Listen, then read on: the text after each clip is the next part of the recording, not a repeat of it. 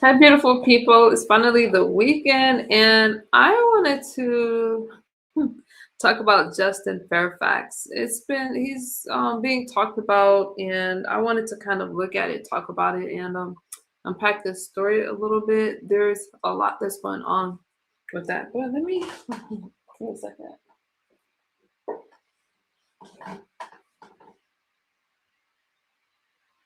One second, sorry.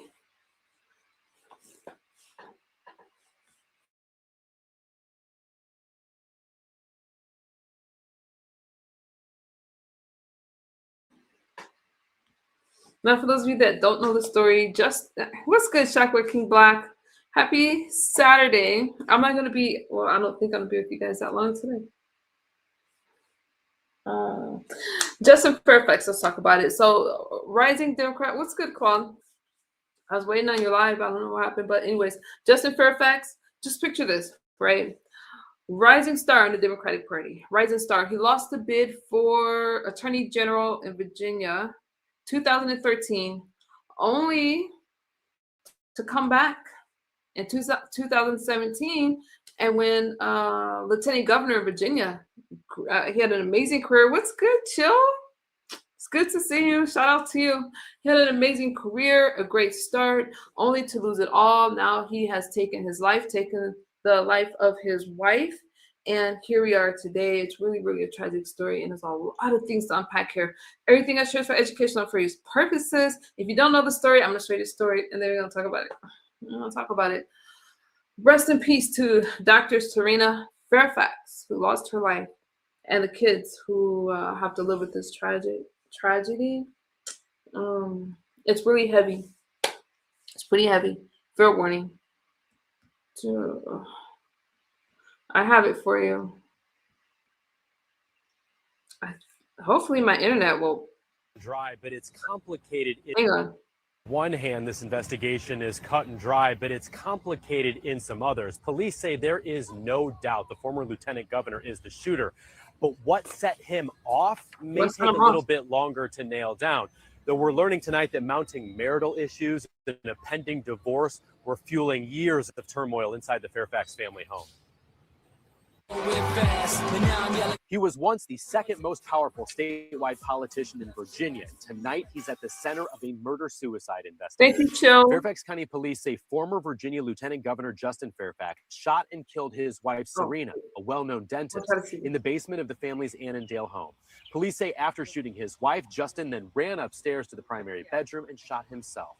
The couple and their two teenage children were in the throes of what police describe as a messy divorce. It all kind of culminated last night when Justin Fairfax shot several times, and killed his wife, ran to a different part of the home, and then killed himself. According to court documents obtained by News 4, Cerina Fairfax filed for divorce from Justin in 2025. Just last month, the Fairfax County judge granted custody of the children to Cerina and ordered Justin to move out of the home by the end of April. In the custody opinion, a judge wrote, quote, "The wife testified that heavy daily alcohol consumption by the father has become the norm." The court documents say Justin Fairfax spiraled into alcoholism and isolated himself from family involvement following the 2019 sexual assault allegations against him while he was in office. Allegations he denied, but still weighed on him tremendously, the judge wrote. During the custody battle, the judge also found, quote, "The evidence also showed that in 2022, the father purchased a handgun with money intended for his children's horseback riding lessons." During the divorce proceedings, Cerina Fairfax installed cameras throughout the family's home, according to police. Police say those cameras were rolling last night, just like they were back in January when Justin called police to claim that Cerina had assaulted him. We reviewed those cameras, and we corroborated that the alleged assault never occurred. Court documents show evidence that Cerina Fairfax was actively involved in her children's lives, finding no evidence that Cerina ever engaged in inappropriate conduct and maintained great relationships with the two kids. The court found, however, that Justin was currently unable to have a healthy relationship with his kids due to his alcohol use and self-isolation within the home. The family's internal struggles were even becoming apparent to neighbors, according to Peter DeMeo. Just amazed, shocked, and because I knew them.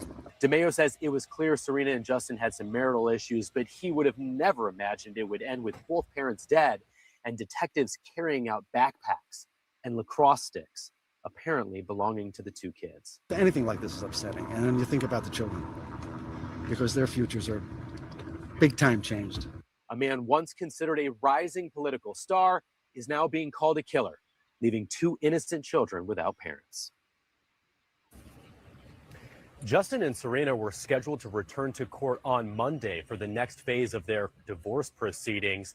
Also, Justin was being punished by the court for not complying with existing court orders. In fact, a judge was fining Justin Fairfax $300 for every day that he was not compensating Cerina for money that the court found he owed to her on. Okay. There you have it. And we start with that tragic murder. So, I've been watching a lot of this story develop all day. And there's a lot of things when I think about Justin Fairfax. Number one, I don't think we talk about men and mental health a lot. I could just imagine the amount of pressure he had rising to star. I mean, he's accomplished a lot. Strong member of the Democratic Party. Some people are saying that he could even be president. And then two women, it has come out that two women have accused him of assaulting them, an actual assault, And in 2022, that ended his political career. His wife allegedly was the one that had filed for divorce, and he lost custody of his kids. And come to find out, he was separated from his wife for like 2 years. There was a lot there. Now, some men, some men, as I was listening to some commentators, have the tendency to blame the woman. But you can't always blame the woman.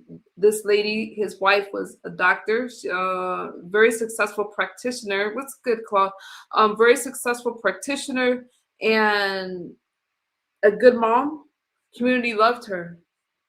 I don't know how some people can always blame the woman. I think there comes a time when you have to hold the person who did the crime accountable, which would be Justin Fairfax. Now, I don't know.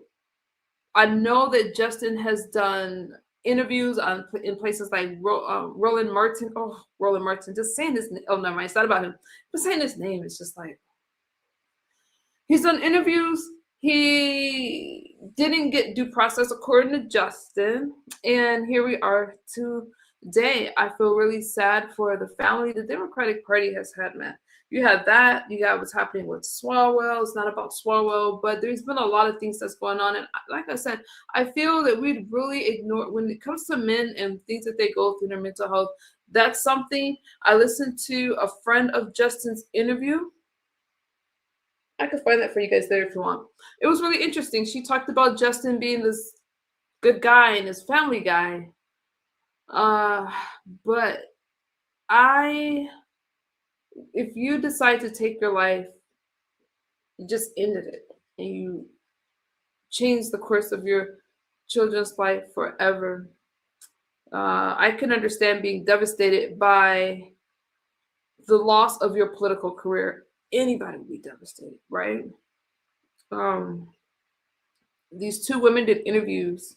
They did interviews with Gayle King, and they did interviews. They started to speak out during the Me Too movement, saying that, hey, they stayed quiet, but when they saw that he was up for lieutenant governor, I mean, there's so much to pack with Justin. If you guys don't remember back, if you don't follow it, he was next in line. The people that he was running against had a scandal when it came to blackface. The other two Democratic candidates, which left the Republican governor. I'm not getting this all that tonight because I want to keep it on Justin. But there's a whole thing with Justin, meaning he was a shoo-in for lieutenant governor and then to go on to being governor. And like I said, people were saying, hey, he could be president. That's how successful he was. He really, really reached high places. And then when these allegations came out, people pulled away from him. You had the Black Caucus involved, and there was just a lot of things going on. And as you can see, I'm being unbiased and just giving you guys the facts, okay? So at first, the incident was reported as, you know, the wife being stabbed. Come to find out, it was a shooting, and the son was the one that had to call 911, and then that's where we are right now. Claude said prayers and condolences to the family, especially the children. That's my thought too. Heartbreaking to hear my thoughts and prayers with the kids. It is heartbreaking. I feel so sad about the story. I was equally, oh my goodness, I almost shared another screen. I was equally as sad to hear how people were blaming the wife. I think that we're in times where people are always going to blame the wife. There's another content creator. I'm not even going to mention his name, but he has a large channel. I'm not mentioning his name. And he said it was the two women accusers that took Justin out. And it's their fault that he's at this demise. Let me tell you something. We all go through things in life. But if you take somebody's life, you can only blame yourself. Now, I can see being upset and all those things, but he took Serena's life. And he had no right to do that. Now, they lived in the house as they were separated. Come to find out he had purchased a gun. How you doing, Daniel? Come to find out he had purchased a weapon. I want to say I'm not going to take guess the year because I don't want to be wrong on it. But when it gets to that point, now they live together for the kids and things like that. But when it gets to that point, sometimes you just have to move on and move out. Just have to move on and move out. I'll drop a link for you guys in case you want to talk to me, but you don't have to bump. And that's what I have to say about that. And I didn't even mean to come across this story, but I did. And as I started to unpack the story and I started to think back about his political career, and everybody was talking about Justin. Everybody was talking about him. So like I said, I could just imagine the amount of depression that he went through when it didn't happen. Now, allegedly, there was money problems. At first, I'm like, how could they have had money problems? The kids were taking horseback lessons. They lived in a fluid neighborhood in Virginia. And then I thought, wait a minute.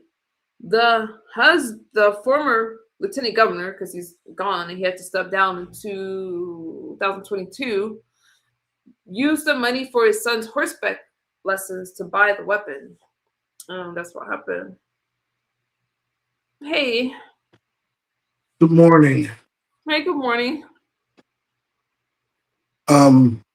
Again, my prayers and condolences to especially the young. Yeah, this is a sad story. This one's all. sad. And it's not even about Republican or Democrat. Because, I mean, number one, you got to have two parties in the United States. I don't know why we're so divided. You're going to have a Republican Party. You're going to have a Democratic Party. He was a rising star, and I did enjoy watching him. Now, I thought it was interesting. I'm not about to get into that, but I did follow the whole scandal with the Democratic Party. Y'all know I'm going to follow the scandal. But I never, there was a scandal because of the blackface and all of that with his running mates or whatever. So, and that was a big deal because, wow, one person got caught in blackface, kind of found out the other, only to lie about it and have to step down. There's a lot of things going on with that. So Justin was a shoo-in. That's why I'm bringing it up. He was a shoo-in to win the election and all of that. But they forced him pretty much to step down. He didn't want to step down. But he didn't want to face impeachment either because remember he was a lieutenant governor, but he had to step down. I mean, he couldn't run again. At the end of his term, he had to leave. And so I could just imagine, but he still had his family and he still had a lot to live for. But that is a heavy scandal. But his wife stood by him during that time. And she didn't leave him during that time when the accusations came out. The accusations came out before he was married with the alleged assault. I have to say alleged because it wasn't proven in court, right? And she stood by him. And here we are today. Here we are.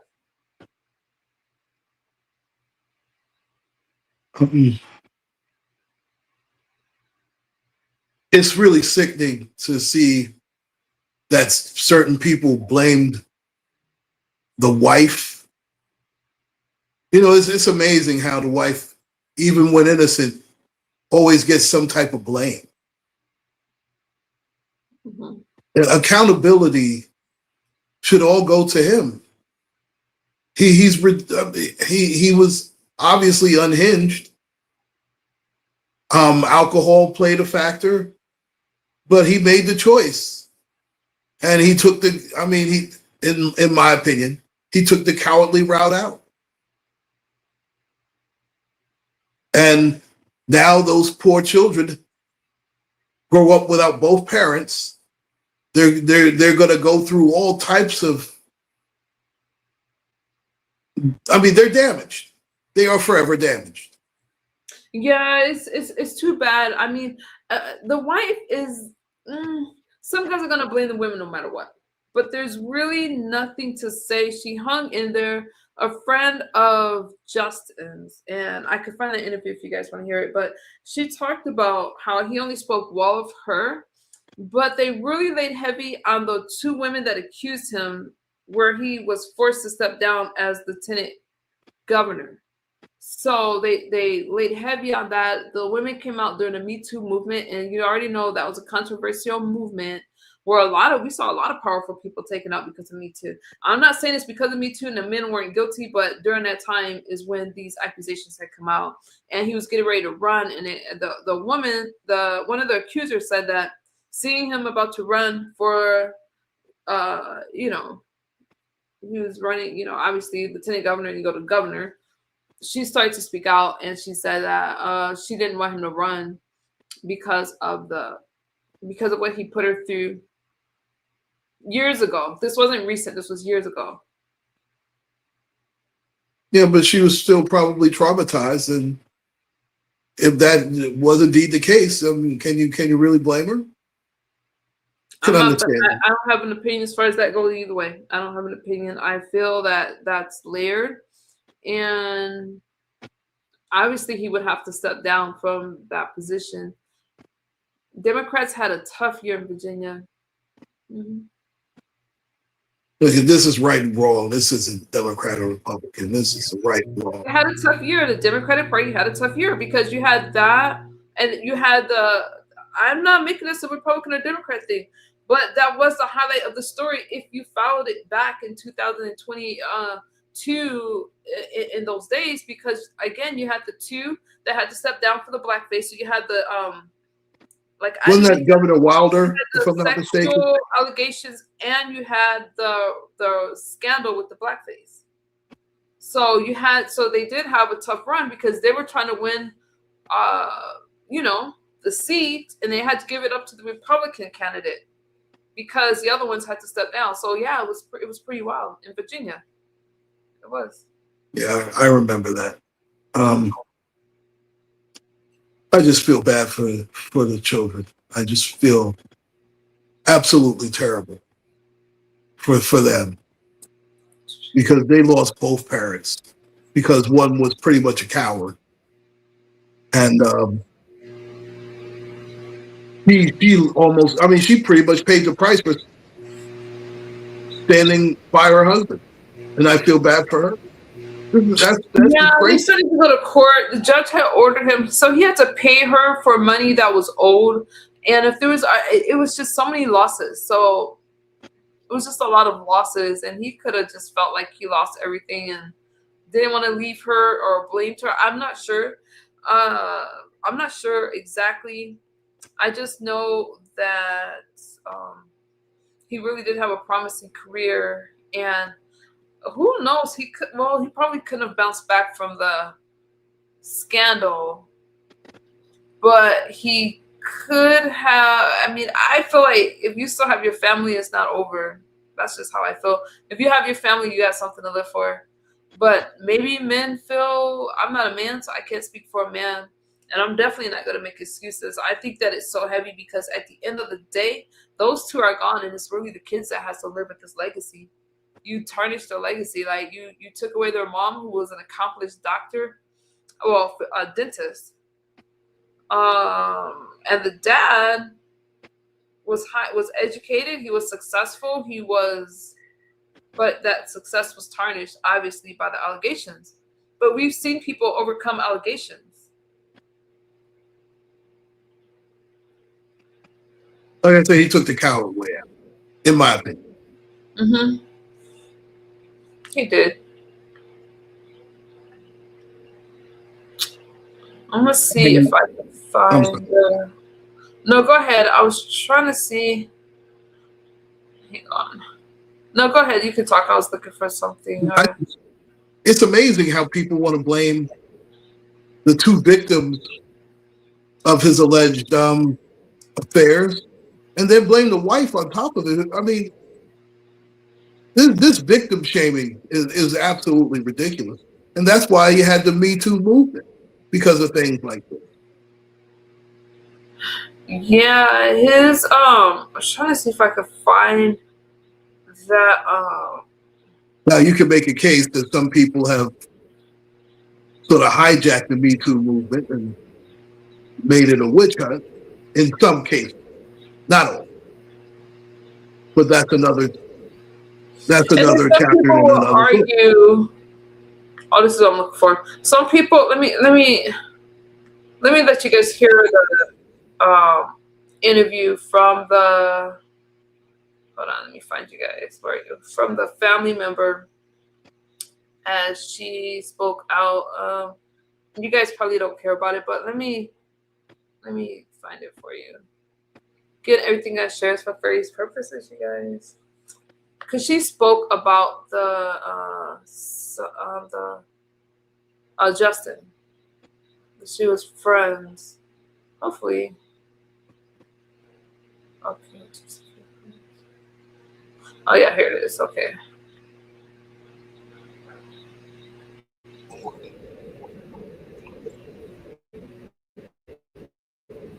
She says her thoughts are focused on Cerina and her children in the wake of this awful tragedy. Sophia Nelson spoke with the I-Team's Scott Taylor today. Scott, what's she telling you?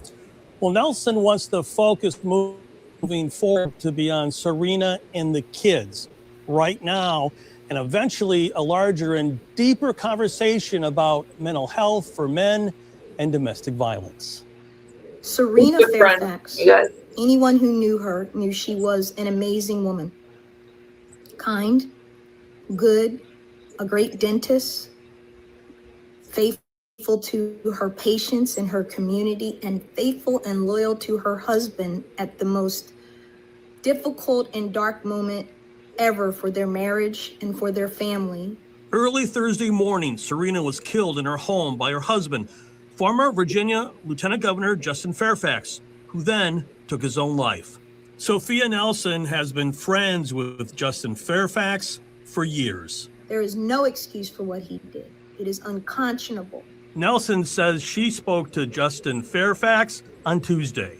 She tells me she saw no warning signs of potential violence, though she and others close to him had encouraged him to get help as he struggled with the couple's impending divorce. But she didn't know a judge had ordered him to move out of the house and granted custody of their children to Cerina. I was also unaware that there was a gun in the home. Had I been aware of those two things, and I think I speak for a couple of other people who were talking to him like me as late as Tuesday, I would have physically gone to the house and got the weapon out. Nelson spoke with Justin Fairfax on Tuesday. No, you mentioned that you spoke to him on Tuesday. Was there any indication that law enforcement should be contacted on what was happening with him and his family life? No, I mean, Justin was depressed pretty much every day. He was down. While serving as Virginia's lieutenant governor in 2019, Justin Fairfax was accused of sexual assault by two women dating back to 2000 and 2004, before he was married. He denied those claims and no charges were ever filed. And while his political career would never recover, his wife, Cerina, stood by him. When he spoke about Cerina, even in the context of them divorcing, never said anything unkind or hateful. I think there's a bigger conversation for us to have about this, but not right now. I think we have to talk about men in depression. I think we have to talk about domestic violence. If you or someone you know Look at that is in a number. relationship Text that number. that feels unsafe, you can call the Domestic National Violence Hotline or text START to 88788. help is available 24 hours a day. For the help is available 24 hours a day. And rest in peace. Rest in peace. That's a different element, though. No charges were ever filed by the two women.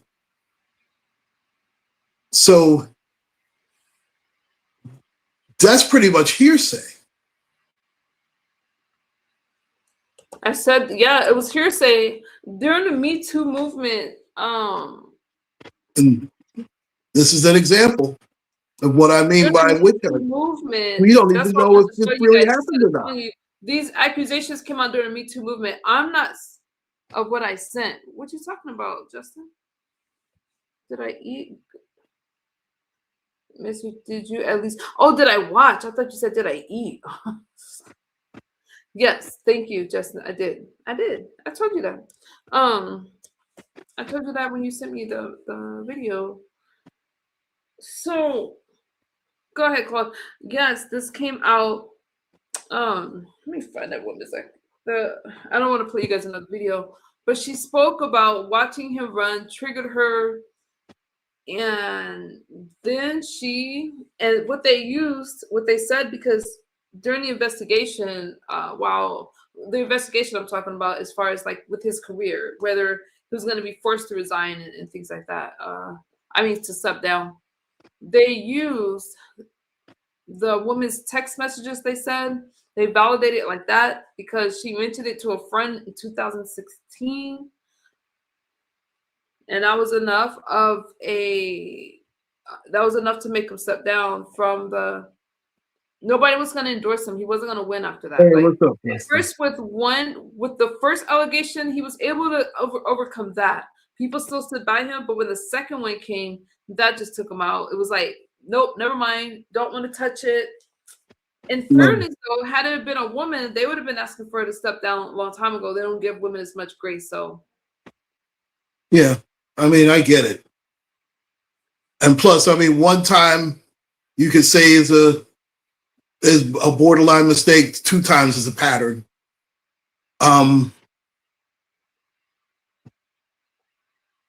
He obviously was she did mention that he was depressed and drinking every day. That's never a good that's always a recipe for disaster.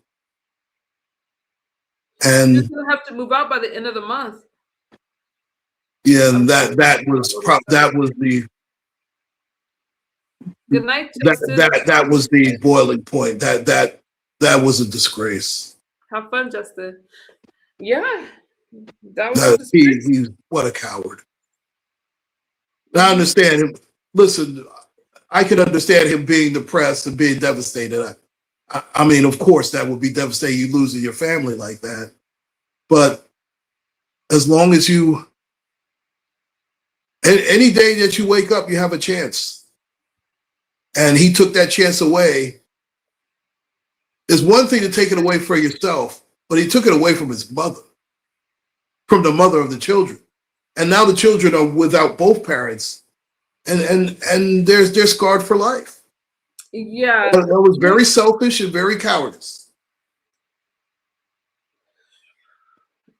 That's just both of his teenage kids were home. So Fairfax, the second Black person elected to statewide office in Virginia, served as lieutenant governor from 2018 to 2022. I told you guys he stepped down in 2022, and his tenure was overshadowed by 2 allegations of assault, sexual assault.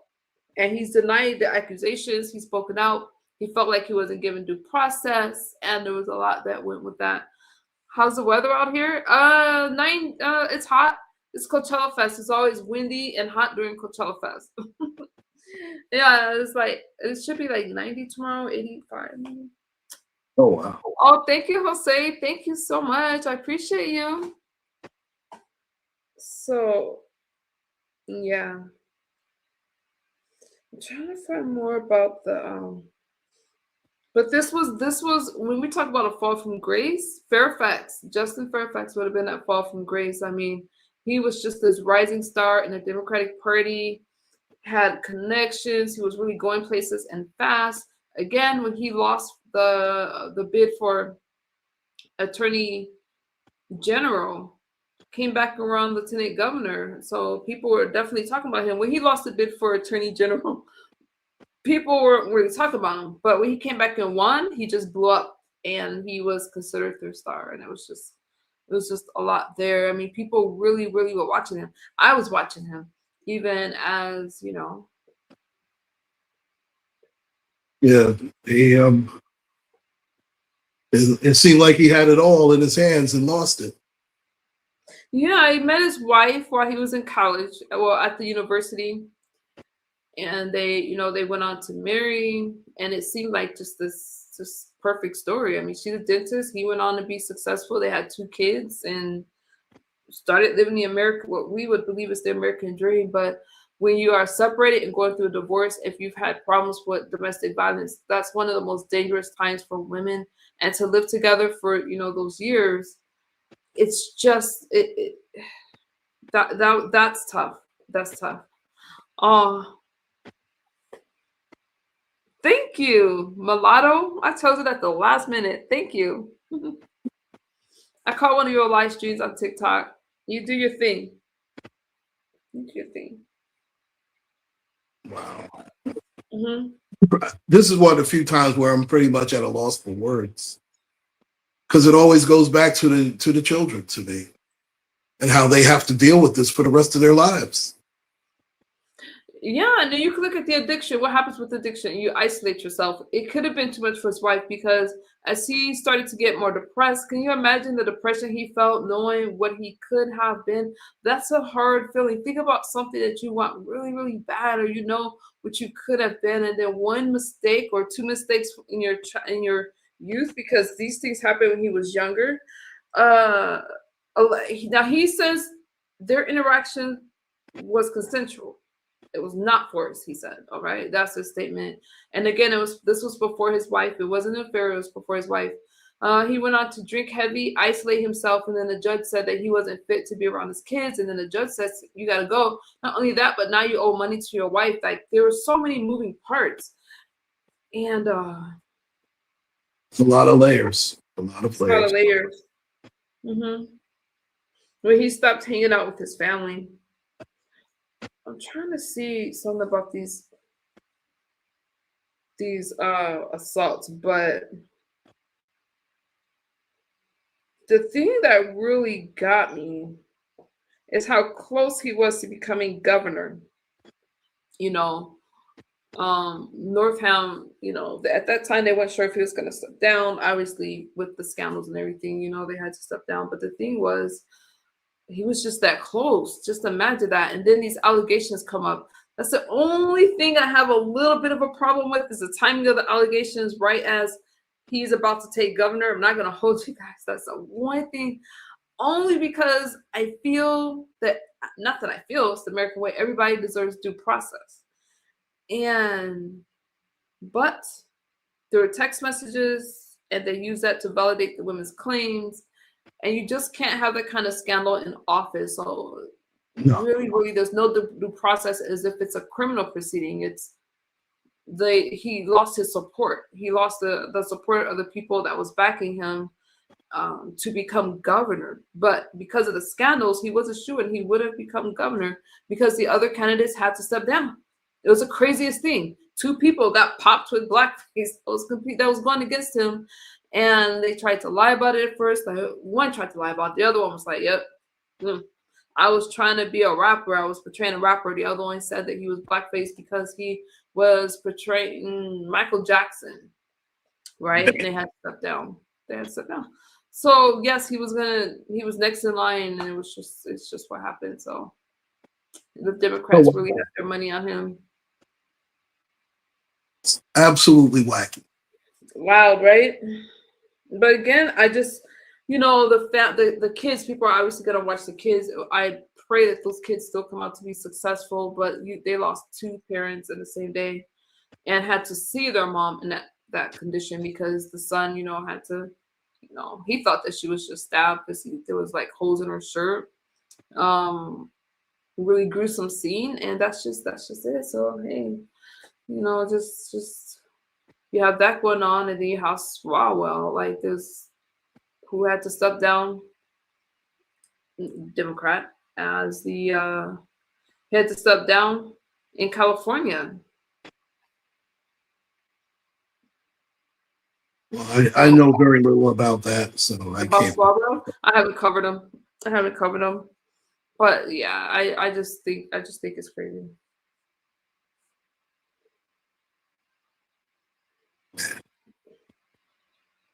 So it's pretty much all I have to say about Very that. disheartening. Much what I was going. There's Mental health is real. There's no question about that. He was Have an to reach attractive out. guy. He was pretty attractive, but I'm not making excuses for this guy. He was an out and out coward.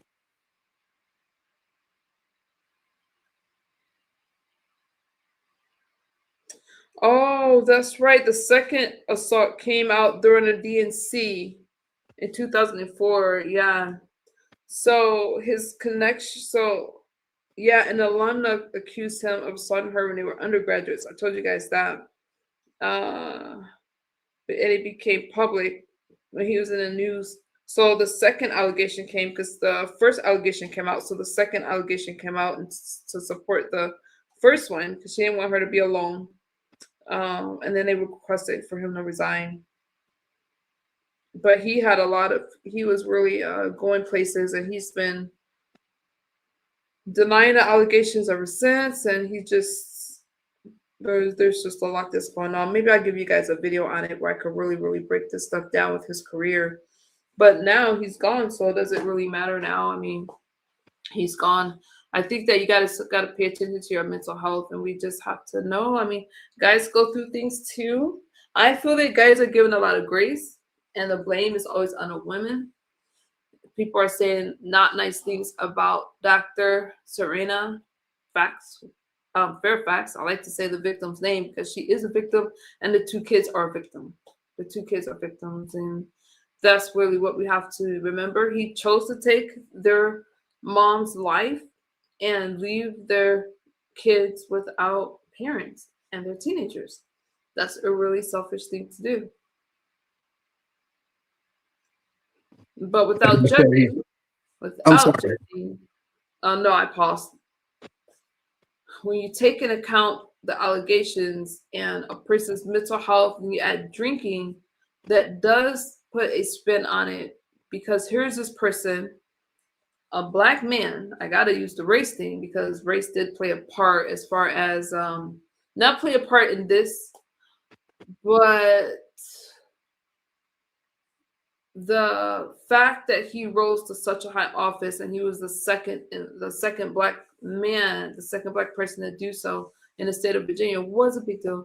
And so to reach that level of success and to have that huge downfall had to play a part in his mental health. And then what do you do to cope? A lot of people will drink, and he went into isolation because once addiction kicks in, you isolate yourself, all right?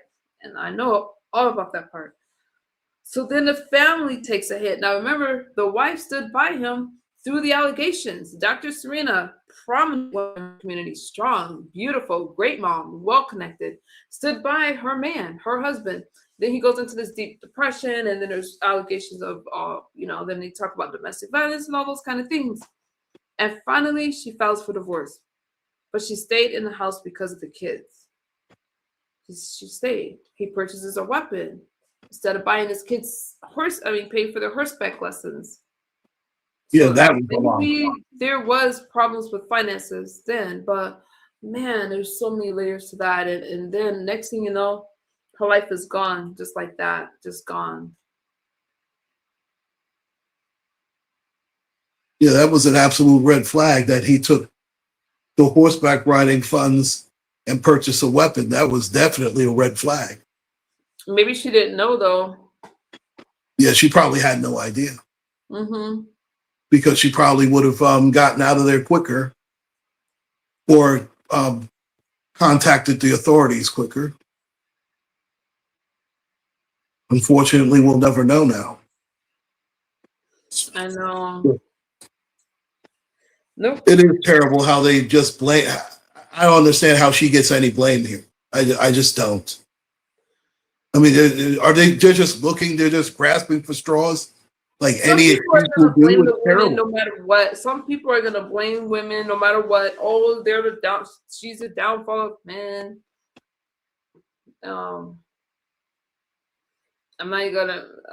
No one in the chat said. I guess maybe. Oh, hey, Catwalk.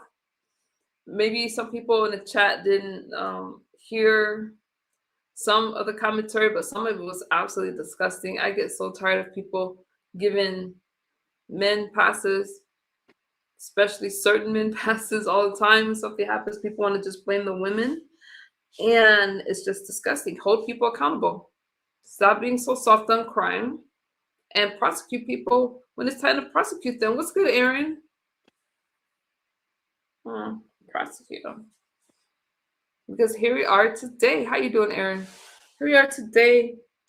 But that's what I really had to say about it. I those are my thoughts on it. I will be watching as the story develops. You know, I'll be watching that. I'll be watching obviously that trial with Tyler Robinson. I'm not going to talk about it today. And Swalwell. A lot of people are taken out during this Me Too movement. Hey, JM Card, it's good to see you. Taryn the Black said, it's crazy for a politician to not have a firearm in the first place. I agree. So he buying a gun during hard times is definitely a red flag. Absolutely. Oh God, what's the top?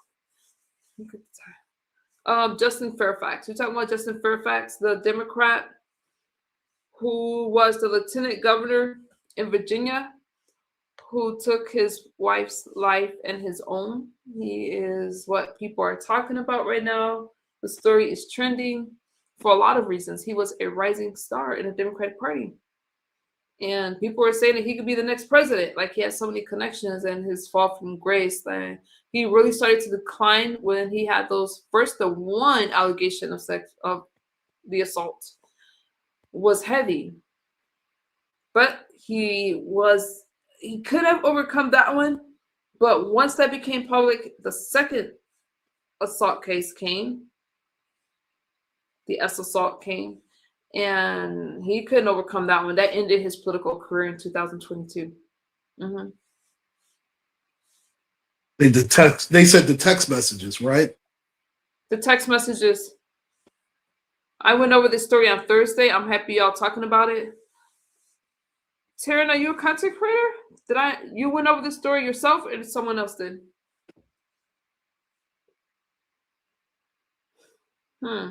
Yeah, the text messages, because number one, people are already saying it was credible. That's tough for me, you guys. That's tough for me. I kind of could see why. Oh, goodness. I don't want to agree with this person. I'm not going to agree with this person because it's had a bit too big. Some people feel that there should be a statute of limitations from these allegations. Y'all remember with Carcino, Crazy Self came up here saying there should be a statute of limitations on when you can report something. I have a problem with that because some people are ashamed, and when a woman says something happens to her, she's put on trial instead of the guy being put on trial. And that's not right. And guys don't understand that mess. And they get away with a lot of stuff because they want to pick apart the woman. Oh, she shouldn't have worn this. She shouldn't have done that. But then you get some cases like what happened with Cosby and what happened with I could see why some people are like, what about the timing of it? In this case, it's right when he was going to become governor. Nevertheless, you guys, because he took his wife's life, I'm not giving him any slack, because at the end of it, you ended somebody else's life. So you don't get to prove your innocence. You don't get to prove anything because you ended it yourself before you could even, play it out. At the end of the day, he still had a beautiful family, and a father has a responsibility to their child to take care of their children. They didn't have to be here. So it's hard for me to excuse that because the messages, the woman in the messages did talk to a friend saying, hey, this guy did this to me. Another lady said, hey, he did this to me at the DNC. But he just had to step down. He wasn't prosecuted. He didn't go to prison or anything like that. He just couldn't run for office anymore. Taryn, you're saying yes to your content creator? Let me go my chat. Let me go to my chat real fast. Very sad. It's very tragic. But again, I'm like you. I have no sympathy for him after what he did. I just don't.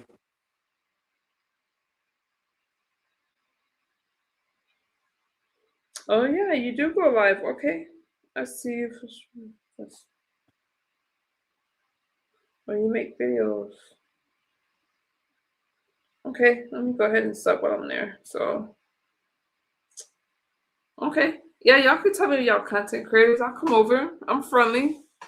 Unless you're talking against Trump, then, you know. But other than that, I'm pretty friendly. Kidding. A lot of the dudes that talk like this are red pill minded to begin with. So, of course, they're going to side with the guy no matter how drunk he is. They are. They are. But I just ignore, honestly, when there's something that's just ridiculous, I just ignore it. I'll entertain people. I'll listen for a little while, but I don't let that corrupt my mind. I got too much going on in my own life to really, really focus on that and that negative kind of stuff. Yeah.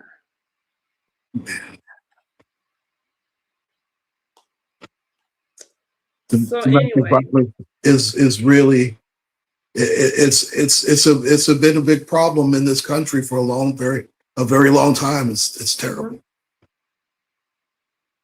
It's terrible. And it doesn't seem like there's enough resources for women. To me, there should be more resources. I don't think there's enough resources for the woman in these type of instances. To me, I think more should be done to help the battered women and children that have to deal with this.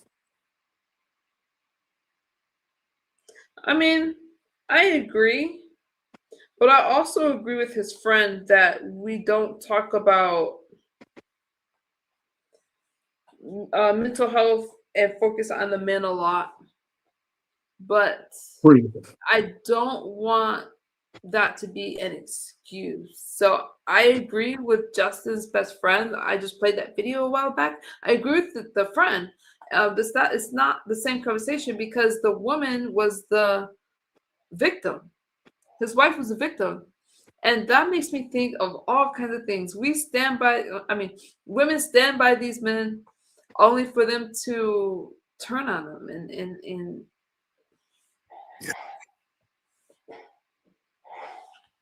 she should have taken off, but it's not on her. I can see she stayed because of the kids. She wanted the kids to have that family together, that family element together. But I was listening to these experts say that if you're going through divorce, women, to get out of the home because the divorces can get nasty and all that stuff.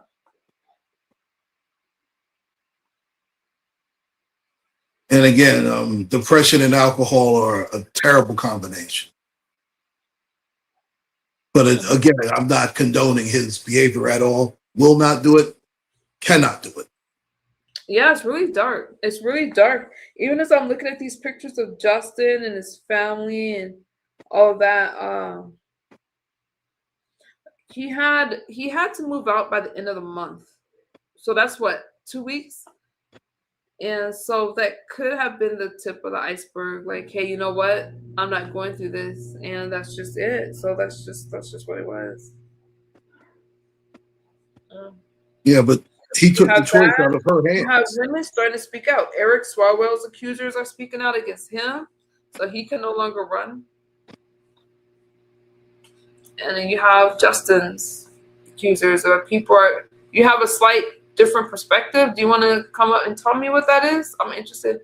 Or you can put it in the chat. I'd like to hear a different perspective. I'm not going to be with you guys long today. Ex-politician murders.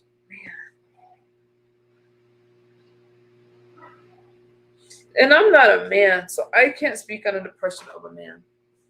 I won't even try to. But I do get tired of the women always being blamed.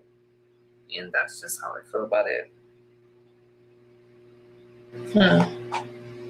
Devastated. I mean, she stood by him, and it's like she pretty much got punished for it. She got punished for it. Mm-hmm. But people even attempt to blame her is ridiculous. I don't see it. You what? For people to even blame her is ridiculous to me. Well, some are blaming her. More are blaming the two accusers, though. They're blaming the women that came out saying that because that's what ended his career. Yeah, but if he did it, I mean, but he wasn't given due process, so I can only say alleged. He wasn't given due process. I don't know if he did it or if he didn't. No one does. No. I'm not gonna say the victims, if they are victims, I'm not gonna put them down. I don't have an opinion on that. I'm just telling you guys the story of what the women are saying.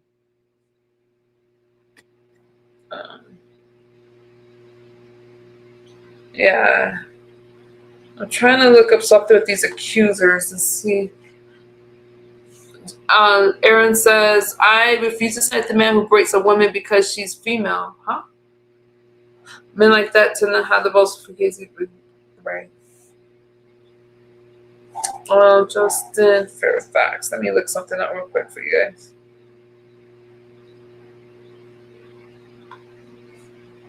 I want to see whatever happened with I don't think the accusers made a statement since his death. But these women are high-profile women. They're very successful. I don't see a statement that they've made, but she was ready to testify against him, but it never got that far. But this was back in 2000. Meredith Watson alleged that he did that in 2000 when they were both students. And then Dr. Vanessa Tyson accused him. I already told you guys this one at the DNC in 2004.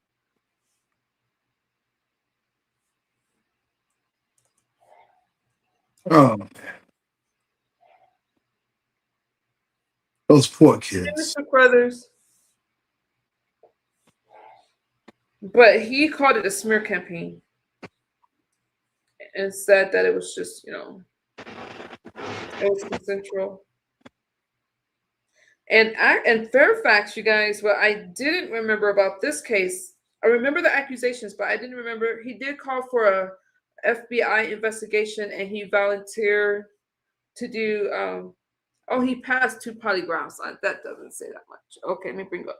Did you say he passed the polygraph? That means nothing. So you know that. I mean, it's not admissible. Polygraphs all the time. How you doing, Taryn? I'm doing all right. Here's my perspective on the whole thing. Swalwell. I forgot. I'm just jumping in. My bad. My name's Taryn the Black. I'm pretty much coming from the KB sector. I kind of found out about y'all because all the drama going on with you know who and hearing about the stuff. But I've been doing doing my content creation since 2020, late 2023. And like I go over sports, pop culture. I'm a big time comic nerd. I'm a football fan. Like next week we doing draft stuff. Me and a homie, one of my co-workers, we do a little draft stuff and football stuff.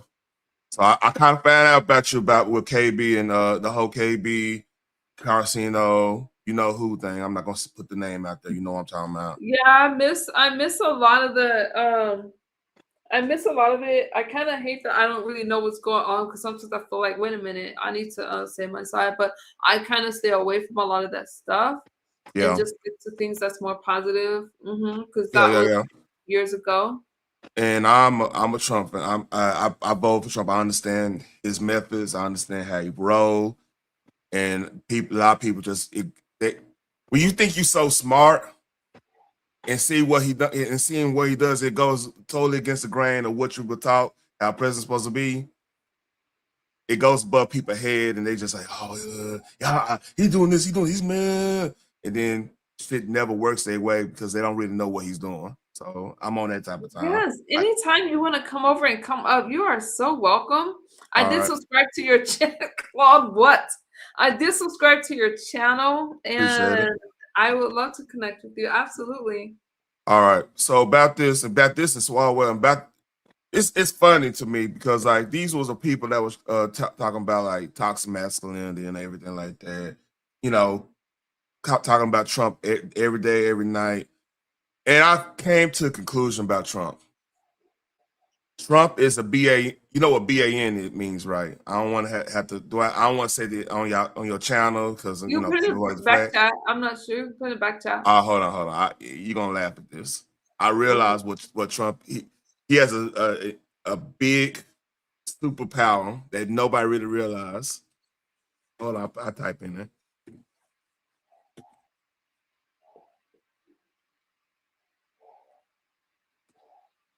Because like this dude was saying a lot of things crazy about 2016 on up. He's saying a lot of crazy stuff. You see what I'm saying? And I agree 100%. Yeah, where have you been? You're like a gem because you don't see a lot of people that. Never mind. Go ahead. I'll let you. Yeah. Because a lot of people like to talk instead of listening and seeing what like. Even the Iran thing, I'm not trying to get off subject, but just the Iran thing is Iran thing and the Venezuela thing. If you ever play like Risk or chess and stuff, and you see certain moves, you just sometimes got to shut up and just say, "What is he doing? Who is he going after?" And you see it's blatant. Like so on my channel, I've been saying like since the Iran thing, I say, "Hey, we have to have the perspective of knowing that." We've been in World War III since November 2019. If you know what happened November 2019, that's the first case of COVID started happening. And where it happened, the lab leaks was happening, quote unquote. We've been in World War III ever since. If you really get down to it, you see what Russia was doing, you see what all these parties are doing, and you see what's going on in Europe. How they have influx of refugees and everything, and then now you just put the pieces together. Everything makes sense when you start doing that. You take the rhetoric out of it, take your biases out of it, you take everything, just look at things in the macro. You're like, okay, I see what's happening here.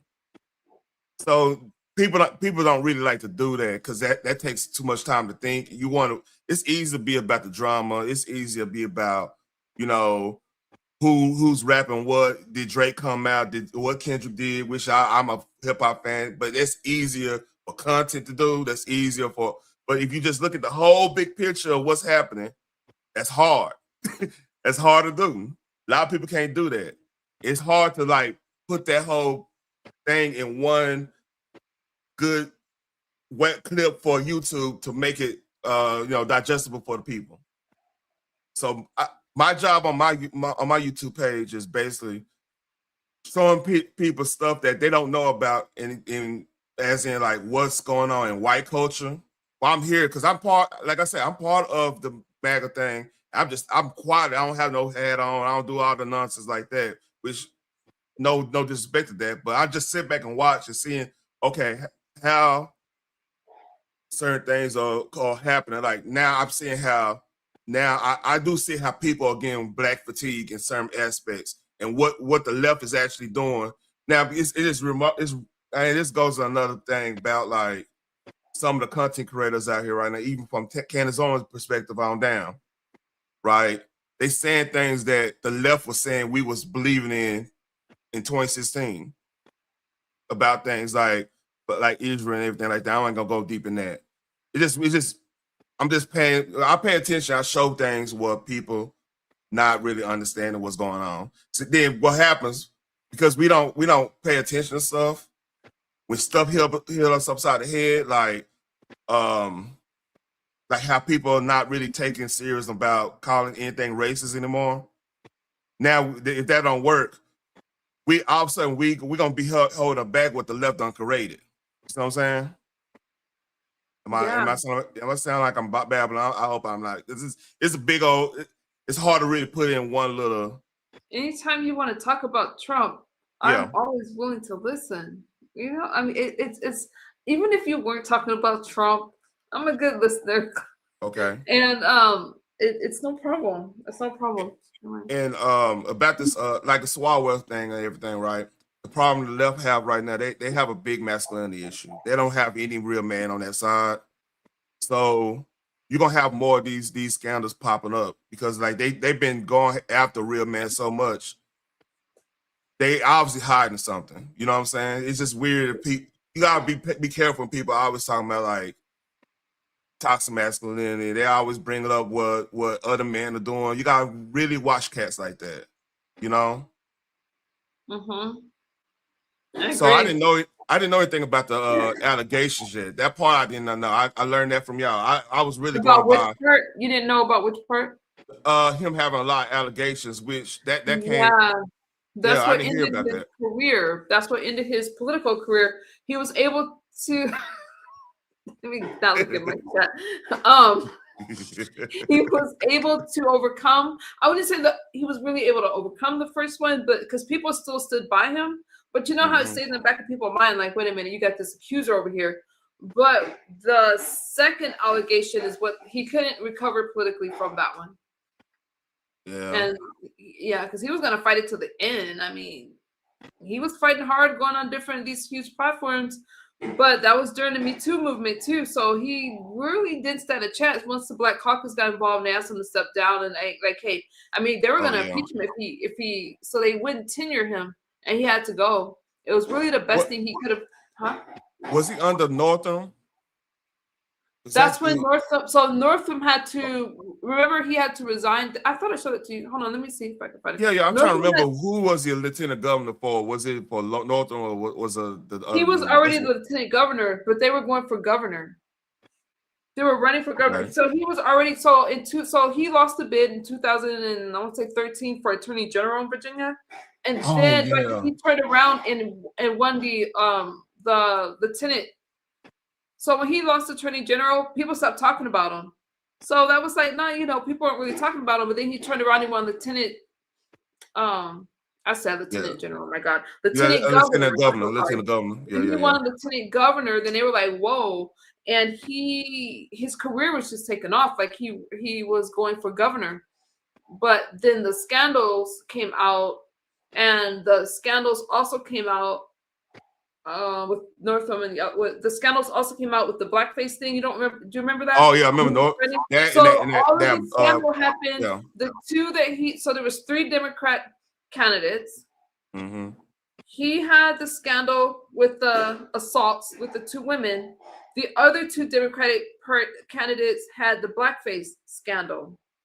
When they dressed up, one dressed up like a rapper, the other one dressed up like Michael Jackson. Said it was just like, I forgot what he said. He used polish or something to make his skin black, and that he had to step down. They fought it. Oh no, you can never not. You can. That would never get redundant, Doc. Thank you. I'm a woman, so that's always gonna be nice. Thank you. Yeah. So that's what happened. So yeah, I can see why you didn't follow it that far back. The reason why I did is because I was watching this Democrat. I was watching as he was. Wait 1 moment. I'm sorry. It was exciting for me. How you doing, TC? It was exciting for me to watch, and I'm not by any means Democrat, but still, I'm gonna watch a rising star, and I was just like, who is this guy? Like, it was just I remember hearing about him in 2013. The scandal was what really made me focus in, because I was like, what? 2 people in blackface? It was just a big deal when it happened. Yeah, I remember in 2013 about him because I used to listen to Rush every afternoon. I used to listen, and he used to talk about all this stuff. He had like legit, he would have us not not us, but me. I would know things before other people knowing what was happening. Him and Rogan. Rogan, another one, used to have like when I work. I used to drive a lot when I would work. Like I would drive a lot, so I got kind of washed out and listen to a lot of rap and everything. Which I do listen to rap still. Don't get me wrong, but like I just needed something new. So I started listening to more politics and everything and get like caught up in stuff. I'm always been kind of, little libertarian in the domestic side and everything. But like as in foreign policy and stuff, I try to learn what's going on, geopolitics stuff. But like That's awesome. But yeah, I remember hearing something about the allegations. Just a lot of them kind of get mixed up in Virginia, because like you got that attorney general, that former attorney general that's a lieutenant governor now, that was saying like a lot of crazy stuff in the tweets and everything, and that came out, and people still voted for that fool. So yeah, it's a lot of stuff going on in Virginia, man. Like it kind of blends I have to together. refresh my memory because I looked at this story a long time ago. So Ralph Northam had to resign because of the racist photo. Yep. And there was so the two Democrats had to resign, and then it was just crazy because he had to resign as well, which left it open for the Republican. So that's it was just crazy. So watching all of that, because first you're dealing with one scandal, like whoa, then you're dealing with another one, and you're like, what's going on with the Democratic Party in Virginia? It was just a lot.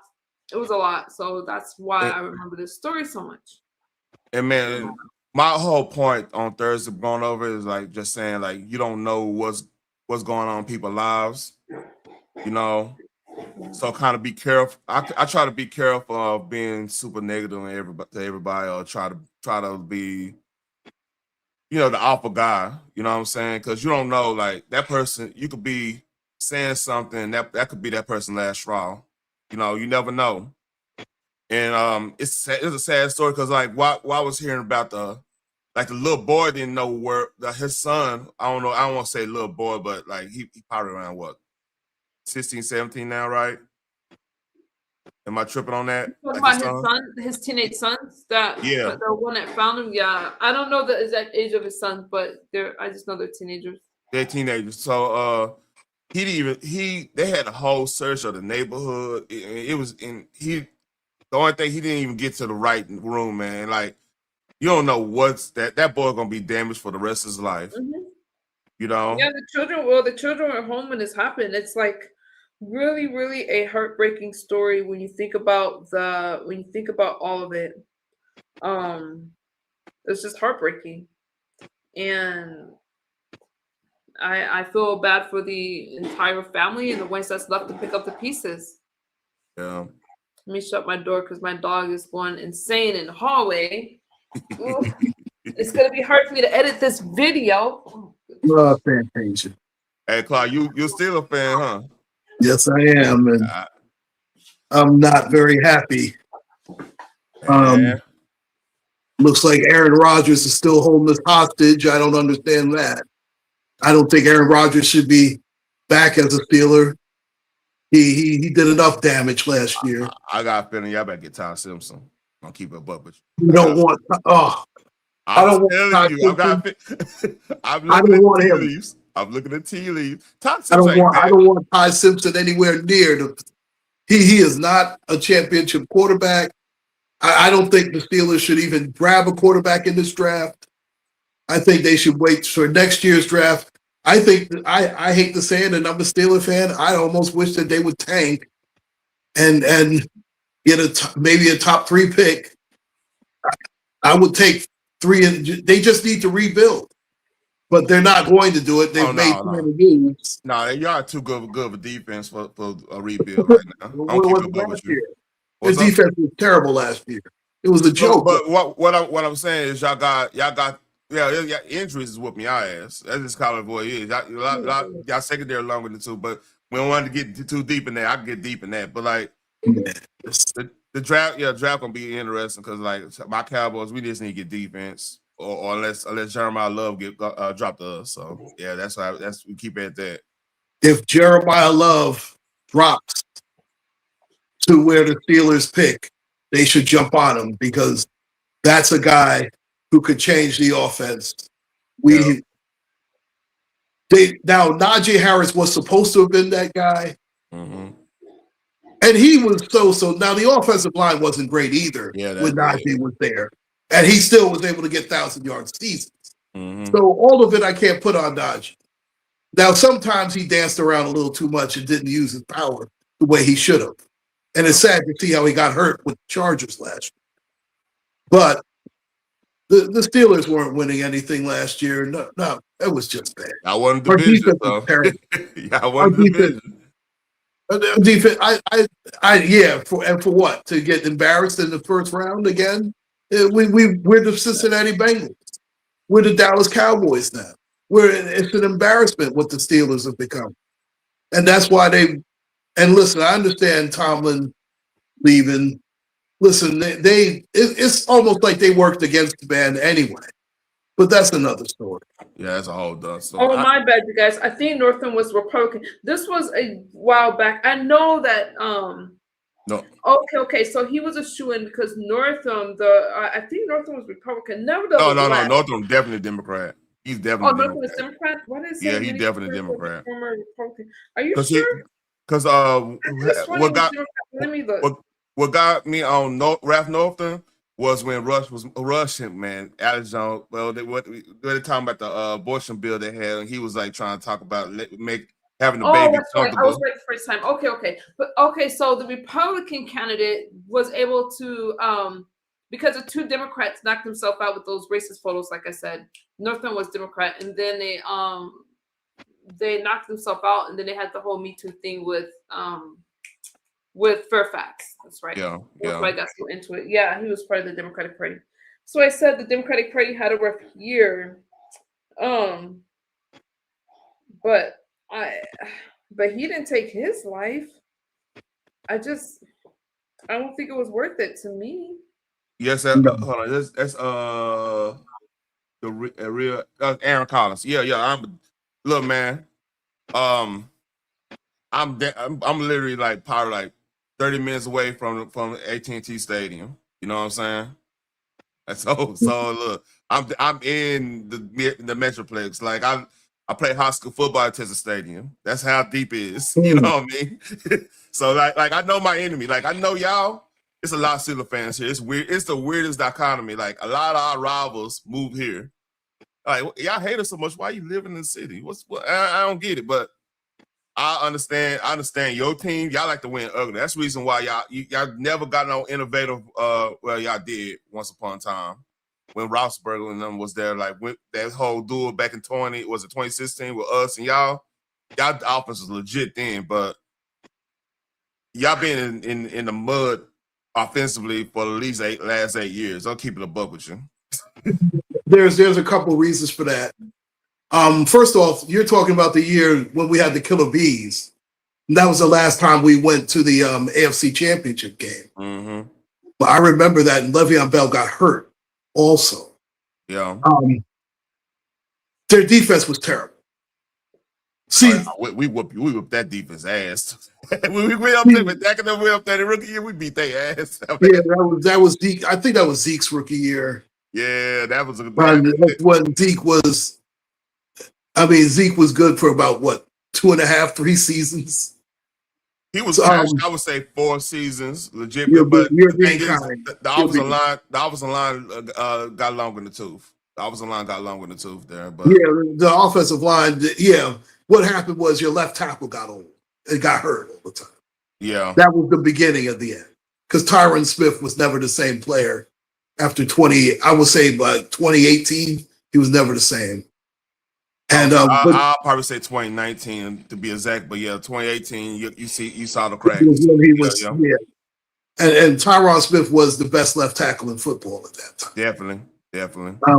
Your whole offensive line was great. Martin was great. I mean, it wasn't the Great Wall of Dallas, but it was a damn good offensive line. Now that's when we had a great offensive line too. But I got long in the tube too. Here's the thing, Le'Veon Bell also made a mistake. He thought that he could bet on himself He should have taken the Steelers' first offer because that was the best offer. Mike Tomlin covered up a lot. He covered up a lot of ills. That whole running back thing during that time was so weird to me. But that's a whole discussion for another day. Yeah, because that was the demise of the running back. You can definitely make the case. And now we're getting it's a rebound to that situation. Like people valuing the running back more now because hey, I'm telling you right now, if Saquon wasn't with the Eagles, I hate the Eagles with a passion. That would not. That was the first time he ever did 16 games with barely any injuries. You're right. Yeah. So I was like, man, I was like, yeah. But that's the Giants' fault. The Giants they paid the wrong. They gave Daniel Jones the money that Saquon should have got.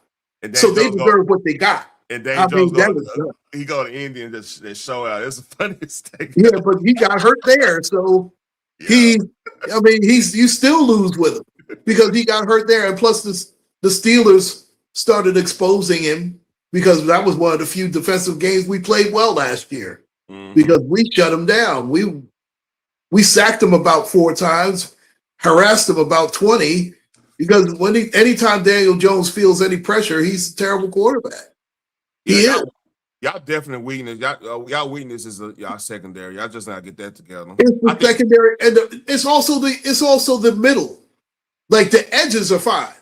Yeah, we've never replaced. Hold on. Highsmith. Is he a middle linebacker or he's outside?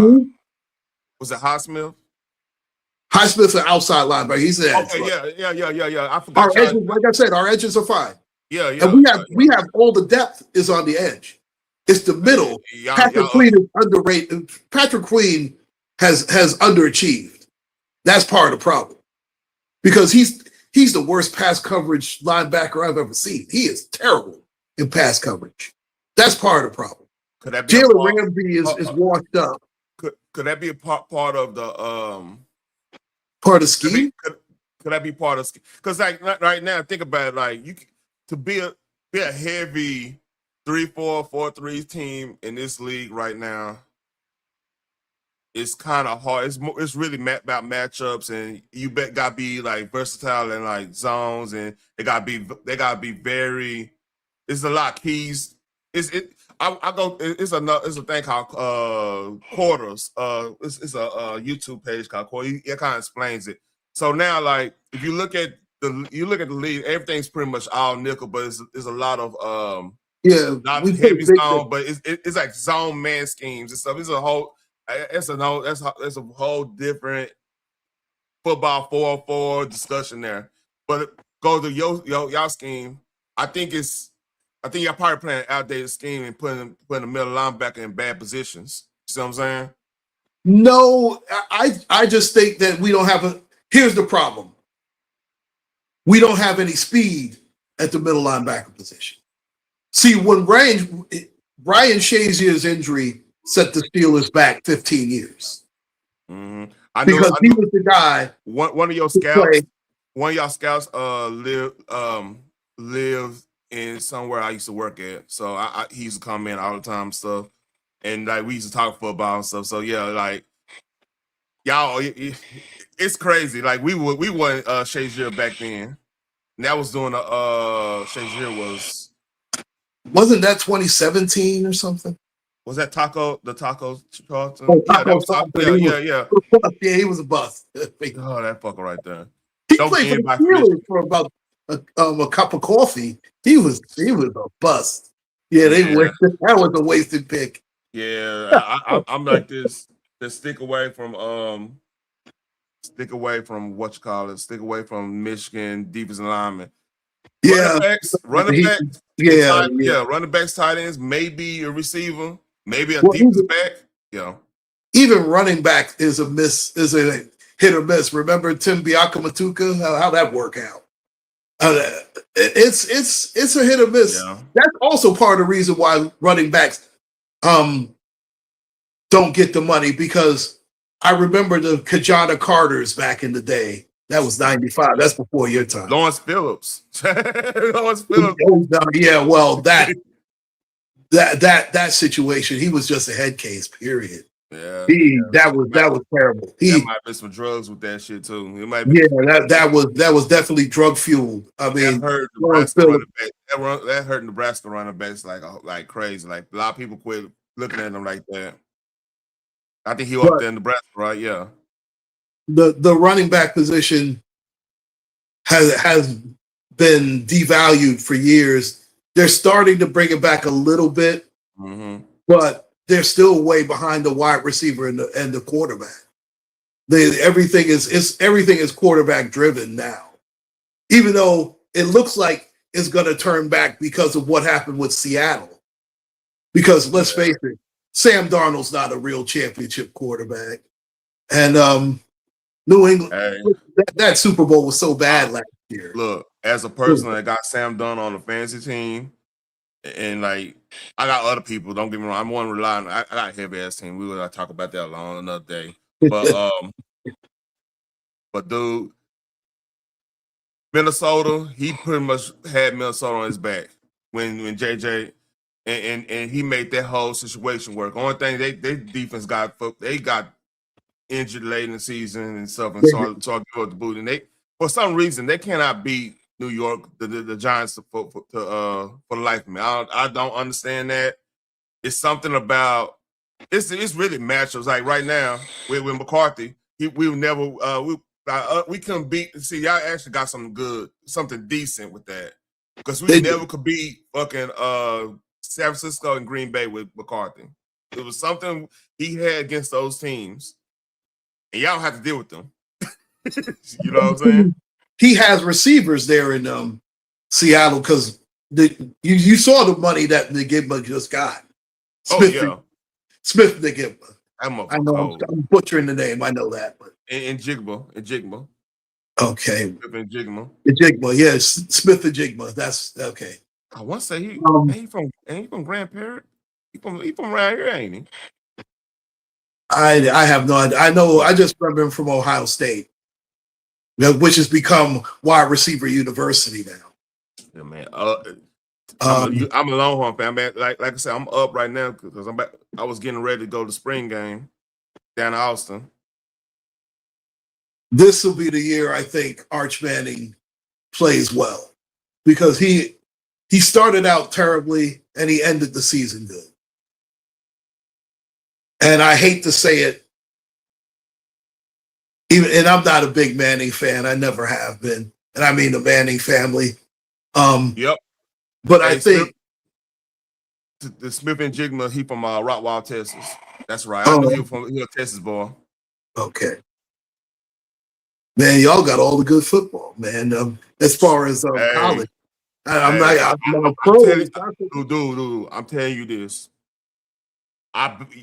People sleep on our basketball, because you have to understand. I don't know where you from. Like, you from where? I'm from New York City. A lot of y'all talent, basketball-wise, moved down here in the suburbs. When 2020 hit, a lot of them, and a lot of them still moving down here. Like, we getting apartments, we getting those condo apartment stuff all over the place in the Metroplex, right? And our basketball scene right now, like teams that never won anything, getting one cat from California, one cat from Maryland. That's saying they number 2 in the damn state or some shit. You know what I'm saying? We got a lot of that going on, and like they playing ball. I'm talking about they playing better than they. It's crazy down here basketball wise. So a lot of talent. You're gonna be hearing a lot of talent come out. I want to say about a couple more NBA drafts. You're gonna hear some cats coming out. DFW. You're gonna be like, yeah, he in Dallas. What the hell? It's a lot of cats down here. It's a lot of white boys. It's cold. Like I saw a white boy. I'm over here just at the park chilling with my daughter. This white boy over there yoking at the I'm like, what the hell? But it's crazy down here, basketball wise. Everybody talk about the football, but basketball is another level right now. Well, and plus you got Cooper Flagg with the Mavericks too. That doesn't hurt. Listen, y'all be all right. Yeah. But yeah, I do think y'all gonna be okay because I think y'all getting most of the defense unless y'all get Todd Simpson, which I don't want. you talking bad about it, right? I don't want him anywhere near the building. I don't want no Ty Simpson at quarterback. I don't want him. I do not want him anywhere near. No way. Tyler wasn't the problem All in those Alabama, other though. quarterbacks are trash. No way. No, thank you. Ty Simpson wasn't bad. Did you see him in the game? Oh, it was dreadful. I'll tell you, you know what the issue Alabama was having? They couldn't run the ball. I understand that, but he's not that good. I'm looking at his game. He has bust written all over him. He has backup written all over him. He is not a starting quarterback in the NFL. I gotta disagree. I look. This is what I'm saying. Todd Simpson was able to get that team to the playoffs with lack of running game and lack of a lot of injuries on their defense. That to me, I'm sorry, man. That's he's not. And I just got true. They probably didn't deserve to even be in there. Texas actually have a better resume when it comes down to stretch. They had no business being in the play. Yeah, but the thing is, like, they're not gonna let a 9-win team get in there unless they win a conference in there. That's just the way it is. It's 10 to get in the college football. Everybody should know this. This is, I mean, it's obvious right now. So Bama got up there with no running game. I mean, and they beat a couple good teams down the stretch with no running game. We had a better, of course, we had how we beat the hell out of A&M, which that comes. Oh, A&M, yeah. You should fall asleep. I'm sorry. Thank you guys for coming up. I'm sorry. It's good. Y'all are good, but I appreciate you guys for coming up and stuff. Sorry. That's my fault. Oh, say what? No, go ahead. Nah, but I don't think Ty is that bad of a quarterback, man. Y'all giving him a bad rap. No, I was going back on topic. I'm done with topic. I'm gonna do the topic by myself, y'all. I want to. That's okay. You guys got it in, but I'm kind of good on the topic. You kind of good on that topic? Mm-hmm. Yeah. So the Swalwell thing, what you think about that situation? We didn't really talk about that. I know very well. Wait a minute, you guys. I want to say, okay, you guys go on mute for a second. All right. Before I get off of it, you guys, they got distracted. But like I said, I followed this. I'll do a video on this story better, because when I get into it with what happened with Fairfax, and I kind of wanted to stay on that track for a little bit, because again, I start to second guess myself because I looked into the story a long time ago, but when I look at his, because I like politics, right? When I look at his career, and I wanted to fact check what I was saying only because I looked at this so long ago. But yeah, all three of the Democratic candidates had problems, and they had to all three step down. And I just found that really fascinating. And I'm thinking of this guy in the mental decline that he must have faced, because that left the Republican speaker, Kirk Cox, that meant that he would be governor. And so Fairfax went through this mental decline. I'm like, what's good, doll? He went through this mental decline. And I think for me, what I should do for you guys is just make a video. I can express myself so much more in videos. And that's just it. And I'm going to leave it like that. I'm going to change the subject now. I said what I was going to say about it. And that's just it. But I really thank you, Aaron. Thank you, Aaron. I didn't get to really talk to you guys about it, but next time I bring these stories, I will just bring it out to you guys so I can get it all out there, because we have that. And as I go into these other cases like Tyler Robinson, that trial is getting underway, and we still have Maduro. I want to make sure that I make my point with you guys, and then I'll let you guys like kind of comment on it. Just my thing, may not be anybody else's thing, that I'm so into this kind of stuff, but I can't help it, you guys. That's that's where I am.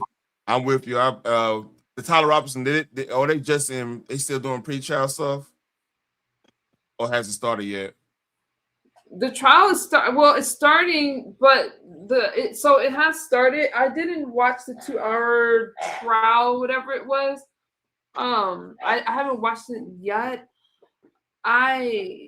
Because there was a lot of things. So that trial is going on, and then you had Donald Trump speaking at the TPUSA event with I saw that today. Erica Kirk, and I found it pretty fascinating, because we know that Erica didn't come out to speak, and we had JD Vance, who did a fine job, but he did get heckled and things like that because people are ignorant, and that's kind of more my thing.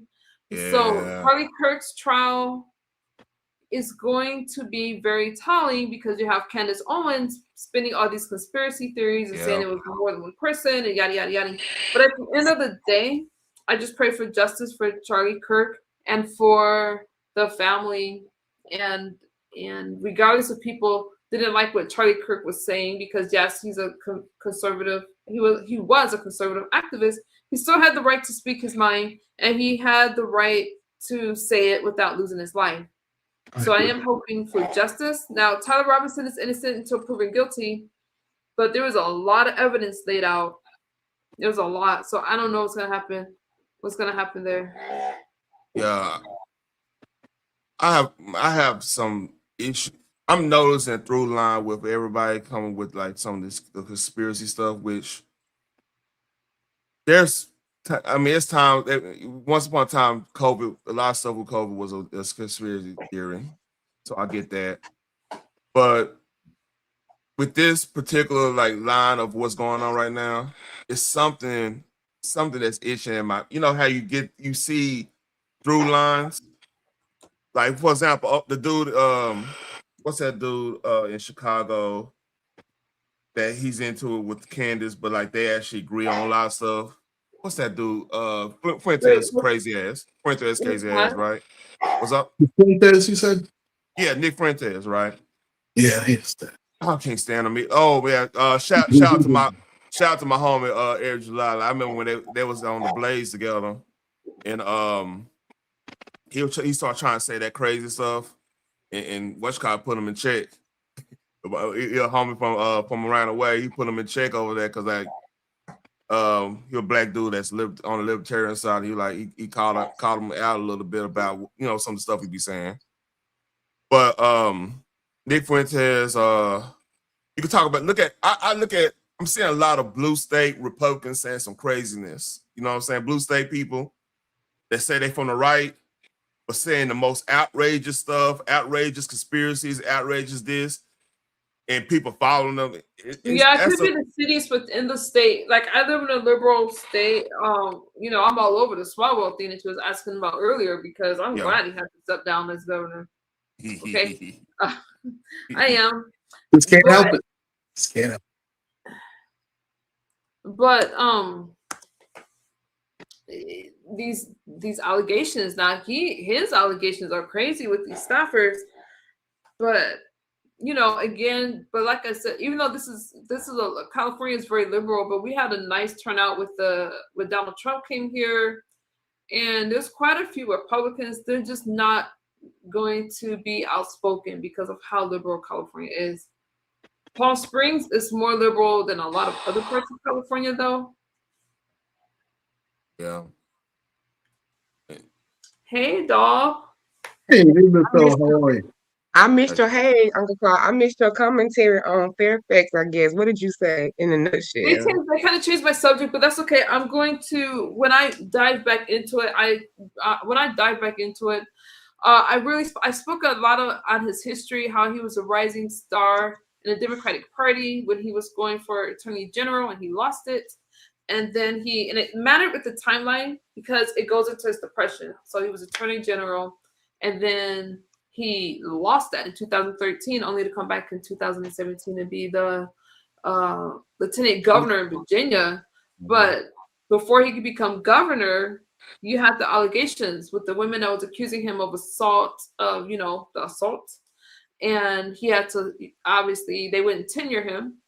So you had that, and then he goes into this depression, this isolation, and in this this fall from grace, because he was going to be governor. There was scandals when that happened with Northam, and it happened with the other Democratic candidate running when they got caught with blackface. He was going to be governor, and can you connect your device? Oh, there you go.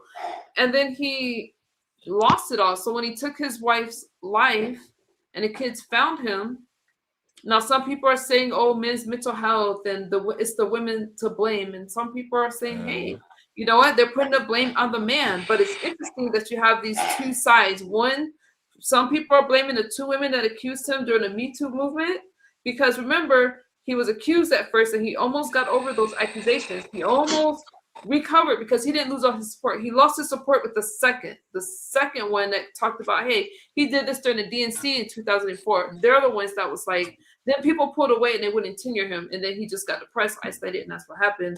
And here we are today. But some people are blaming the women. How they blaming the women for him killing himself, for him hurting himself and his wife? Some people are blaming the two women. Now you got some red pill people that's gonna blame you. Despise Nick Wright, Doc.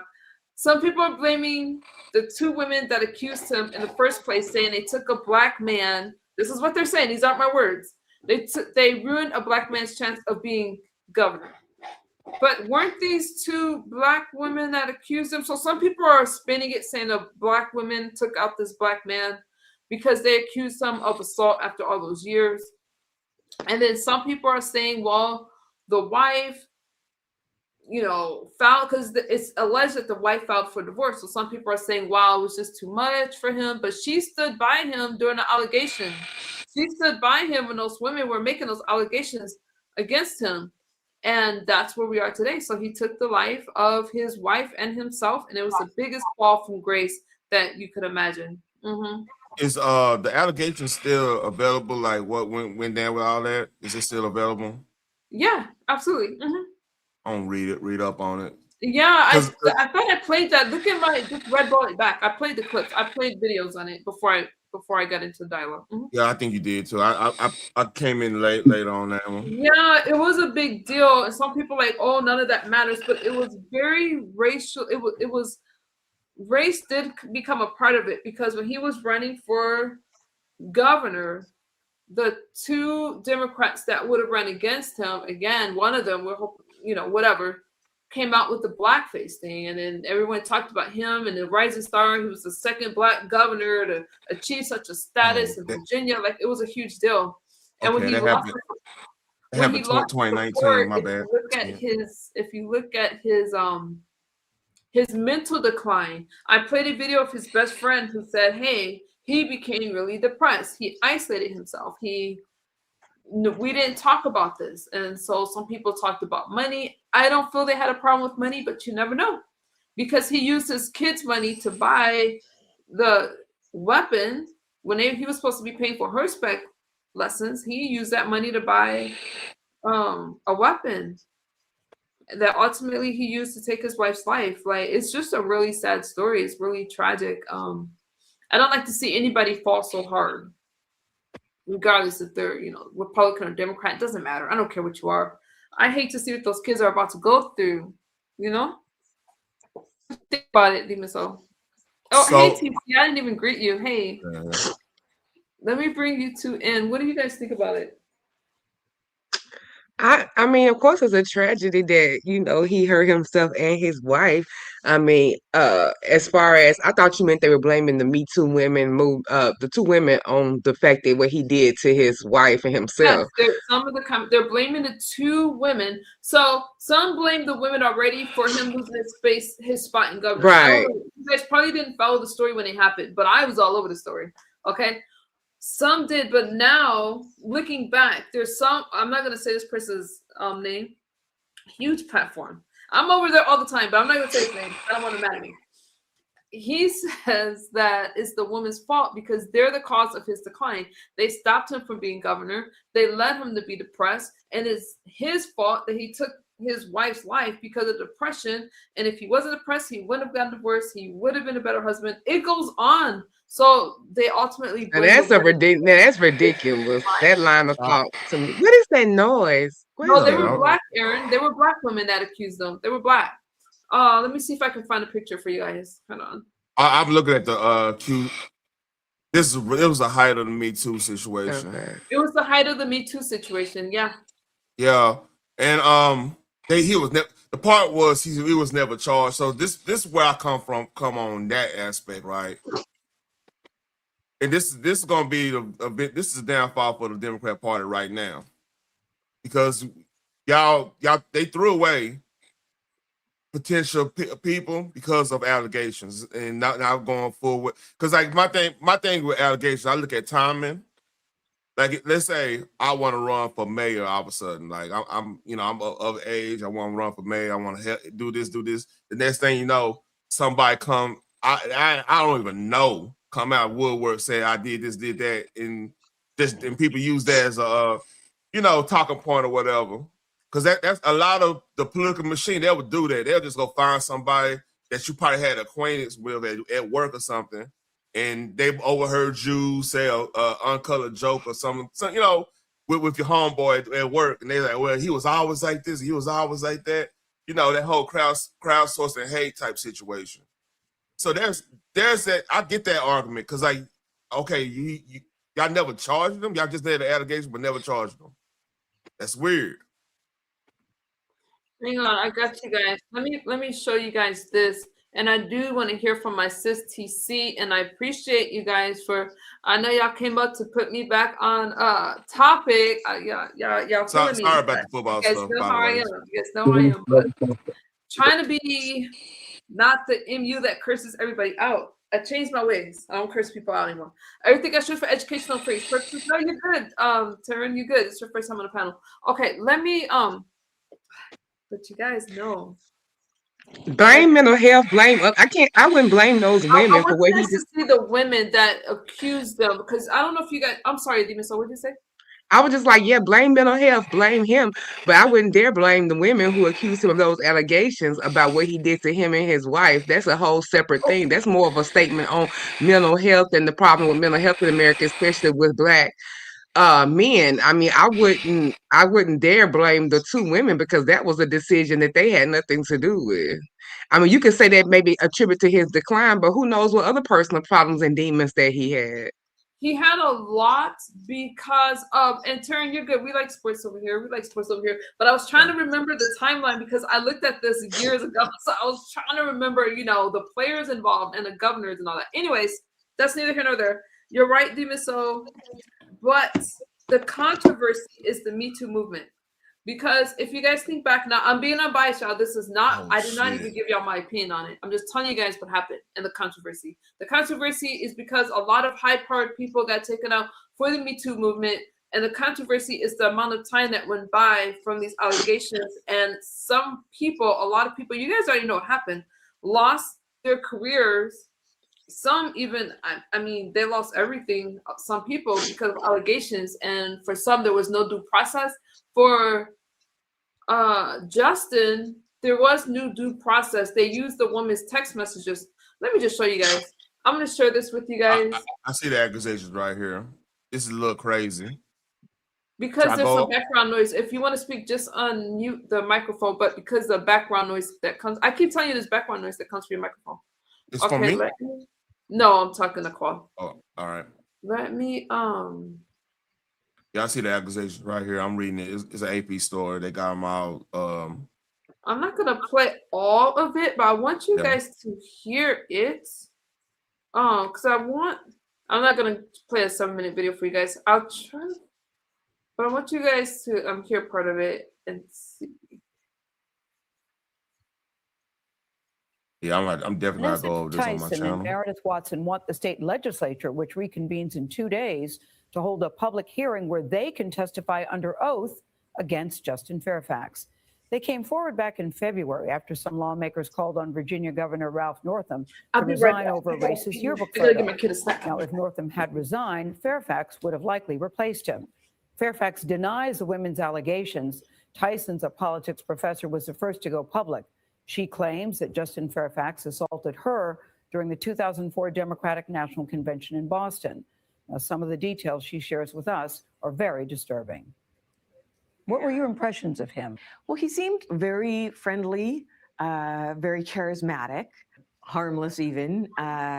He's told me that he was at Columbia Law School, and we realized we had a mutual friend. So we immediately struck up a conversation. So you felt you had established a semi-rapport with him? Yeah, certainly. I mean, it wasn't flirtatious at all. Did you feel safe with him? I certainly felt he was harmless. There were no So red which accuser flags is that this one? suggested to me that he was a threat.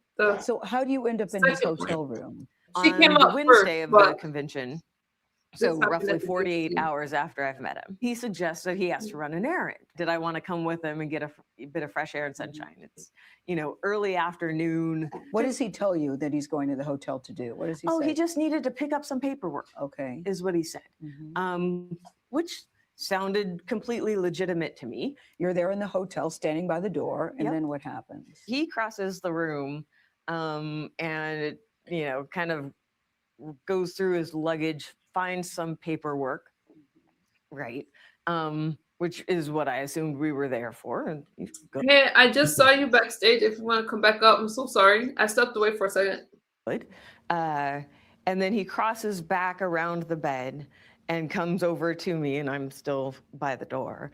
And he kisses me. And you think?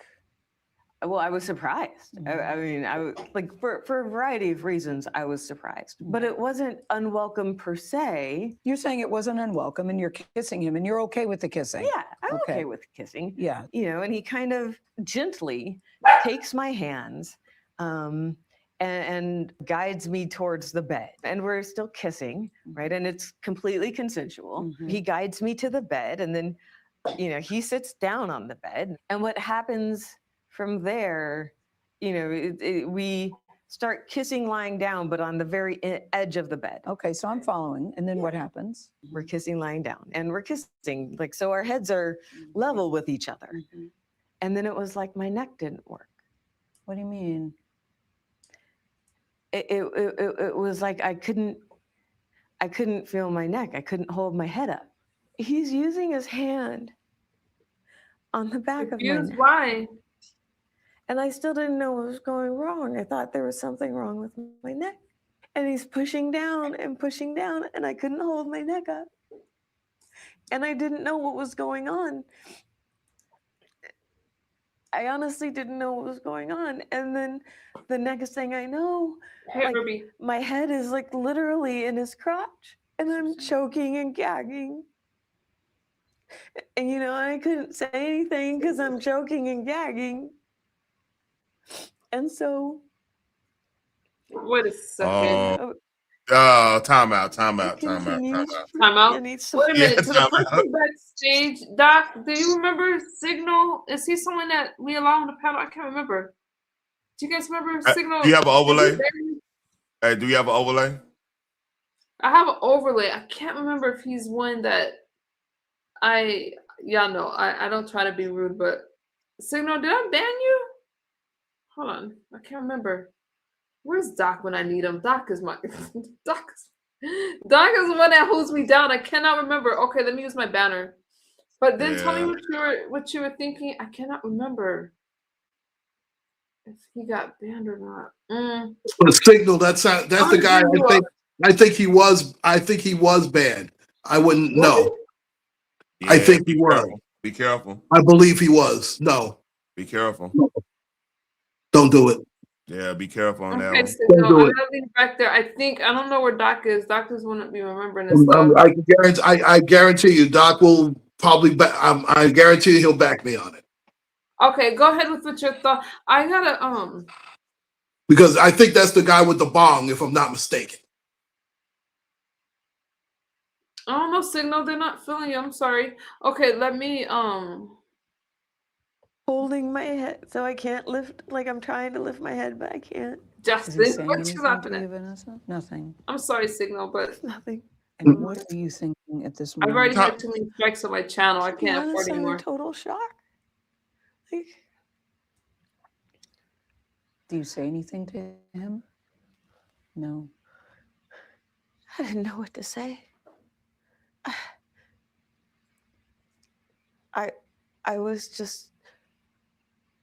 I was completely caught off guard. I was almost as if I was dumbstruck. Have you talked to Justin Fairfax since that day in 2004?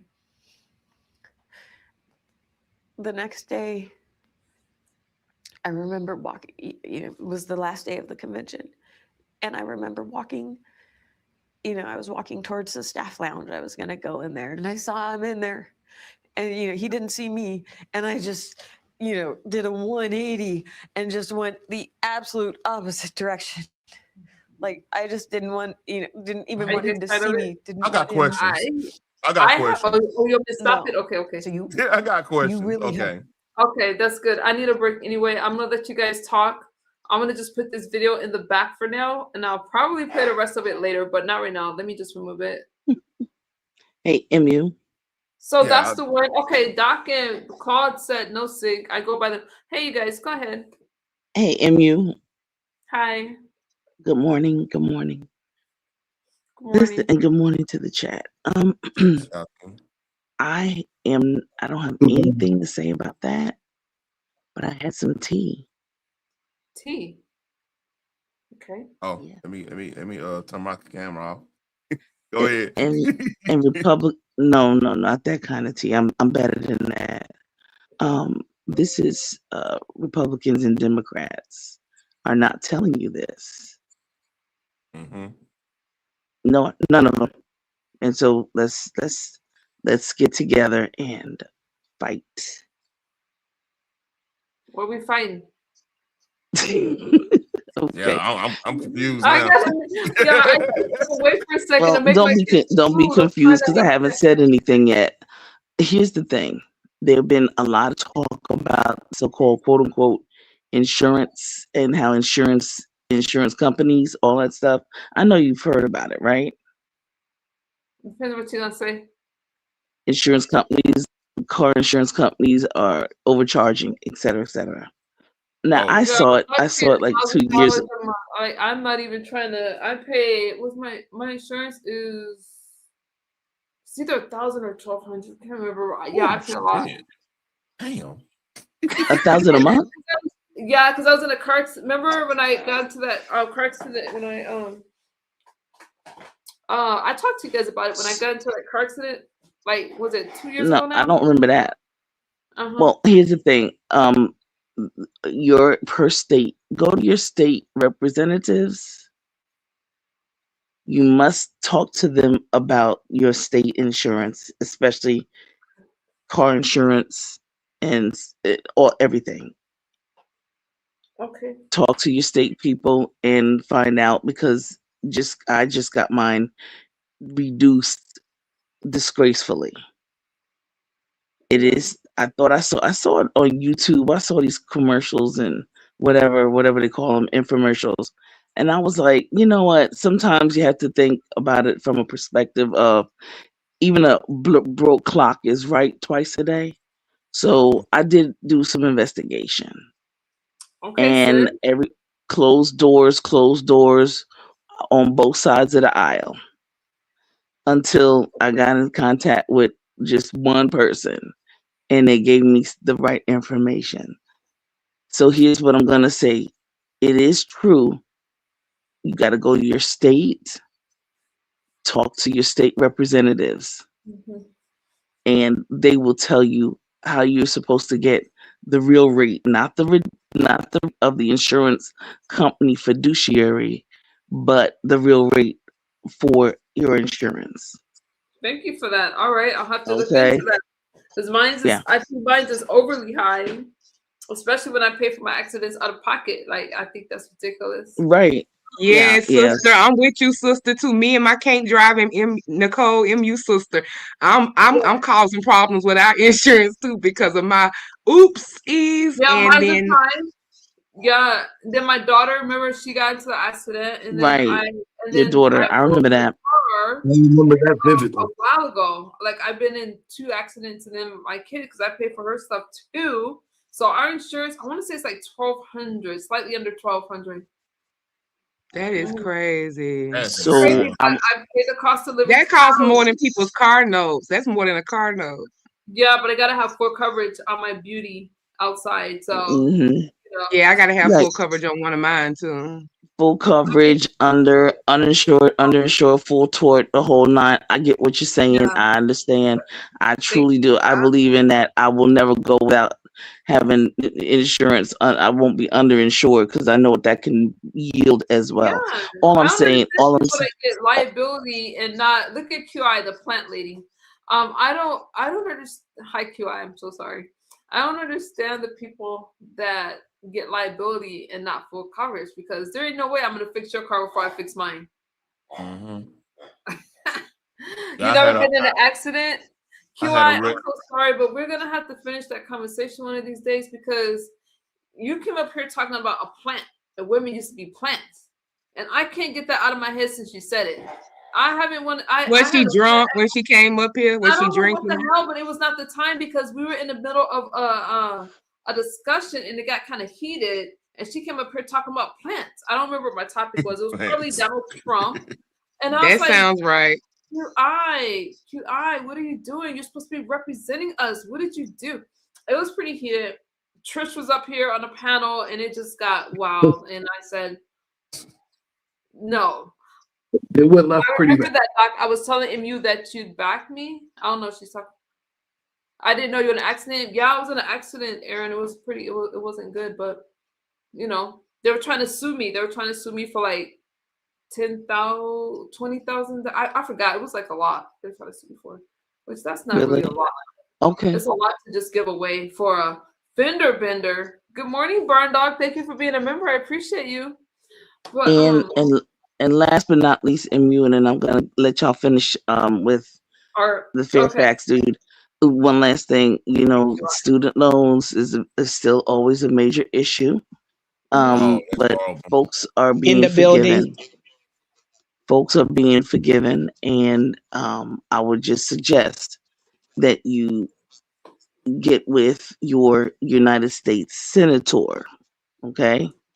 Your state's United States senator, okay. and write them a letter and ask for forgiveness. I said this before here. And since then, 4 of my colleagues have gotten a letter and their loans were forgiven. Okay. One in Maryland, one in New York, and 2 here in the Commonwealth of Pennsylvania. So, you know, are these elected officials? They're fighting, they're doing all this stuff. Here's the thing: they're fighting, and we're fighting, and there are things that are going on right in front of our face. Try to do this stuff. Good morning, Sassy. Hey, Sassy. We're talking about try to do this. Fairfax and that kind of stuff. But you said what? Yeah. I mean, Try to do this before the fiscal year, so if you can, but at least contact your United States senator, so that you will be able to know exactly what to put in the letter, and you know they're gonna ask specifically why you want it, why you should get it, that kind of thing. It's really interesting what they're asking, but hey, do your thing and write that letter. It's really simple. Okay. Thank you. Appreciate that. All right.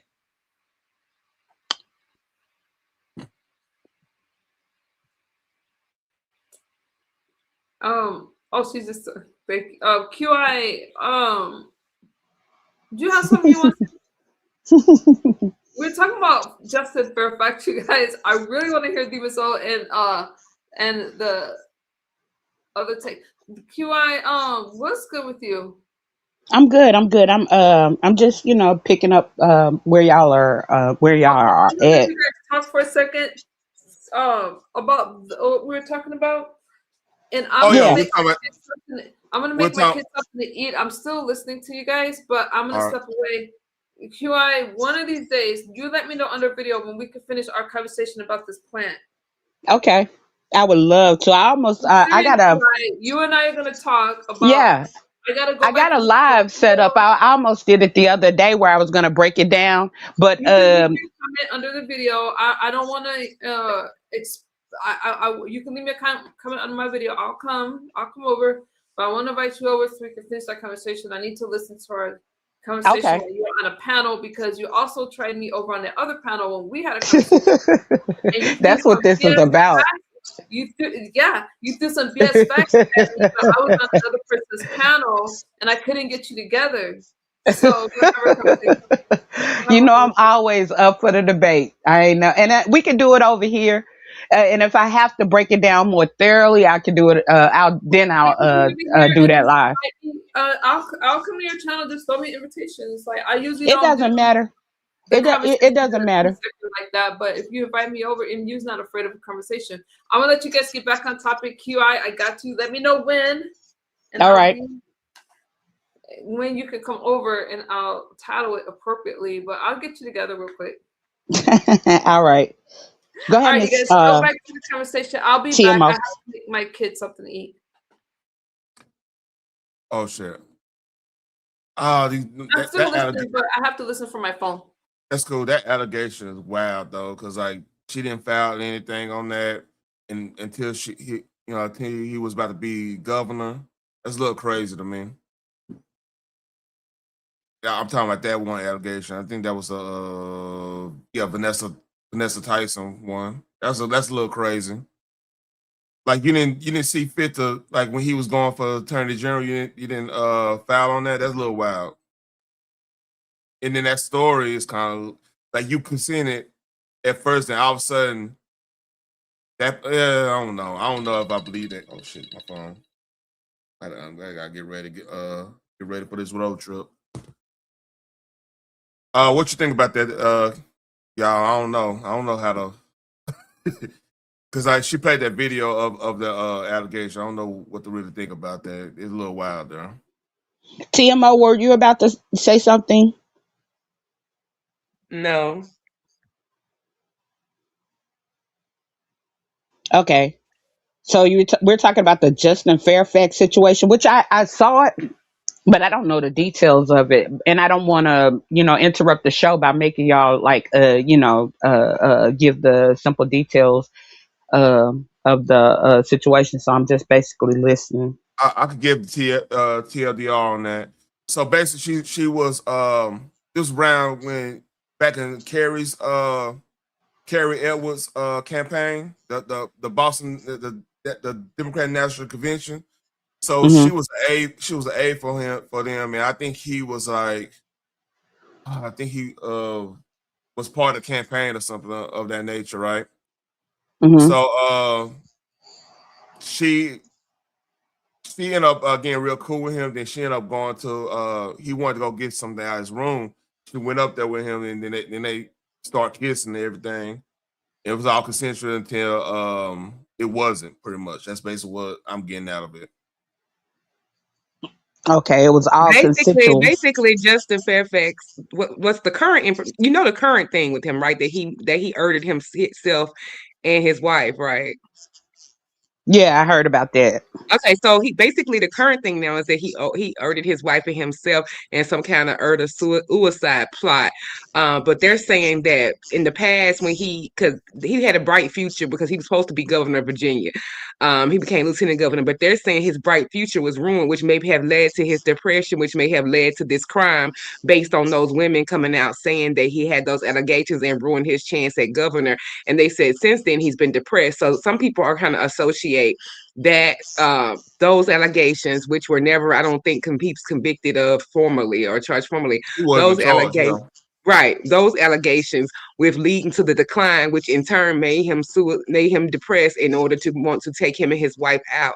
The wife and him had a very estranged relationship. They were going through divorce, but they were living in the same home. They were doing one of those things that people do, the water roses type. Yeah, the water roses type thing where you still get a contentious divorce, but you're still, because of the economy, because of everything else, and because of holding on to the house, you're both still staying there. So they had a contentious relationship, and I don't know actually the night of, I don't know details about the night of it. I know the son found her, but people said they had a very contentious relationship. They were in the process of a divorce, but he decided to cowardly take his life and then the one of his mother of his child. Instead of just taking his life, which would have been perfectly fine, but he decided to take the mother of his child in true egotistical, self-sacrificing fashion. Did the autopsy come out yet? No, I don't think so. It just happened. But it don't even have to come out. It doesn't even have to. Yeah, it doesn't even have to come out because obviously he took her before he took himself. So Correct. it could have been it could have been a DV situation as well. Right. I'm gonna say this, man. This another casualty of Me Too, hands down. Because that was the time frame. Even though, look, if he did something, he did something. I'm not gonna lay him out the hook. Like, I'm a married man. I know not to bring no other chick, and if I have to go for whatever reason, work or whatever to be, and This happened before they got married. This happened before they got married. Yeah, I got that. No, but still, Me Too is Me Too. Yeah, like I get what you're saying. I get what you're saying. because now, look, unfortunate. At once upon a time, like 90s and you know, like during this time, that was like not this time, but like 2004. Yeah, that was acceptable behavior. Like we were supposed to treat everybody equal and bring it, but the thing is him going and having a relationship, trying to kiss on and everything. All she gotta do is say no one time or whatever. Then hey, that's an allegation. Or she could at this point, like now, she could regret the situation because like he didn't choose her to marry. He chose the wife he got. And she might be feeling some type of way. We don't know. What's your name? I'm Taryn. What's your name? I'm Taryn. I like to know because I beat up on y'all a lot. But so I need to know who I'm beating up on. But here's the thing. I don't even understand why his transgressions, whether they're true or not, are even coming up in this situation. Because it seems like the situation surrounds more around possible DV than what happened in the past. Now it seems like, by bringing up those past allegations and stuff, it seems like, people are almost trying to give him an excuse for doing what he did when it could have been a simple situation of they got in an argument. He ended up overreacting. And then as a result of overreacting, he not only took her, but he took himself out the game. I'll say this to that point. Because he was already at this certain stature that he was about to be on a national scene when you were governor. Virginia's a major state. When you're governor of that state, go look at there's so many Virginia governors, senators, and stuff that became president. So he's right at the precipice of becoming of doing history, right? And a man only got their name. That's the main thing we have is our name, our reputation, everything like that. Once that's gone, everything else crumbles. Like, because everybody looking at you crazy. Now career opportunities are gone because now you had a high profile situation, but get ended with something of an allegation that never really materialized in criminal or civil or anything, right? Mm-hmm. So that's gonna put a lot of pressure on a man, and I get why a lot of people saying, well, you know what I'm saying, he went the counter way out. I feel like he went the counter way out because like I think as long as you breathing, you got a chance to make it something great. And he could have, honest got truth, he could have went against the grain and said, all right, my career got destroyed over Me Too. He would have had an audience right now. Because like the red pill, the manosphere, they would have championed him like crazy. He chose not to do that. He had avenues he could have went and got back in political prominence. easily. Because like he would have had a lot of dudes backing him. Because I mean, we could get down to like what's going on with the party now. It's gonna be a hard time if they keep up with this. You know what I mean? But let me say this, right? See, once again, I could already tell this was a manosphere conversation because, like I said, the only factual information that we have is that it could have been a possible DV situation where he took out his wife and took out himself. That's the only factual information. We don't know necessarily that he did this on behalf of what those women did. But just like the manosphere always does, they always have to find a way to blame a woman. They always have to find a way to come at the Me Too movement when, essentially it could not have been about any of that. It could have been about they had an argument, he overreacted and he took her out. And then he, of course, after he took her out, he didn't want to live with that. So, he took himself out as well. So, like, why does the blame always have to come down to some women? Hold on one moment, QI. Not all men are blaming the woman here. I'm not even blaming the woman either. No, First off, I'm not saying all men. Hold on. Let's call a spade here. Whatever thought that you had before all this, as far as I'm concerned, went out the window once he killed his wife and killed himself. I have no sympathy for this coward, because that's what he is, a coward. Okay? No one has sympathy.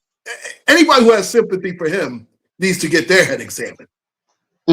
Because he took that away once he killed his wife and killed himself because he couldn't deal with whatever. And now those kids are scarred for life. Who I'm more concerned about is those two young people. Because those are the victims. I agree. Yeah, those are the victims. Yeah. He is not a victim after what he did. I don't want, man, the hell with him as far as I'm concerned.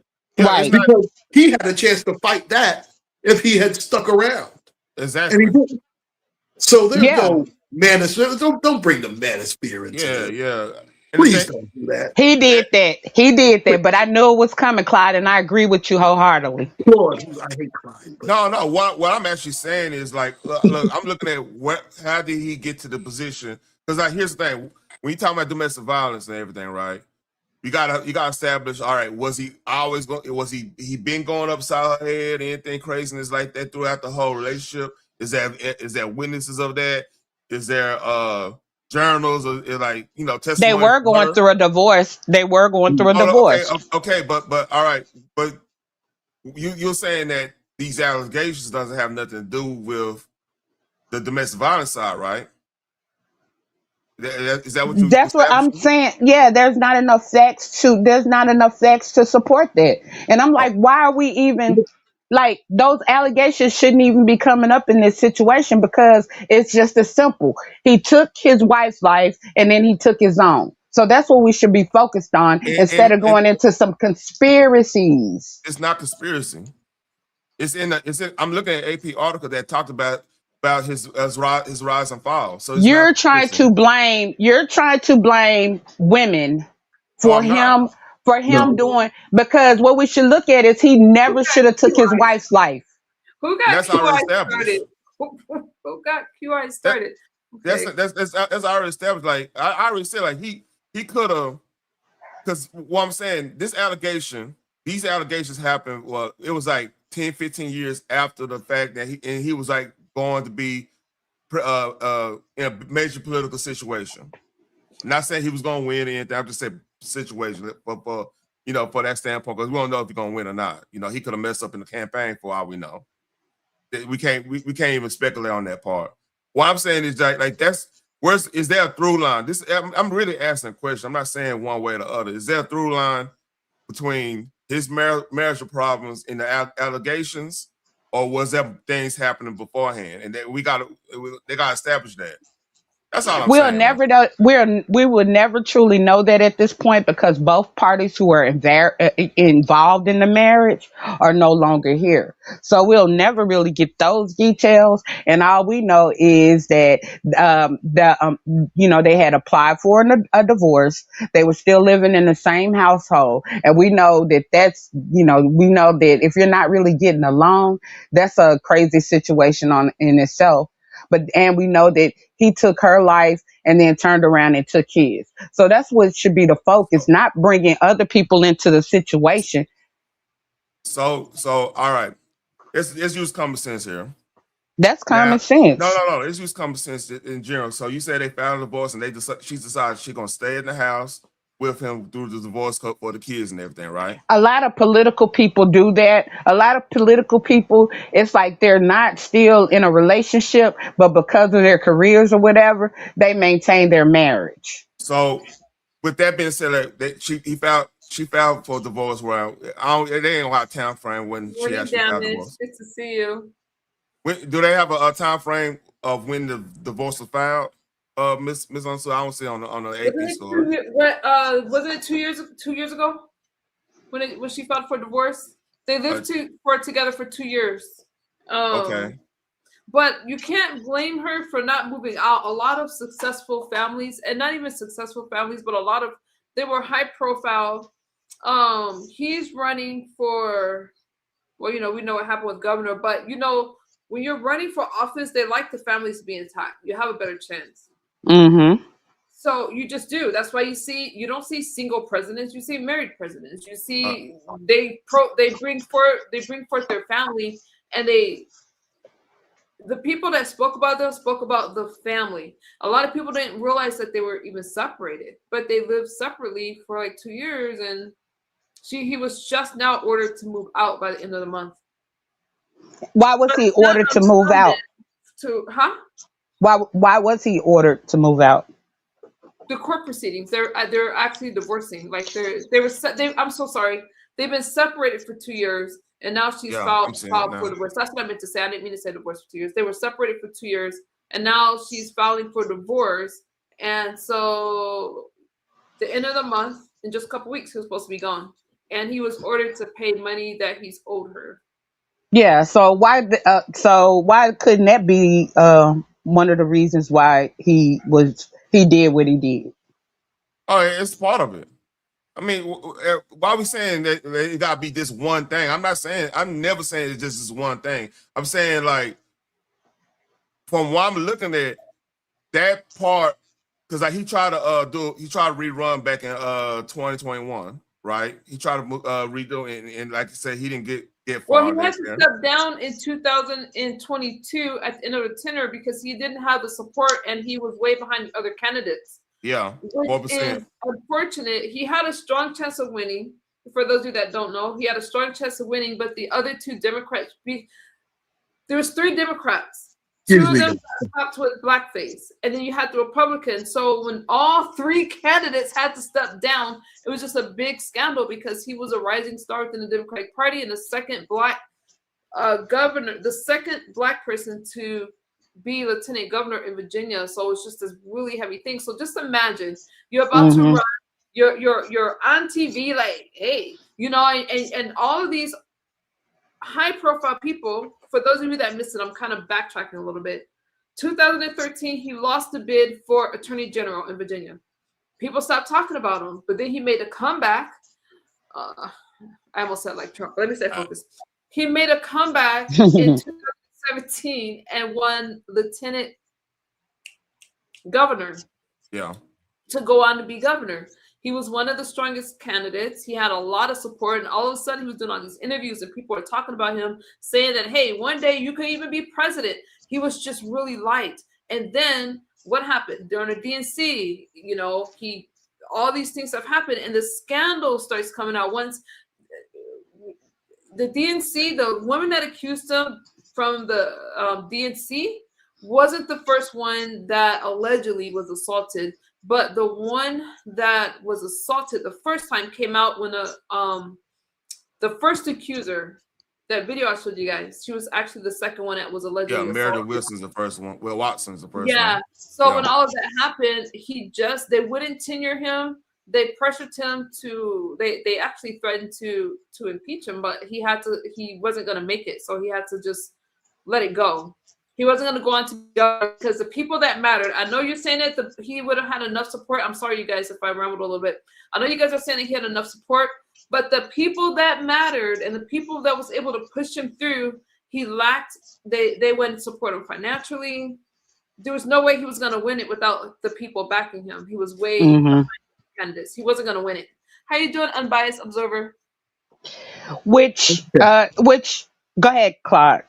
No. I was just saying I'm back. I had to step away. Oh, let me Okay.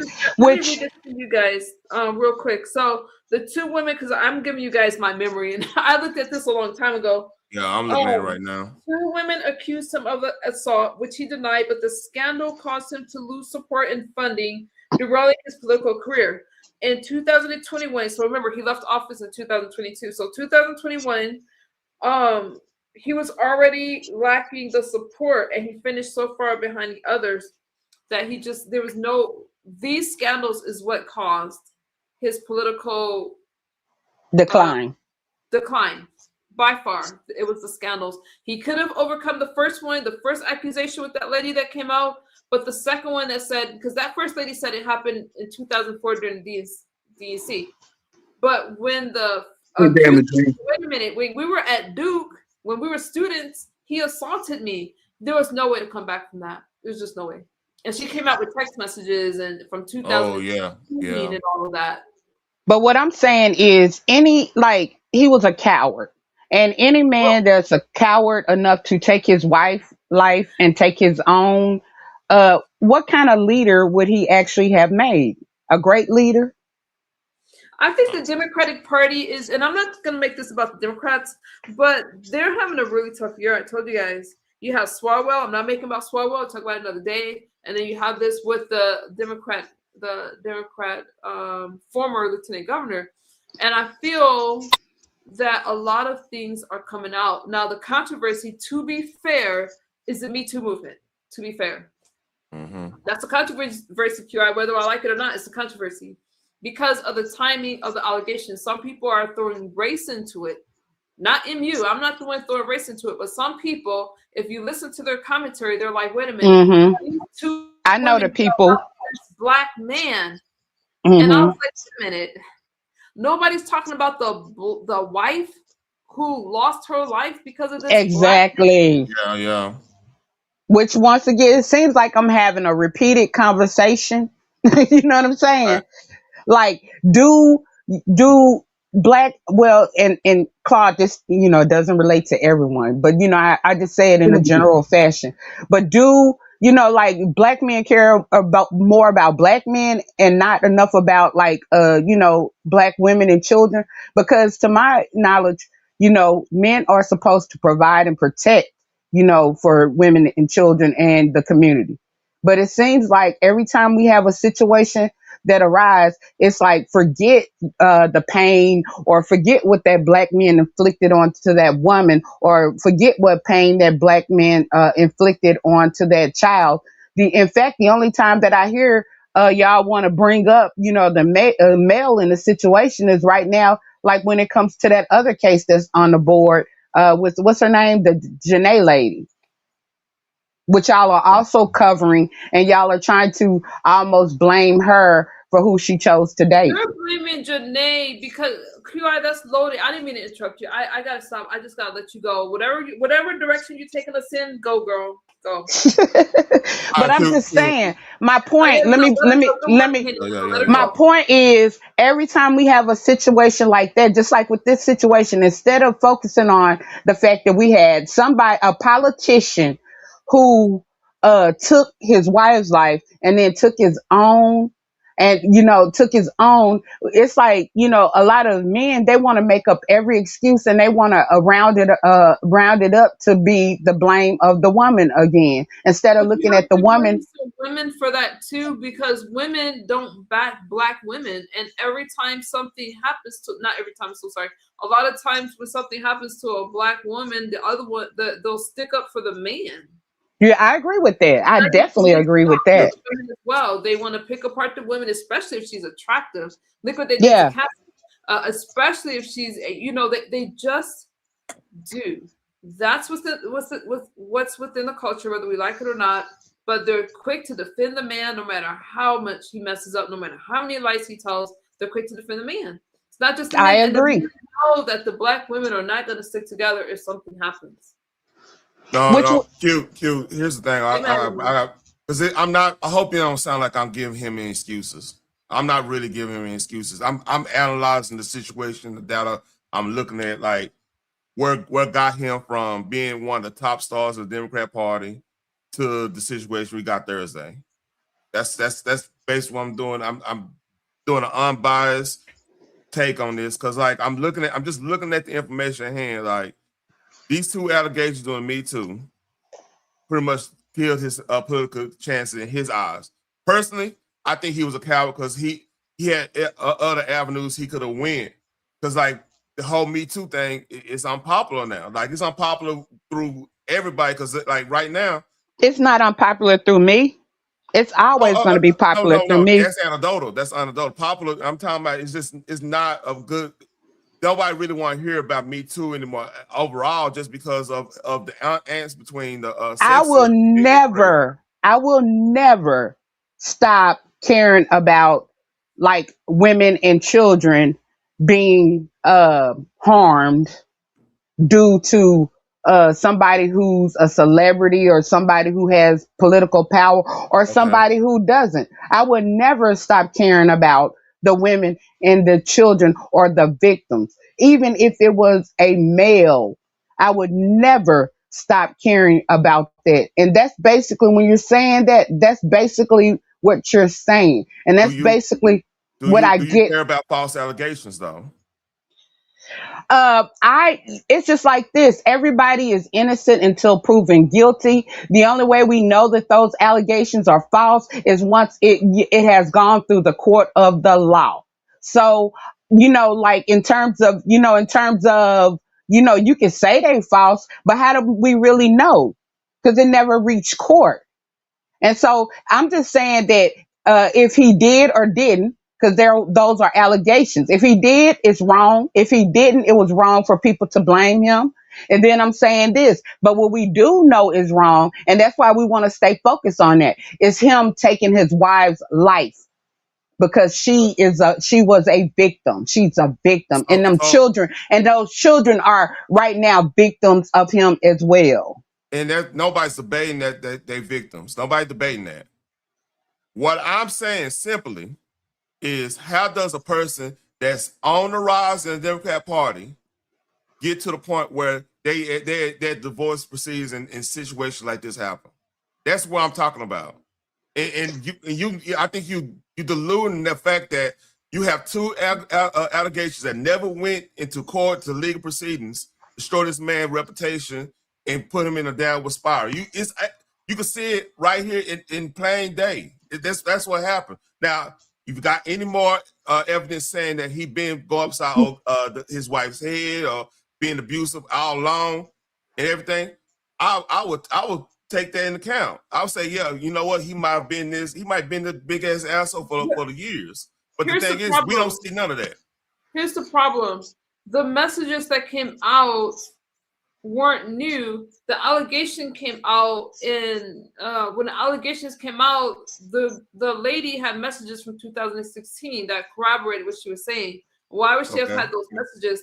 So that's what they use. And you have to remember, this isn't a criminal case. So they didn't have to have a beyond the, reasonable doubt. They didn't have to have it. All they had to do was say, hey, because you got to remember, he was going. They were fighting for the spot. Him and Northam were on the same Democratic ticket. They were on the same ticket to be governor. Northam knocked himself out with the blackface. Yeah. but they still had to go against this Republican now.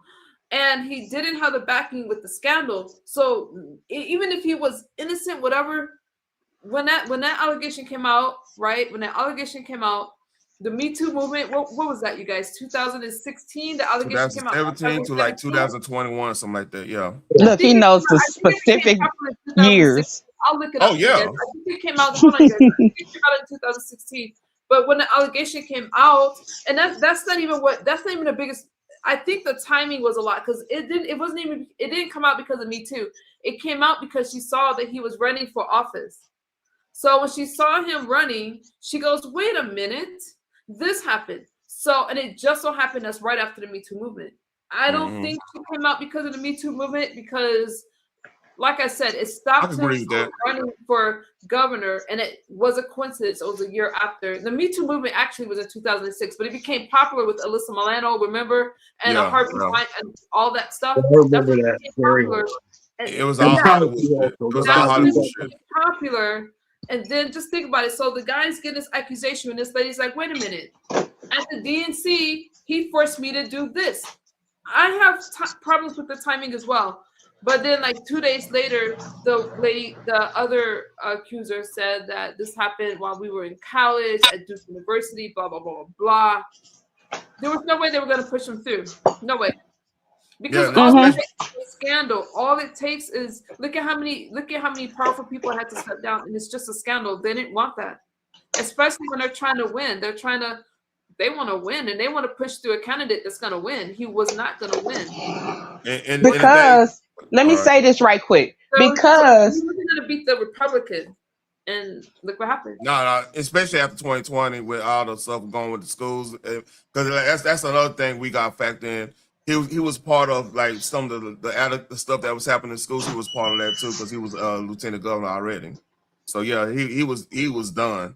Will Trump said we moved on from it, but the problem. So this guy's declining, taking his wife's life.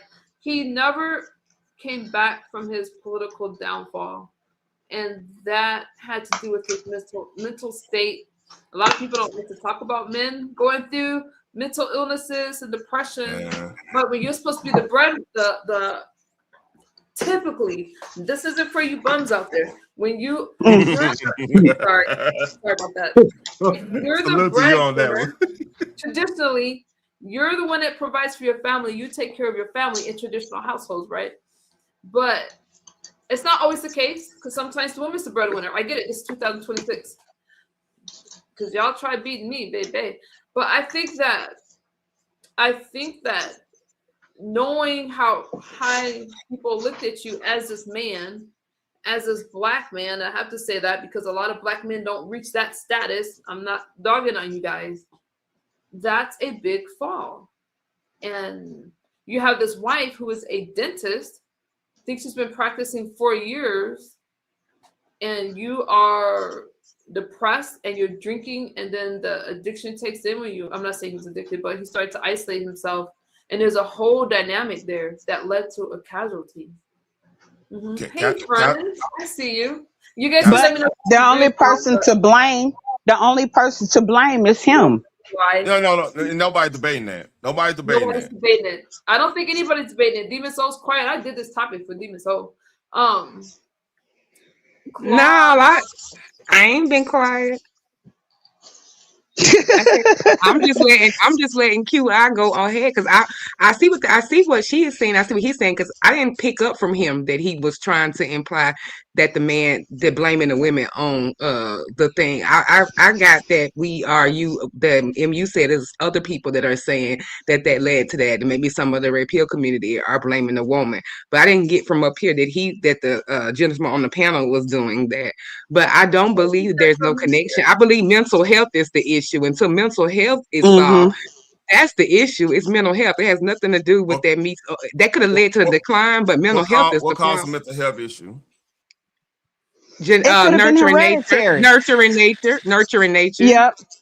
It could have been hereditary. It could have been a number of different things. It could have been prevalent before he ran for office. It just because sometimes it takes years for different things to come out. So like by far he Accusations could don't have make had. mental health issues. Accusations don't make genetic mental health issues. You can't. If somebody accuses me of something, they can't make me schizophrenic. They can't make me depressed. They can't make me bipolar. Those are things that I already had going on. Because if that was the case, you got to remember there was 2 other people that had to step down. The 2 other Democrats running had to step down for the accusations of blackface, and we see what's happening with Swalwell. He is facing allegations the same. Do you see him? I always say that the penis is going to be the man's, especially I say the black man because that's where my interest lies. The black man's greatest fall. It is Downfall. always that sexual or that, and then just let's say, take the black man off of it. The man's fall. That penis is always the downfall. God dang, keep it in your pot, in your thing, and you got access to enough people who want it than to deal with people who don't want it.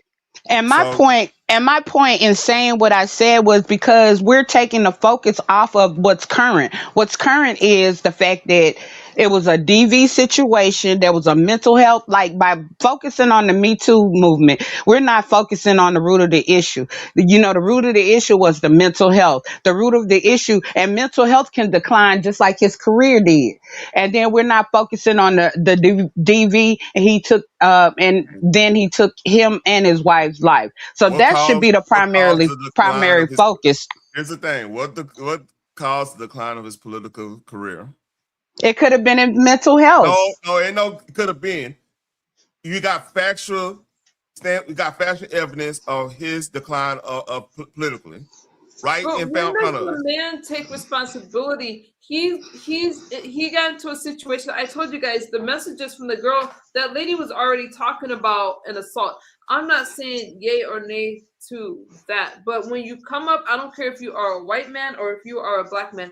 If you have a woman accusing you of certain things, you're not going to have the backing. And we cannot say, let's say that none of this stuff happened. You can't guarantee that he would have made. Yes, he was a strong candidate, but it wasn't guaranteed 100% that he would have made governor. And let's say that none of those allegations happened. It doesn't mean that he didn't have a decline in his mental health. It doesn't mean that he didn't have mental health issues. He obviously had mental health issues if you want to bring up depression.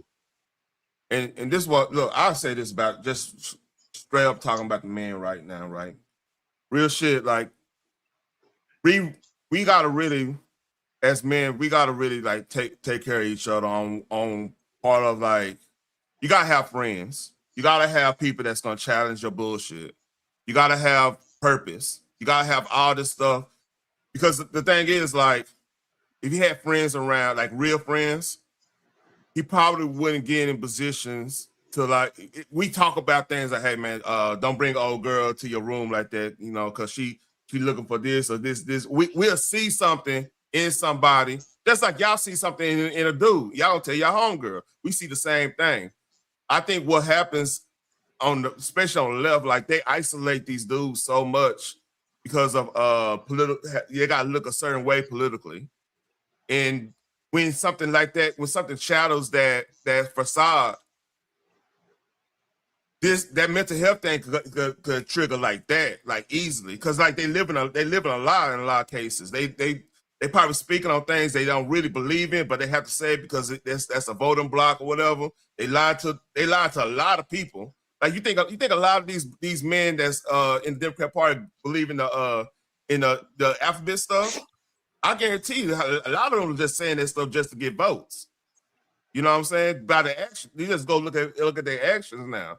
So what I'm saying is like, you gotta have somebody that's gonna call you on your bullshit. And it looked like he didn't have nobody to call him on his bullshit. That's why he went this. Because like if he had people around him that was really his friends and everything like that, he probably would never went. It would be challenges happening. Like he'll be like, man, I might could do this. Now we gonna be like, call him on. Hey man, you need to do this. Need to do this. Hey, let's go do this. Let's go do this. Get them at that mindset of. I'm confused. Yeah, how about somebody, if like a friend tell him, you don't seem like you're right, or you don't seem like you're together. Is there anything wrong? Maybe you need to go see a therapist. Therapist ain't for us. It's not gonna work as well as for y'all. Like, cause the thing is, we It ain't gonna work. it won't work the same way. I didn't say it's not gonna work. It's not gonna work the same Okay, way. Doc.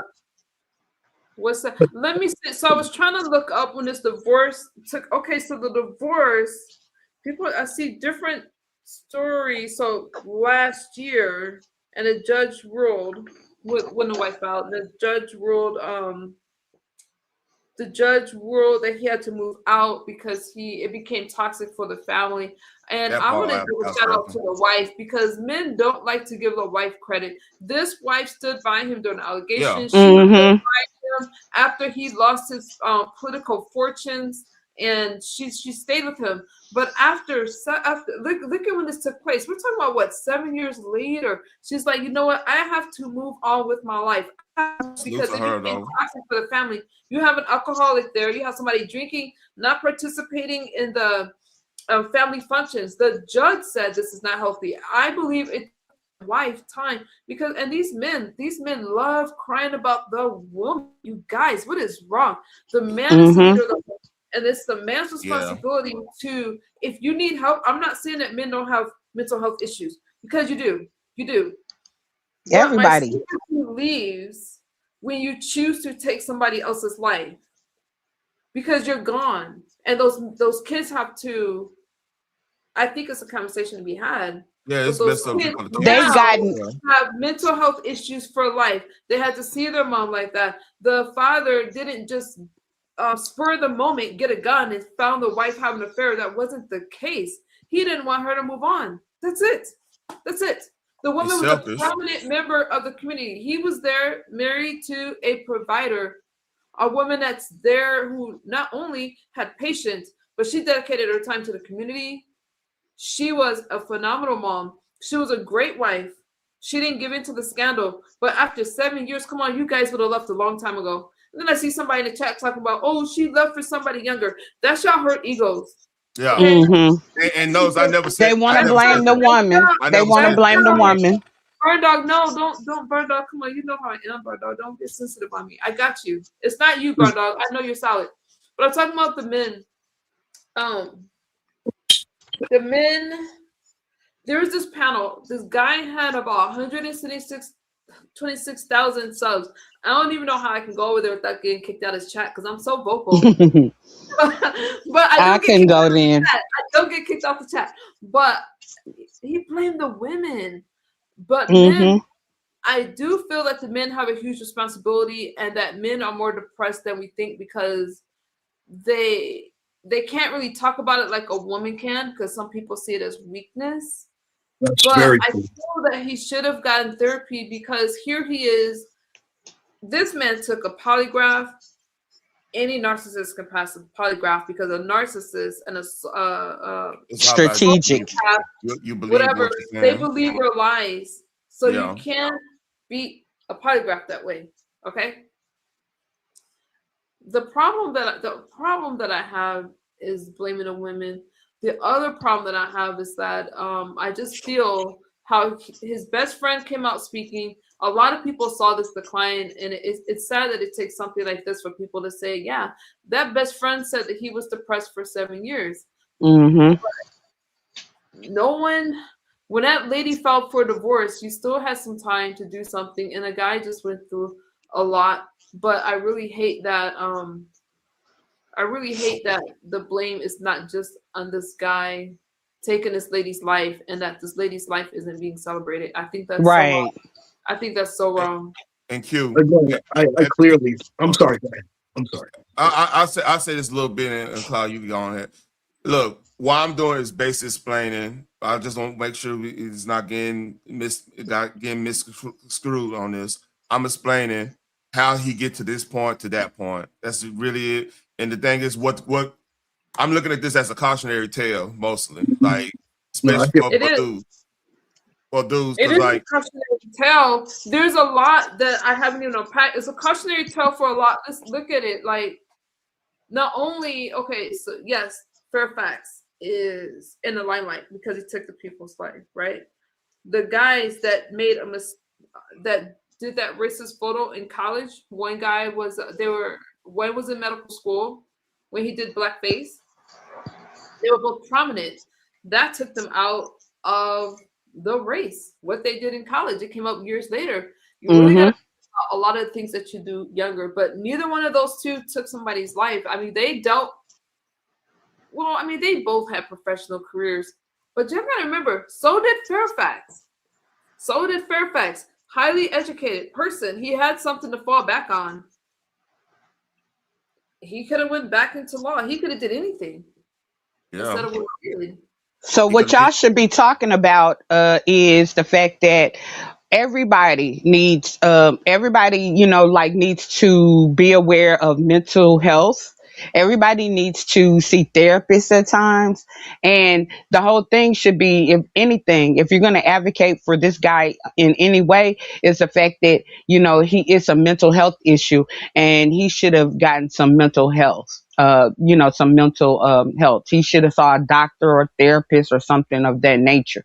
And I want to say once again, y'all are not celebrating the fact that that wife stood by him. That's what I was going to say earlier. Maybe they stayed in the same household and put up that front until she couldn't put up that front no more. But it's evidence that she was her and those children were living through his toxicity, his, trauma. Whatever he was going on, they had to live through that and almost hide it as well. So she definitely should be celebrated. She should, and you guys gotta think. Oh, she should. I can't believe I'm saying this, but I agree with you on this 100%. You've been agreeing with me a lot. You just don't want to admit it. But go ahead. I'm gonna give you that today. He graduated from law school. He was a civil prosecutor. I mean, he could have went back into law. I believe even despite the scandal. I mean, yes, he couldn't run for office, but he was a lawyer, and whatever people want to say, because like they both were in college when they met, him and his wife. They had a beautiful story. This lady loved him. This lady stood by him. There's nothing saying. The only thing that people find wrong with her is that she chose to file for divorce. But what about all the men that filed for divorce when they come on now? She needed to leave. That was her choice. And we always say, divorce the other person. Don't take their life. You guys say that when it comes to a guy. You always say, hey, you guys say that. So why couldn't the woman walk away? She chose to walk away. And I have no issue with her walking away. But hey, Claude, you wanted to talk about it a little bit. I know I cut you off a little bit, man. No Oh, problem. he had his own practice, so he couldn't even be fired. Fairfax had his own law practice. I wanted to make sure I was right about the story, but yeah, the law office of Justin E. Fairfax. They were the power couple. Sorry, go ahead, Quan. Oh, it's no problem. My thing was going to be quick anyway, and I think sometimes that's been overlooked also, and that also ties into mental health. Obviously, alcohol and depression doesn't. Mm-hmm. That was brought out also, if you notice, with the friend, bringing out that he had become withdrawn. He was turning to the bottle a lot. And we know that that is a recipe for disaster. And unfortunately, we see the result. And again, and that's what Terrell was saying. He wasn't taking the guy's side. To be fair, I think everybody here in the panel have pretty much agreed on, listen, this man, at the end of the day, ended up to be a coward and very selfish. That part. You guys, and the victim says something. I'm gonna tie this back for all the red pill man and the man and you guys that's blaming a woman. I forgot about something. Let's go. I'm ready. Go, Uncle Clyde. Not Claude. I'm gonna wait. I just why am I on the big screen? Because you put yourself on the big screen. But that's fine. I mean, I'm fine with that. It's just very sad that, unfortunately, those two young people are scarred for life. Yeah, that's my biggest issue with it. Yeah, and depression. Listen, depression is the thing, and it can easily happen, but it has to be treated and it has to be talked about more. There is too much of a stigma. You're not a real man if you like. A real man ain't supposed to cry. This, that, and the third. Listen, there's a time and place for everything, and we don't. We sometimes are still held to that. Oh, you have to be. I mean, it's almost like you're punished in a way for that. But you have to be your authentic self too. And he just went out like a coward. See, everything got flushed down the toilet once he did what he did. He just lost everything. He lost whatever credibility that he had. And now I need you guys to think about this. They spoke about they spoke about the Me Too movement. What if the women lied? What if the women did this? What if the women did that and it wasn't true? Did we not forget that he lied on his wife? He accused his wife of abusing him. His wife during the divorce, so there had to have been problems already. She put cameras in the house. There was cameras in the house. When the police came, because he called the police on her for domestic violence, saying that she was assaulting him, they looked at the cameras and said there was no assault. He lied. You notice the guys didn't say anything about that. They didn't say, what about this man putting false charges on women, but they love to accuse women of putting false charges on them. The double standards are ridiculous. He lied on this lady that was good to him, that stood by him. He became very controlling when a woman said, you know what, I had enough. And he lied on her, and nobody's even talking about that. He could have cost her career with that allegation, with her being a dentist, a provider. He could have cost her license, but no, they just skipped right over it. And I say this. I said that shit ain't cool. That shit ain't cool. Hold on. It's proven by the police records. That's not disputable. But you see, these men don't like to talk about that. They don't want to hold another guy accountable at all. I'll go one step further. So just speak on that. What do you guys think about this man making a false accusation against his wife? That's some whole ass shit. I keep it a buck. It's that simple. I didn't know anything about that. Like, that's why I said I need more evidence on the divorce thing. And y'all are. You didn't know anything about that, but y'all are out here. Hold on. QI, don't do that. Calm down. I'm just saying. You say the manosphere or say certain men. You're making a general Clyde, Uncle Clyde. I call you Uncle. Uncle Clyde. I call you Uncle. Who the hell is Clyde? I wanted to hear QI. I said Claude. Point. Thank you. I wanted to hear what you were gonna say. I wanted to hear. I call him sir. And I don't think I'll say that often. So, but I want to hear what you have to say at this point. Who, me? QI. QI. What I was gonna say is that you didn't even have all the facts, and most of y'all don't have all the facts. But like y'all reached way back to 2012 instead of looking at, like, once again, what was happening currently. So y'all don't even have all the facts yet. You took enough time to come on live and paint a false narrative, false accusations, and almost causing pileups, as y'all normally do, on women that didn't even have anything to do with this current situation and what he did. And then I also want to say that, everybody has a brain. So the brain is not a male or a female thing. And the brain is an organ that can malfunction, just like your kidneys, just like your heart. We go to the doctor for high blood pressure and physical elements. And the mind regulates the body. So of course we need to make sure our mind is okay. And certain factors like stress and a lot of different things can take apart. Just like sometimes it takes years to see that somebody has inherited a mental illness. There's an onset. It could be 20, 30, 40 years that it doesn't appear. So what I'm basically trying to say is that, going to a psychiatrist or seeing a therapist is not a male or female thing. It's something that we all should do. Just like we go to the doctor for our physical health, we need to make sure we're going to the doctor for our mental health as well. And that's what we need to be focusing on and talking about, especially when it comes down to politically and laws and different things of that nature, how important mental health and making sure that everybody has access to mental health is. No, also make sure you're eating right, because your gut also regulates the mind. It's kind of like a handshake deal. Make sure that you're eating I right. agree with that as well. Yeah, some of y'all not supposed to have those big guts like that, but yeah. Because it's like your gut health. Like sometimes people think, oh, I'm just chunky, and it's really like your gut health that's like not valid. But that goes to physical health and making sure that we have access to good health care overall, and the fact that and making sure that we have access that we can obtain the right types of diets. Now, as you get older, make sure you get your vitamins checked too. Because vitamins cost money. We talking about mental health, and a lot of times mental health is triggered by trauma, high stress situations. It could be hereditary.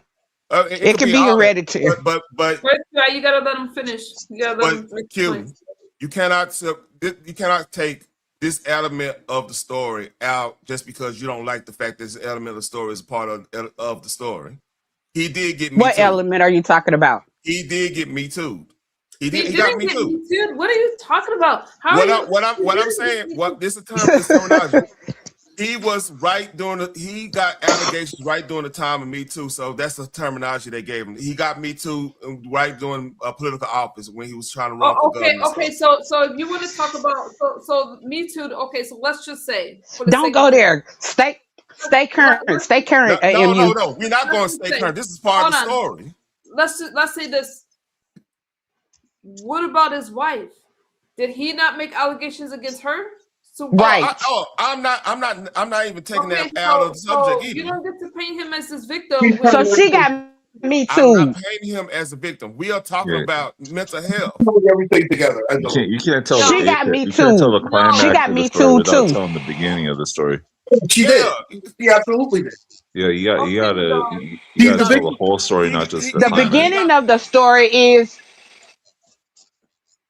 The beginning of the story is that in that household there was DV, there was toxicity, there was dysfunction in that married household. In the Fairfax, he's responsible for it, Teron. He's responsible. You can argue what caused it all day, but at the end of the day, let me tell you something. If you're running for a high office like that, I don't want you in office if you're that unstable. Take care of your mental health. Mm-hmm. There's going to be situations. I'm not debating that. No, I'm with you on that one. I'm not. You are debating that. Also, you are really debating that. But what I am debating. Also, if you're in high office like that, get rid of the girl if she's that bad for you, bro. Like, just move along. You're costing your whole career. She carried the mortgage. Not him. You can look it up. I'm not making this up. She carried the mortgage. He could have went back to practicing law. He had options, but he wanted that, he was upset about, and I don't blame him for being upset. I'm not saying that. But what I am, because unfair things happen to a lot of people all the time. And I'm not saying it was unfair, because I don't know. It's alleged. I don't know if what happened to him. I don't know. But what you don't get to do is take an innocent person's life because of what you've gone through. And this was like 7 years of decline. He isolated himself. He became what is that word? Abusive, not physically. There's no proof of the physical abuse, but to his wife, he became controlling. He started they called it a messy divorce. The wife, after 7 long years, decided to leave. So regardless of the depression, all of the sympathy stops when he decides to purchase a handgun and take somebody's life while his kids run home. He was beyond toxic. Let's call it spade a spade. He was beyond toxic. Cowardice. You can say what causes cowardice. You can say Why was he depressed? What about the wife's depression? Here she is, a doctor, a dentist, who has a husband that's declining, and she's carrying the weight. What about her depression? Her She depression didn't walk out the house. then caused She this barely situation to filed. happen. This happened back What in about 2000. those innocent children? How old were the kids? Oh my God. They She teenagers. barely filed. She barely filed for a divorce last year. This happened in 2020. He left office 2022. She hung in there. We're 2026. So I think that it's wrong to keep saying, well, what happened to him? What caused him to be depressed? Because at the end of the day, depression doesn't give you the right to take somebody's life. No, and nobody arguing that. Nobody arguing Yeah, that. I don't think this story is over either. Like, And I what wonder about how those? old the kids are. What about those innocent children? Yeah, I Because want to you know know, how old the kids are. it doesn't matter what age they have been traumatized. They have Well, I gone know through that. childhood I'm trauma. not doubting that. I'm not doubting that because I wonder if they're gonna have their own Let me versions see of if the I story. can look it up. I thought 17, but don't quote me on that because I can't find it. With minors, they don't give out that many details. Let me see. Well, not right. I don't suggest that right now is any good time for them to come out with any stories. I think that they need time to heal. You know, in all fairness, and all of these allegations and the blame and everything, other than focusing on what they had to experience in that household, is like unjust to them. Of the marriage and if I'm they sure kept some track family of members are gonna come out with something though. there might be something on it because they were high profile, so they may have kept track of when she got pregnant because they were a very high profile couple. I think the sad part also is you could tell she still loved this man. She really did. And the worst part is, I think that she would have stayed with him if he hadn't have pulled the stunt where he tried to say that she was trying to abuse him. I think that was the final straw. I looked it up. I looked it up, think she MU, and they would've just stayed say with it's two teenagers. Right, two teenagers. Okay. That's why I saw too. So Q, hey, She's I'm like not half taking, his size, bro. If you don't get your ass up and walk away from that, man. He's a Hey, coward. this is all on real. Look, this is all on him because like I work out. I go to the gym. This is a big gym down here in DFW, right? Same. And a lot of people deal with they mental health and everything in there because like we need purpose. Not real shit. Real shit. You laugh. But I work out with a lot of veterans. They talk about their issues and everything, and they be in there working out like crazy, and that helps them. That helps them. It does help. No In question. some, it helps, but in some, it can't help everything in all cases. And if your mind regulates your body, right? If the mind regulates the body, then you need to have a physical on your mind and your mental status. You need to take just as much care of your mind as your, physical status as well. So let's not dodge around. Everybody needs sometimes to see a psychologist or a psychiatrist or a therapist. Some people need medication. So let's not dodge around that. Even the church can't cast the demons out. Even people like a lot of ministers would tell you that they can't help a lot of people who are mentally ill. yeah, you gotta have a go-to when you're going through these mental states of some type of therapy. Like mine is getting people to laugh. If I get people to laugh, that's like an instant upper. Yeah, I go a good leg day, get my mind together. You know what I mean?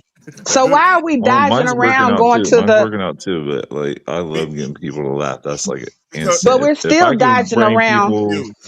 If I can relieve people of their temporarily of their pain, I'm good. But look, let's not do that. Let's just tell everybody that it's okay. Let's make it normal and okay. Let's not keep acting like going to a psychiatrist or a therapist or even having to be on medication is bad, because with the state of the world and the different things that we go through, I think that everybody in the world needs it. I don't think that mental illness is just, I think that mental illness is the majority instead of the minority. I think that everybody has some little kind of problem, whether you say bad nerves, which is anxiety, whether you say depression, because anything can cause depression, grief.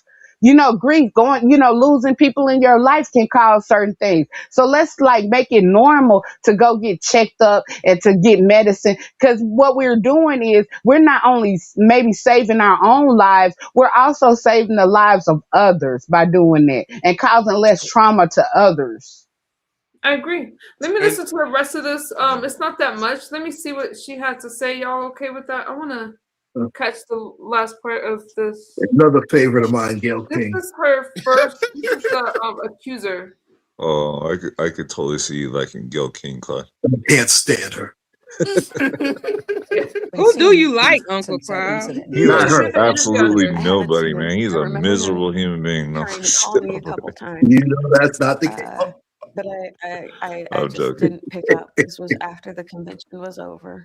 And I think he emailed me a few times as well. I never initiated contact. Did you tell anyone that this has happened? Why didn't you tell anyone, Vanessa? I was so ashamed. I wanted you guys to hear this part. I was so humiliated on so many levels. Here, I was this woman working at a rape crisis center, trying to, as a survivor speaker, trying to empower survivors of sexual assault. And it was like I had just walked into a trap. You were a survivor speaker, that you work at a rape crisis center. Yes. You were a survivor of what? Of incest. Ooh. Was Justin aware of this in your past? Ooh. Yes, actually. You had shared that with him? Yes. You felt comfortable enough sharing that with him, even though you had just met him? Here's the thing. What I was doing for the Rape Crisis Center was actually probably the biggest part of my life at that time. Do you feel he took advantage of you knowing your past? In retrospect, yes. Okay. Now, Lieutenant Governor, I got something on that. Statement to CBS News, he says this: I Hold feel on. so strongly regarding my innocence that I submitted myself to a polygraph test for each of the accusations against me. I passed these tests because, as I've maintained from the very beginning, I did not assault either of my accusers. Now, there's one question in the polygraph where he was asked whether Vanessa contacted him after the Boston Convention in order to meet her mother. He says that he answered yes truthfully to that question.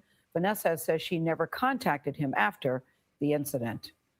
It was fascinating talking to her because I felt at some point it's almost like she was going back to the moment that she believed. Yeah, you could see that. You could really see that in her eyes. And people could say, yeah, but she went to the hotel room. Yes, she agreed to the kissing. Isn't that on her? But I could see as a young person, you have a mutual friend and you think this guy is safe.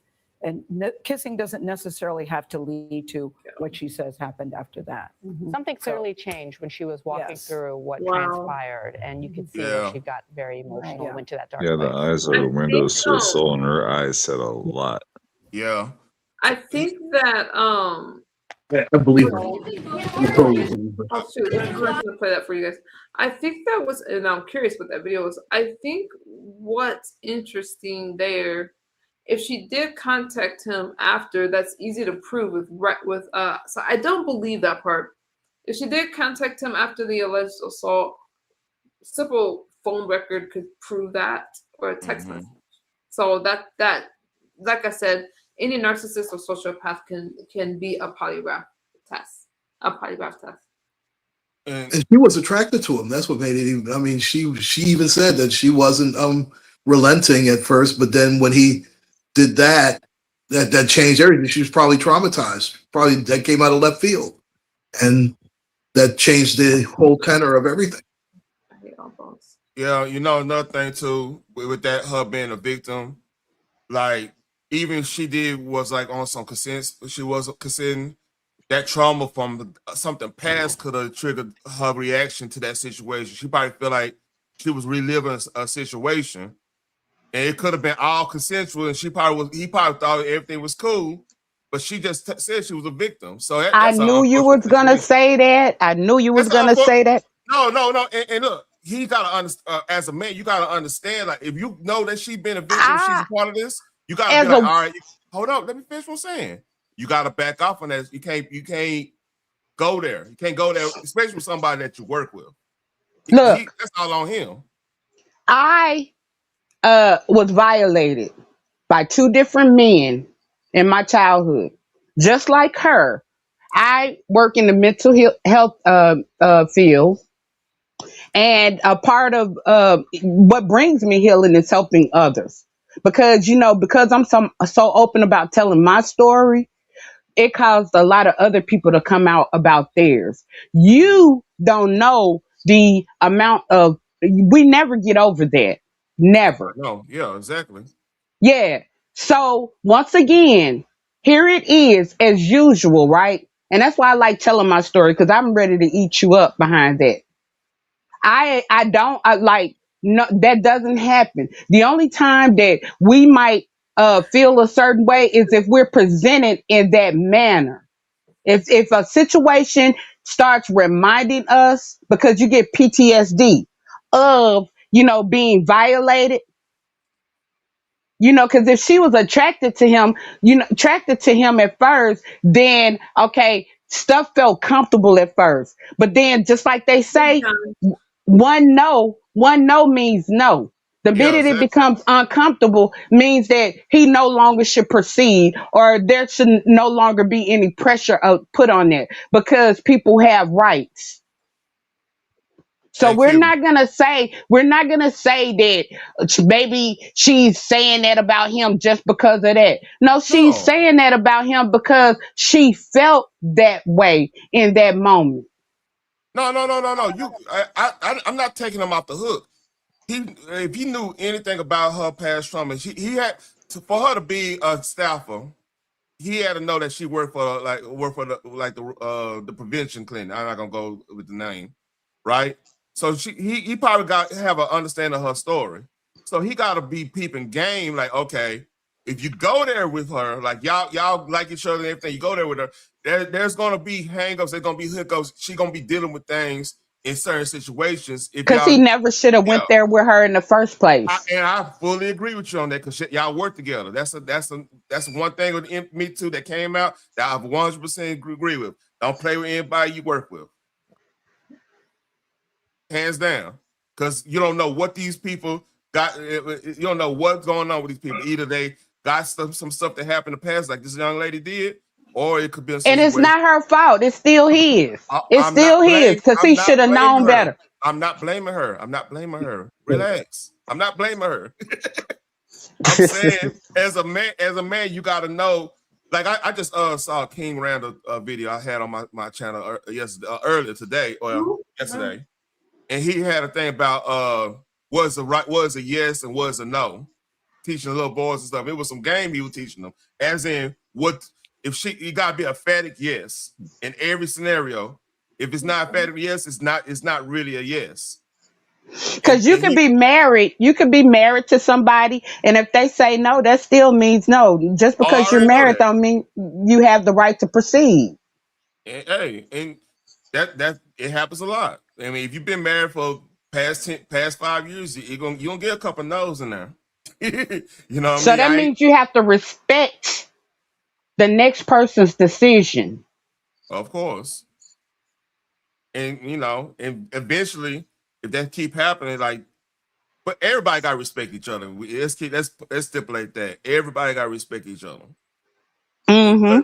But in that case, the responsibility is on men on all that situation. I understand why you coming hard on me, because you Yeah, because if I was in the same situation as a woman, I would be wrong. You see what I'm saying? A lot of women don't think that. No, it ain't no think. I would be wrong if I was in his position, and just say it was a woman or a man, and I proceeded, I would be wrong. Period. It's not a gender thing. It's like respecting the next person thing. It's like you don't have the right to do certain. You don't have the right just because you're in power, just because that's a subordinate, or just because of whatever is in your little mind to do unto others what they don't wish to be done to them. in theory, you're dead on right, but in real life, some women do not take that responsibility like you doing. I applaud you for that shit. But Real I don't talk. care. In real life, those women would be wrong as well. If the situation presented itself, it would be wrong as well. This is not a gender thing. This is about the fact that, it is a power. When we speak about certain situations, it's a power dynamic, right?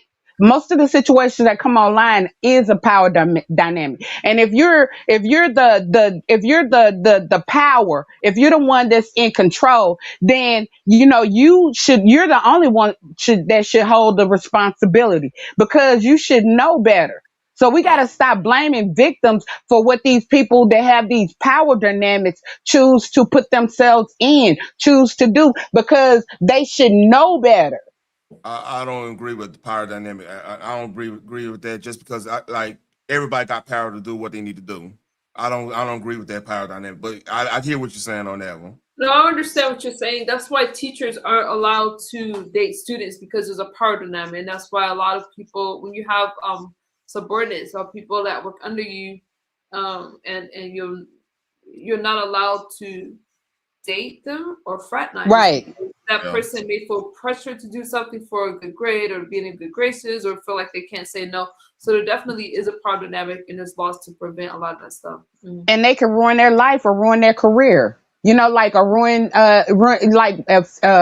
them. They can fail them. They can retaliate.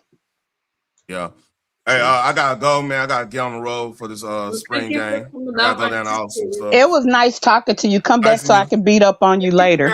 You really, hey, we on the same level, man. Because you thinking I was on some other man of spirit, red pill, women the problem shit. No, now I'm explaining the situation. You ready to jump down my throat, man? Like I said, come back. It was enjoyable. I'll beat up on you again later. All right, whatever. She likes to throw a jab at you as you're leaving. Yeah, that's cold. Here, take this with you. Thank you, Turn, for coming on. I appreciate misunderstood. I like the debate. Yeah, I like it. I like it. That's Y'all obvious. take care. You take care too. No, he's just like the man's trying to leave and you throwing I know, man. She's like, here, take this with you. I need something for you to remember me by. QI be on that manosphere, but QI and I be in the same kind of spaces, so I get it. Yeah, I've been debating them for a long time. That's why they love to try to get me. I don't know how you did well debating over there talking about plants and stuff, but anyway, I think that I'm gonna get you. I'm gonna get you when we have time for the situation. I can break it down and show you how I walked them on down. I walked them on down. I knew where I had to start in order to know where I had to finish. We walked them down though, because you helped as well. Well, don't mention plants again. I am. There's going to be more that comes out with this story as it's 23B Rad. What's wrong with her? There's going to be more that comes out with this story as the autopsy comes out and stuff like that. For me, looking at this story with both parties gone is a little depressing, but there are things to be learned. Y'all know I didn't even throw digs at the fact that he was Democrat. I didn't do it. The only reason I brought up the Democrat thing is because we were talking about his mental health decline, and he's going on to be potential governor. Like, that's a fall from grace that he probably couldn't come back from. But nothing is worth it. To me, I feel like this. I heard, I don't like this guy's commentary. Roland Green, I was listening to, Lord. And he said one thing that I agree with. I said Roland Green. Oh my God. Roland Martin. Is that okay? Roland Martin. Roland Martin. I don't like those. I'm not a fan either. I don't like those. Well, damn. I'm not a fan. Don't like. I'm a Democrat and I'm not a big fan. Well, there you go. Thank you. Yeah. See? I can't stand this puffy dude, but listen. And don't be fooled, ladies and gentlemen. She does get a rile out of the fact that it's the Democrats. Yeah. No. She's completely unbiased.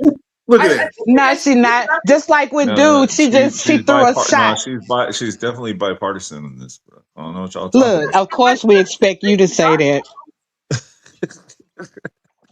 I am bipartisan in this situation. The only reason I brought up the PMO is wide awake. I just got through cackling. She's wide awake. Deja, I just got through cackling. Yeah, she did. The only reason I brought up the fact that he was Democrat is because I was talking about his decline. There's no way to ignore it. That was his decline. He was a rising star in the Democratic Party. And you said that you took a shot by saying the Democrats been taking a lot of L's. They have. We got It was a Swalwell. rough year, right? No, You got that's true actually, because Swalwell dropped out because of his allegations. We're not gonna act like Republicans haven't as well. This is not about I mean, not lately. Calm down. QI. Swalwell was going for governor in California. He's facing allegations, sexual allegations, is he not? I didn't make this up. Maybe would cover this if there were a Republican doing it too. I'm gonna be cool now. We know she would cover it, no question about it. Yeah, of course she would. You guys are gonna get nonpartisan MU news, okay? You know. Nope. I'm a total fan of this bipartisan MU. Let's go. Bipartisan MU, non-existent. My channel's I'm trying to get out of YouTube jail. Listen. So, I am a fan of MU, so there you go. Me too. I enjoy coming over here. Having a debate. You guys be turning up my house though. Y'all talking about everything but subject. Listen. You started. I try to be nice and just fit into the conversation, and you always start it. Then you're starting it based on something that happened on another panel. She's the type to drive on the side of the rail and then get mad at us for derailing the conversation. Yep. You're absolutely right about that. But you see, I just the train's basically hanging on one side, and then she's mad if we go off course. I fought back. I let you guys have your conversation. I'd be like, okay, that's cool. But I can't help my faces, you guys. I don't have a poker face. What you want me to do? But I'm glad that you're that you're in school for psychology. I can definitely hear your influence a lot, especially with him, because like when you were saying the narcissism and the sociopath and the psychopathic stuff, I was like, okay, I'm not the only one. You made me feel a little better because I was thinking that, I just didn't say it. Thank you, QI. Not only am I going to school for that, you kind of remember that as soon as I got sober, you guys, I ran to get into the medical field. I'm all over it, and I'm getting my bachelor's. Hopefully I don't flunk out of. Lord help me. If I pass all my classes, I'll have my bachelor's, and then I'm going off for my. I'm gonna keep going as long as I can go. But it's associates too. The associates. Yeah, I already have that, and then the bachelor's, and then that's awesome, dude. Yeah, I'm proud of you. And I do think that we need more conversations because a lot of this is centered around mental health. I think that it's, like people don't realize how important mental health is to everything, everything.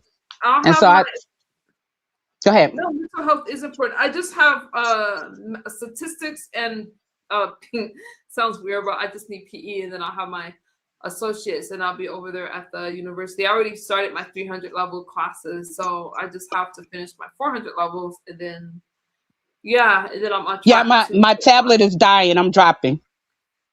Oh, by QI. Mental health. So what QI was saying, I wanted her to finish that, but her tablet's dying. Mental health is everything. It's everything. Enjoy your plants, QI. Have a good night.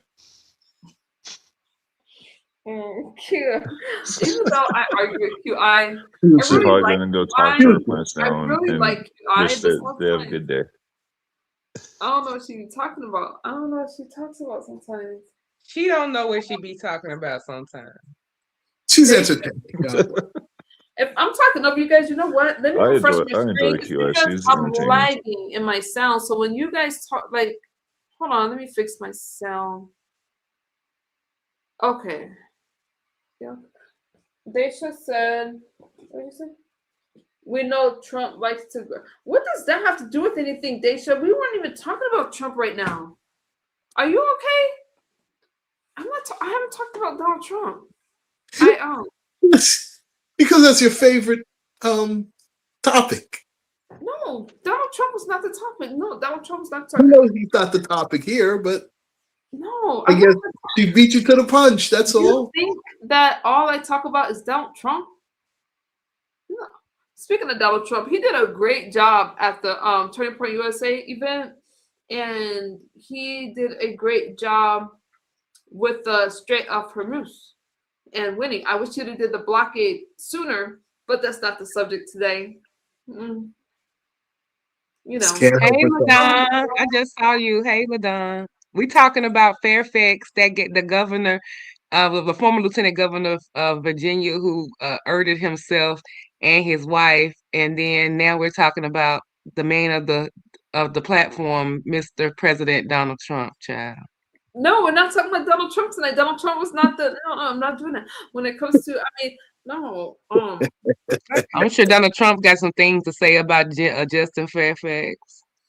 Yes, because the Democrats love to accuse him of certain things, and when and when it comes to one of their own, they have all kinds of excuses. For example, you can look at my community post. I talked about Kama, and her, and being a prosecutor of that innocent man, and all they did say was, "What about Trump?" Every time I bring something up and I talk about a situation, they bring it back to Donald Trump. I'm like, that is not always the subject. Now, as a liberal, I have to put on record, there is no way. Now, it may be somebody, maybe Roland Martin or somebody could do it, but I promise you, there should not be no way that anybody can roll Trump onto the Fairfax issue. If they can, my hat's off to them, because there's no way you can link him to this. But hey, people may try. I love that avatar. I'm sorry. Who? Oh, that's cute. Yeah.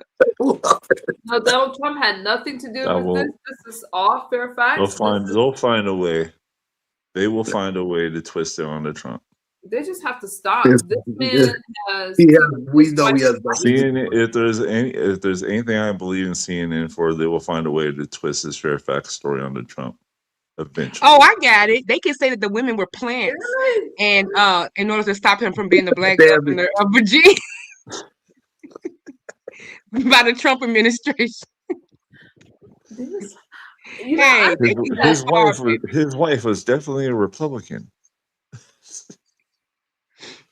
I don't see how bipartisan. We'll have to do a stream one day on if bipartisan relationships work. Am I the only one's like, But you guys say it does, but I don't know. Well, I don't know. I think it'll be hard when you have one that's so. I don't know, but I'll be open-minded. I'm open-minded. I believe it can work if Bring y'all little Democratic sells my way. Ultimately have respect for each other at the end of the day. Yeah, independent thinking is a beautiful thing. In you, and let's see how that works. Sometimes, like Paula Abdul, sometimes opposites attract. It could work, but when I was watching Pop the Balloon, they you know that's show. So anyway, there's this guy Pop the Balloon that was like, he everybody popped their balloon because they were talking about political parties, and it was like, well, what party do you belong to? And he said that he was Republican. Now I'm not MAGA, but he said he was Republican. And the lady said, well, are you willing to go out with somebody that's not Republican? And he said no. So she popped the balloon. I was just like, man, that's tough. Would I have popped my balloon? Look, Jayden, what is wrong with you? Let me tell you something. Pray the Trump. What's up, Jake? That is not even the subject, Jayden. We were talking about Fairfax. No, just for that. Just for that. Oh gosh. Hold on. What is wrong? I don't know how you do that, but Donald Trump, I think that number one, look at LaDon. I wear a better hat. I think that you guys are forgetting. Trump over Steelers every day. How many championships has Trump won? I can't believe Jay Dunn put that in my chat. I think that he ran his own league. What are you talking about? He ruined the USFL. He killed the USFL. Bro, the USFL produced some of the greatest quarterbacks of all time. So let's stop it. He killed that league. No. Oh, He at He least did. got it up. He He at least murdered got it that up and league. running. It was decent competition for the NFL. Thank you, Yeah, Madonna. until he became commissioner, and then he ruined it. I think that Donald Trump. I know you guys think I like Donald Trump a lot. I know you guys do, and I do. But I can't tell. I think that Darn. you guys, my advice to the ones that don't like him is to look at the positive things that he's done and the positive things he's done for the country, and that could help you with, like, you know what? No president is all good or all bad, but what I do, even if it's a Democratic president, is I pick out the good and I learn to live with it. You guys did not see me complaining about Obama. I was just like, that's our commander in chief. Well, Telling a Trump hater to look for the positives is like telling a racehorse to look into the blinders while he's racing. I love you, Jay Dunn. Jay Dunn knows she's my fave, but she kills me with her Trump. You don't think I'd be hearing you sometimes, Jay Dunn, when I'd be up in the clouds sometimes. Thank you, Damage. He's done some good things. I do love me some Jay Dunn. I just she cracks me up. You Jay, what you doing her up comments, this early, Jake? Why you up this early, Jake? You gonna do your early morning live? I still miss Krista's live about her live about supporting Donald Trump. I missed it. I was at What? work. What you mean? What? She said she's not a Republican, but she did say that she supports Donald Trump. I was so proud of her. Is that after being over here or? No, Krista. Mr. Williams, We are took you her here, to the Mr. back Williams? rooms and brainwashed her. I can't Mr. brainwash Williams. anybody. I would have. I mean, you see, Claude's still stuck. I'm not stuck. I'm honest. Claude's I a tell work the in truth progress. about I him. believe in Claude. When he's right, he's right. When he's wrong, he's wrong. He will All have don't like he will Democrats. have a Make America Great Again hat by the end of the year. I believe in Claude, man. I am running out of toilet paper. I could use. What did you miss last night? What happened last night? I was yeah, we were just talking about the Justin Fairfax case, but I will keep you guys abreast with that as it develops. But I don't. What did I miss last night? I don't know. Mr. Williams, you're not converting either, are you? You ain't been influenced by being over here, have you, Mr. Williams? Oh, hell no, not Mr. Williams. No. Dang, I hate eyeballs, Irby. I can't stand those little eyeballs. They creep me out. I feel like you're looking at my soul. You see, Daisha, I didn't hear the commentary. I heard Daisha say it, but anyways, I want to listen to Krista's stream because I feel that anytime a person can stand up for their beliefs, regardless of who they vote for, I'm all for it. I love the fact that people are standing up for their beliefs. Whomever you vote for. Mm-hmm. Of the Black America still striving and doing all right, we built for this. We're built for everything that comes our way. We're built for it. You guys, regardless if you're Democrat or Republican, I love you guys no matter what. That's a small part of you.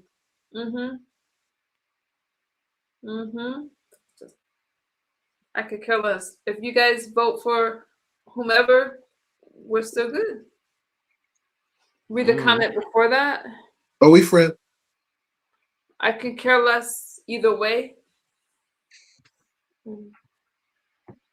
Okay, you talking about for either party? Oh, she's a Steelers fan. Is that? There you go. You're smart. See, still, I knew it. Yeah, I don't care either way, you guys. But I've been so out of the loop of anything that's happening outside of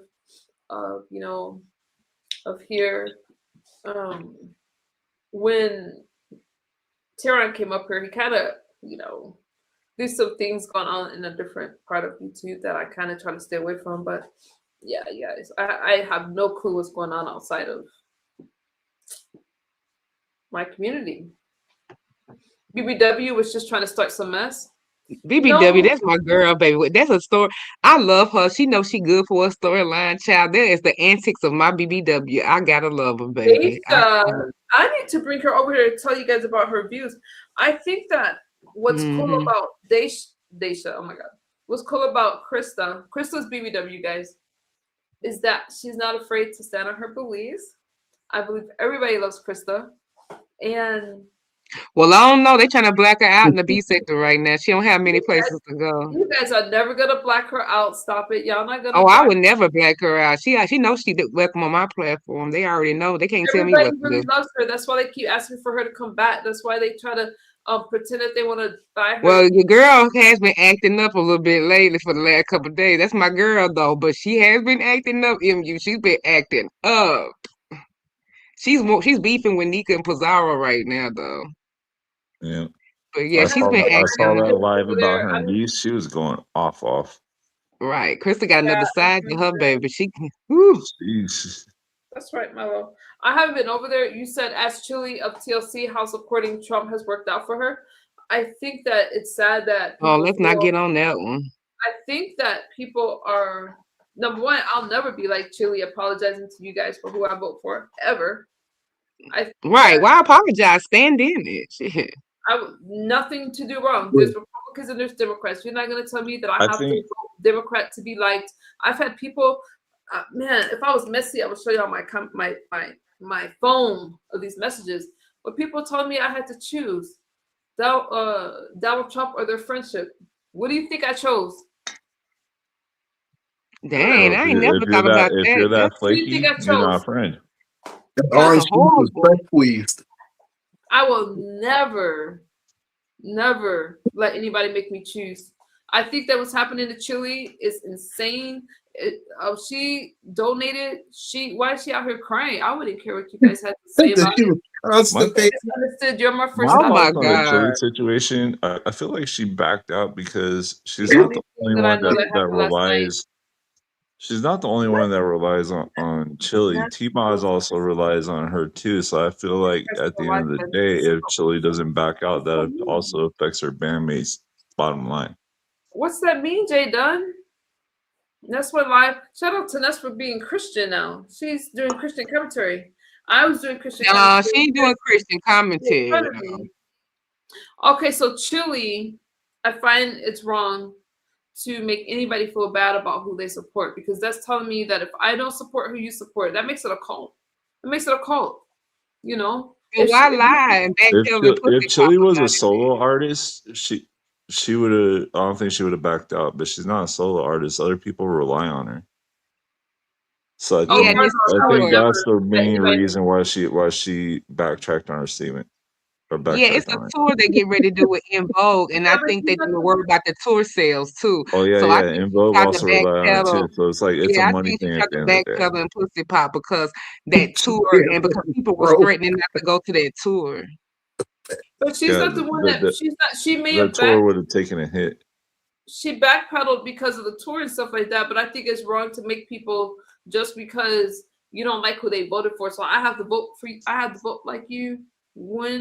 Why are you the one that get to make decisions for my life? If I'm conservative, I'm gonna stay conservative. Doesn't mean I don't support you and your choices, but if you don't support me and my choices, this friendship's not gonna work.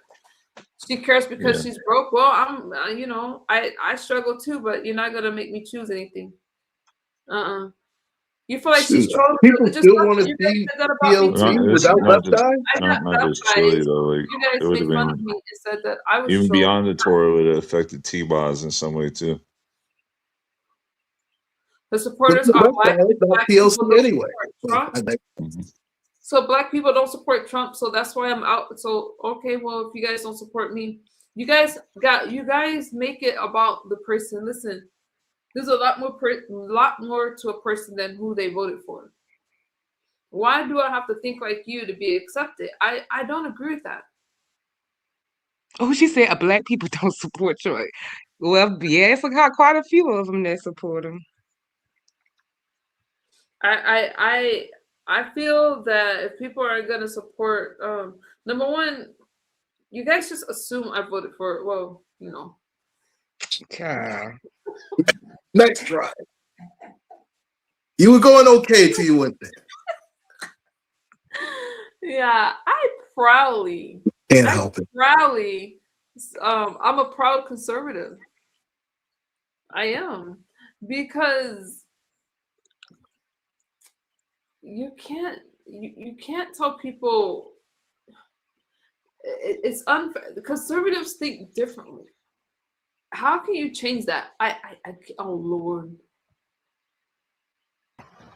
Hey. Hey, in the building.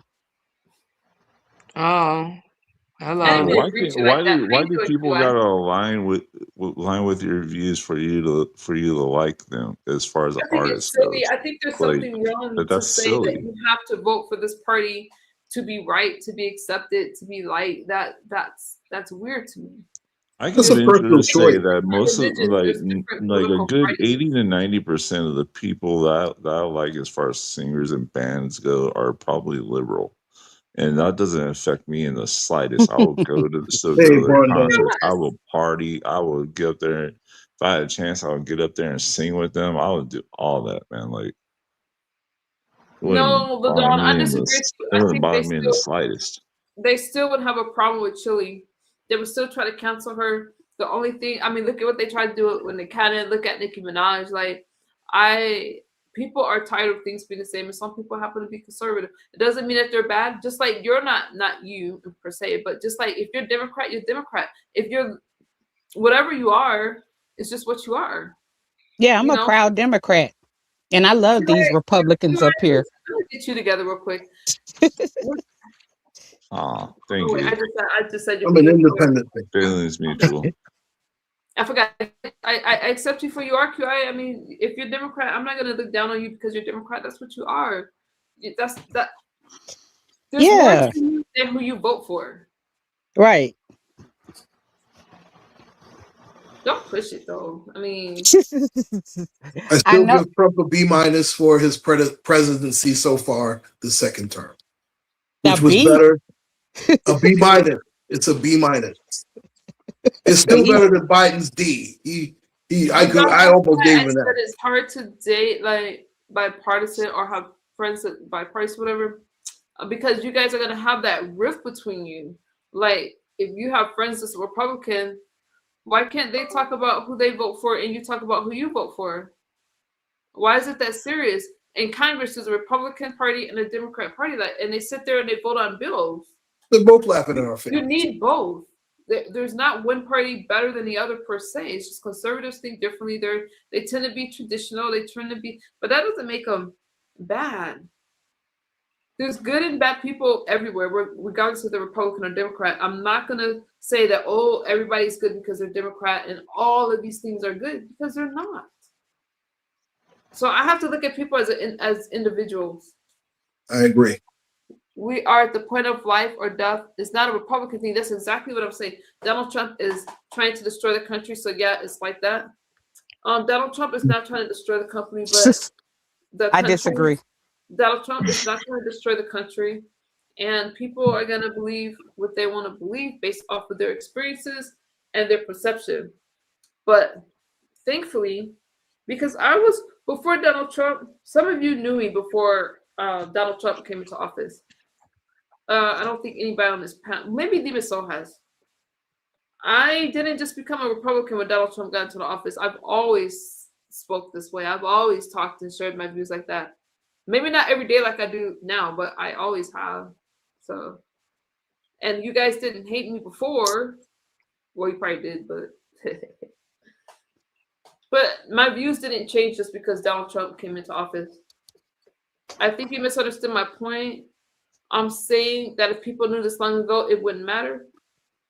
I think it would, the dog. I think it's wrong how they treat women that come out as conservative, because you see some of the men that have come out in support of Donald Trump, they didn't try to cancel them. But when it comes to women, they treat them a lot differently. In the I case beat of up some on of the all. men, in the case I of beat some of up. the men, I think people were just afraid because, like, who's gonna tell Mike Tyson he can't support Donald Trump? Like, I beat up on all the Republicans. You know, I Yeah, don't but have I'm not biased. So you guys don't love me. You don't like me because I'm a Republican. So you guys can't see past that. If something happened to me or my family, some people will celebrate. I've heard people, when I was going through all that stuff, Nah. stuff like that, people are like, "Oh, have Trump help her" and stuff like that. People say the most ignorant things. That's why I know that I'm on the right path. that's Because dirty. anytime you can't, you say, "Oh, if you have to vote for a Democrat," in this case Harris, that ran against Trump. or else you're bad, you're over here. And I don't see how the Democrats can see that separation. You may not like It's that Donald Trump, but some of it's that us whole are March conservative, and we're lockstep, conservative no and matter money who's in mentality office. that the Democrats have. That's kind of annoying to me. Like they don't allow for much thinking outside of the box. You No, can I see don't that in like. Congress when they go for a vote. These guys are all in all the time. Not one of them even tries to think outside of the box or disrupt the machine. Because See, I there told you you that I go. would You're vote for a judgmental. Democrat. You're judgmental. If a Democrat was the better person for, Not I would judgmental. like to see. That's just the notice. The thing that I noticed. Okay, you're maybe put. that won't happen, but I could not vote for a Republican if that Republican was harmful to the country. I could just sit it out. I could vote for the ballots that's on there and just say, you know what, neither party is qualified, and vote. I'm not going to vote against the country. But if you're talking to me about protecting the borders and things like that that I care about, then I'm going to vote for that. And that's just what I did. This is And what I see, did. me as a Democrat, but let me go back to You don't have to keep saying it, but Well, I'm talking like more about Democrats in Congress versus the people that vote Democrat. but you're putting There's a lot of all people that vote Democrats in a Democrat that box. You're me, like, I don't like, yeah, he's putting, when you say, see, y'all often put Democrats in a box, you know, we're not all the same. We don't all have the same views. We don't all look at things exactly the same way. Just like you said, one of your primary reasons was the border. You care about the border. One of my primary reasons is I care more about people having housing, being able to have food, being able to have shelter, and being able to have, affordable or proper health care. I hate eyeballs. I care. I care about that stuff too.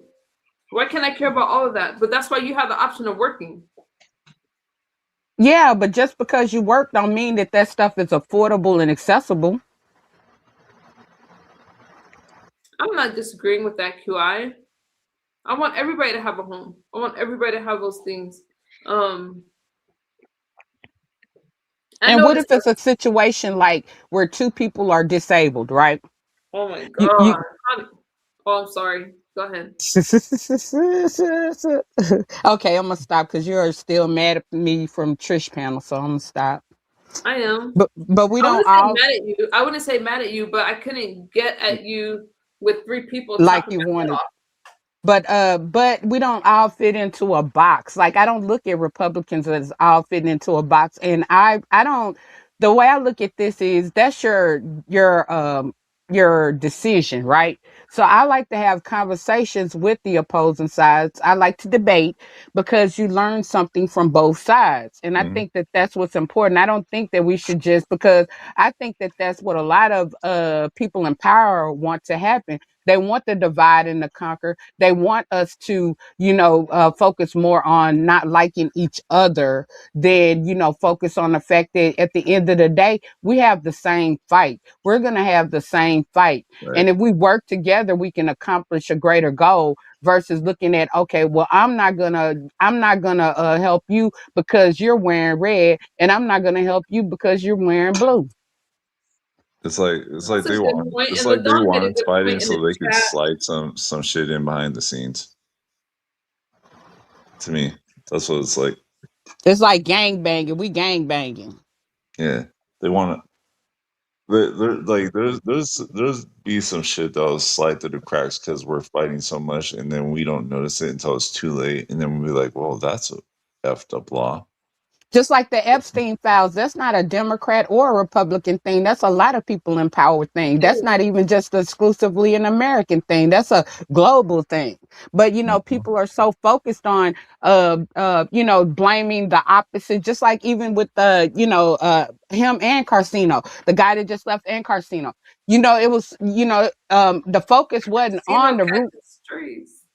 Yeah, I told him he was too, and I got him in that title. Whenever I do it, I at him and I at you, in my title. But anyway, they're so focused on placing a blame on this or that instead of looking at the root of the issue. Wrong is wrong and right is right.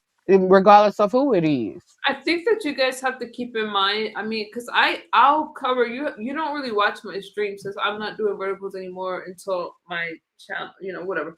But I spoke about the Epstein files, and I don't just speak about it. I show you guys clips. I do all those things regardless of how I feel about the president or who it's about. I've seen some. And I don't. The problem with the Epstein files is not about a Republican or Democrat thing. It's about a power thing, and the fact that these very powerful and wealthy people. What was that word you guys were using before? I'll come back to it. The power dynamic.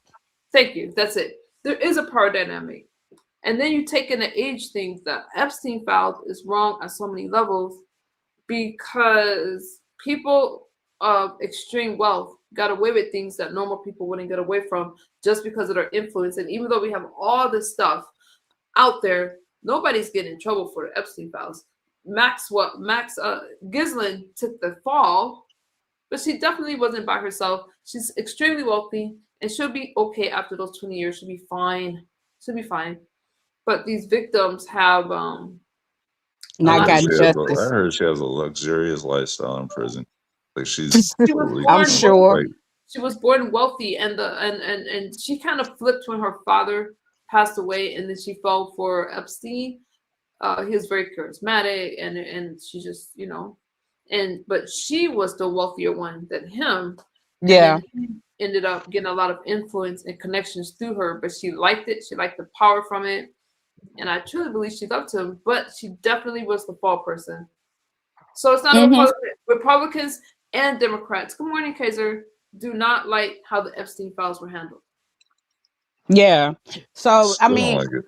and so that's my, like, if anything, that's what I look at. I look at the fact that, if we work together, our biggest problem, the root of the problem is the power dynamics of the elite, or the people with the most money, or the people who are in control, taking advantage of people who are not. And so when we look at that, that's not even a racial situation. That's not even a gender situation. That's a all of us situation. And if we look at it that way and start, looking at it like it's not as simple as whether you wear blue or red, but it, like we don't need these people representing us because they don't have our best interest at heart.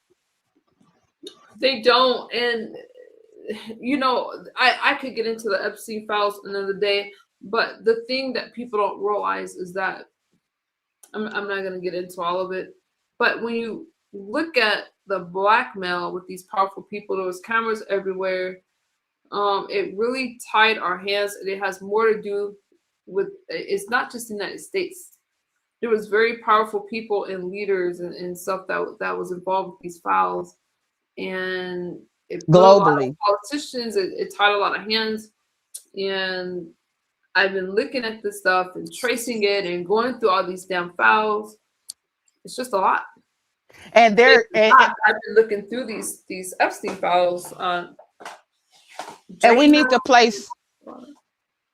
place pressure, because what's happening is nobody wants, like when you've all done dirt, right? When a lot of people have all done dirt, they're going to keep stuff covered up, or they're not going to come out and talk, or they're going to, cover up stuff because they don't want their dirt to come out. But there's going to be a whole power shift. There would be a whole power shift, a whole economic shift.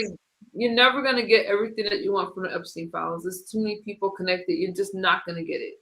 You're not going to get it. I hear what you're saying, but I'm just one that don't like to give up. I like to push forward because I feel like it will reset the planet.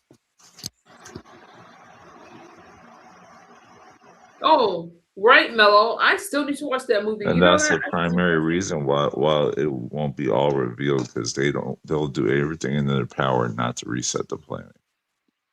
Yeah. Oh, it won't be revealed. And the people that's involved, like we're talking about people. Thank you, Doc. Doc is just funny. I appreciate him. I appreciate like you guys. From the UK, from the UK to almost everybody. Like I almost want to say the majority of people in power right now have some type of connection to it. A lot. See, and the problem is because let's say they didn't do anything, right? Now I'm not talking about our president, but let's talk about people that was just there, and they happen to be there at the wrong time, and just seeing and we're not talking about like 17, 16-year-olds, which is still underage, but the very, very young. I mean, there was girls as young as 11 years old there. That's enough to, if you are there during that crime and you're watching it still, whatever, you're still guilty. And there's just so many things that when you look at the names and the people that got that had to resign because of Epstein. I mean, you talking about Me Too. Now, Me Too, that there's people that had to resign because some stuff that they found in these Epstein files. The power dynamic really comes into play because there's just so many people that's going to get away with it no matter what. But speaking of that, like most of the manosphere, they're always focusing on the Me Too movement, and they because that of course the majority of that revolves around Black men, right? Okay, but really, I didn't really think. Hang on a second, LaDon. Thank you for stopping by. I always enjoy seeing you. I hope to catch one of your lives. Yeah, but and they used to refer to the Epstein files before the Epstein situation became prominent, right? But now race related because I remember white people getting popped. Let me look that up. I mean, Me Too was both parties, but their primary focus was like with Cosby, with R. Kelly, with that's what'd you say, Uncle Clyde? That was the Me Too movement. That wasn't really Epstein. Right, that's what I'm saying. And they used to say, but y'all not saying nothing about the Epstein and Weinstein. And so now it's out and they're still focusing on the Me Too movement and not the Epstein. Like the Epstein file, but like we don't hear them pushing forward with that. We don't hear them bringing that forward. I never looked at it like this. Okay, you guys, so I Googled. I didn't think about it like that, y'all. Me Too movement founded by Tarana Burke, we know that part, in 2016 for marginalized women faced criticism for becoming racially blind or centering white women's stories. Is that what you mean? Particularly after 2017? Yeah.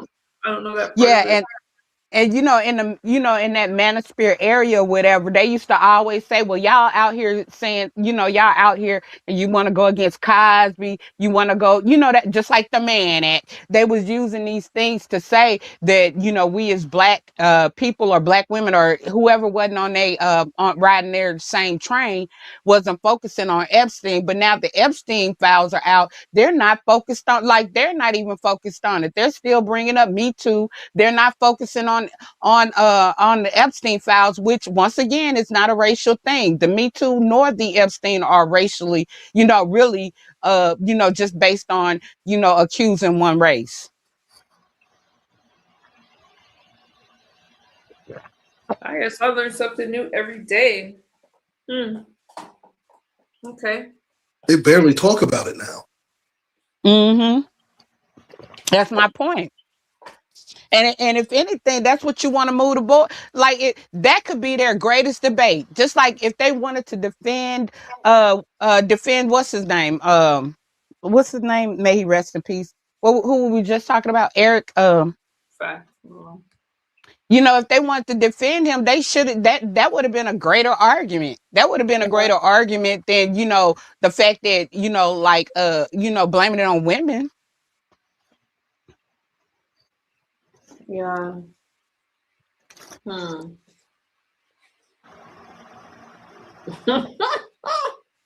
It's so funny. Oh yeah, I see. Little bro down there. That little bro. Yeah, that's little bro. Yeah, because that plant you were trying to land, QI, could have stayed in the air. So you want Cloud nine somewhere? I could talk about it now. I can land my plane on that now, but I really want to do it. I want to do it where it's detailed. That's why I said I almost did a video on it because it's dealing more about science, genetics, and stuff like that. And the whole point was Trish moved the goalpost because just give you a compliment, QI. Don't mess this up. Jay Dunn just complimented you. I just said, little bro. I said that's little bro. please. I just said that, little bro. I didn't say anything bad. Let's But do that when people are awake. It's almost 7:00 again. all right, all right. Thank But you. do y'all like science though? Y'all like science? I Yes, love I science. actually do. Okay. I love science. Yeah. And then I I don't wanted to mind ask you learning. a Learning is a question. beautiful thing. I wanted to ask you a question. Do you think that social media breeds narcissism? I've been asking a lot of people that. Yeah, And because it supplies. It's the they get their narcissistic supply off of here. They can be whomever they want to be. Narcissists need countless compliments and validation, and they definitely get it online. okay. Absolutely. I mean, we see that. You see a bunch of narcissists. You see a bunch of very average people getting a lot of praise, feeling like they're more than what you are, and that's because of the illusion of social media. And I just been observing and because like I don't have a degree in it. I worked in the field, but it's always been my psychology has always been a passion of mine. It's a hobby. I like all sciences, but that was just something that I questioned, and I wanted to ask somebody who was deeply in the psychology field. Yeah, in one of my abnormal psychology classes, they touched bases on it. But when I first took psychology, it was before, like one of my first classes was before all this stuff. Now, I'm taking these classes, they talk so much in detail about how social media has changed people's minds and their thinking and the impact of social media. And we don't even know it all yet, but it's had a lot of influence. But narcissists flock to social media, and they can prey on people. It's really, really a touchy situation because of the damage that can be done when you're dealing with a narcissist online. And a lot of times, because they could come across as so nice and friendly and all these things, because they know how to blend in, people don't even realize what they're going through with some of these attacks. That they're dealing with online. You think you're dealing with a normal person, and narcissists are really good at being nice to everybody around you, but singling you out. Charismatic. Other people can say, "Oh, it's just you. They're nice to me," not realizing that the narcissist will prey on a certain person, and online allows that. And everybody may I don't have mean their like allow it, opportunity. but I mean like online provides a space for it. Yeah. Do you think that they're doing more case studies when it comes down to social media and mental health? Every day. Yes, especially because they lost that lawsuit. That kind of opened the door when that 20-year-old won. How much did she win, you guys? $1 million. She won a lot. Because she said that she became addicted to social media and it affected her mood. Yes, they're doing studies, especially now because they lost a lot. Just like when they lost that lawsuit, when Google lost that lawsuit was it Google or YouTube? Anyways, Google owns YouTube. They lost the lawsuit against kids selling the data, and now that's why you have to label your videos if it's kid friendly or not. But losing this lawsuit to that 20-year-old, yes, it set a precedence. If you look online, there's lawyers taking class action cases. If you have been harmed by social media, then you may have a case. So I yes, join them all. because they made these apps addicting without telling people that that's a consequence of it. And the lack of regulations, because there's more regulation now due to them having to be taken to court. But at first, it was like a free willy around here. Anything almost went. When you don't say that something is addicting, just like cigarettes, just like anything else, and it can be harmful to your health, you don't put a disclaimer on, you open yourself out for a lawsuit. That lady successfully won. And we're going to see other cases, because you know what happens when one person wins an amount that high, the lawyers come looking for cases to where they can get in on the action. And honestly, people don't realize, especially kids don't realize just how adapting these apps are with the notifications. And then you have the, people changing their bodies and they're all of a sudden depressed and they don't know how to handle that depression. But right, because they haven't. They target our kids. Right, because they haven't yet developed or figured out who they are. As a child, you haven't yet figured out who you are yet. A lot of adults haven't figured out who they are as well. And so social media is it's worse than peer pressure coming from being in high school or junior high or whatever. So it's a lot of peer pressure, and I can see how it's very harmful to children or teenagers who have not yet found their own way. I agree. I mean, I look at myself like, even though I work online, but it's still a lot. Like I have to really be grounded when I get on here. I have to know. I have to set myself time limits. Like I have to watch the news a lot to give y'all commentary. But outside of that, I had to stop watching and listening to a lot of stuff because this crap can be addicting, and then it can distort your reality. So and affect your mental health. That's one of the reasons why I really stuck to the news. Unless I'm going to talk about my own sobriety, I can do that sometimes. But I mostly just talk about the news because that's happening in real life. But everything else, I try to stay away from. The news can do that to people as well, though. But I get it. You can handle the news. Well, just like you guys watch B-sector stuff because that's your commentary, I have to watch the news to be able to talk about it, or else I'll get eaten up with the people like you or other Democrats that come into my chat. They'll eat me alive. I have to know what I'm talking about. So yeah, I watch the news a lot. Plus, I like history. So yeah, and I mean, for me, it's just relaxing because when I'm watching a news story, it's just, well, I can't say it's that relaxing. No, because I've been wanting to curse. Yeah, I'll take that back. The news is stressful. Yeah, it's bad mellow, and it doesn't protect your privacy. If you don't have your privacy settings set, it's so easy. Like you be at the mall, all of a sudden, somebody knows your location because they're like, "Oh, so and so is near you," and people don't think, wait. If you're telling me that they're near me, then that means you're telling them that I'm near them. Right, which is putting me in danger. But that's why I don't cover politics on my channel. I used to, but then just like even with the Diddy trial, like I just can't engulf, like I can't engulf too much of certain things. You know what I'm saying? Even with Nature Boy, I couldn't follow that story from beginning to end. I would jump in and out of it. And just like the Diddy, I jumped in and out of it. Just like now with politics, I jump in and out of it because like I just, sometimes, especially when it takes a long time to come to a resolution, and I have ADHD as well.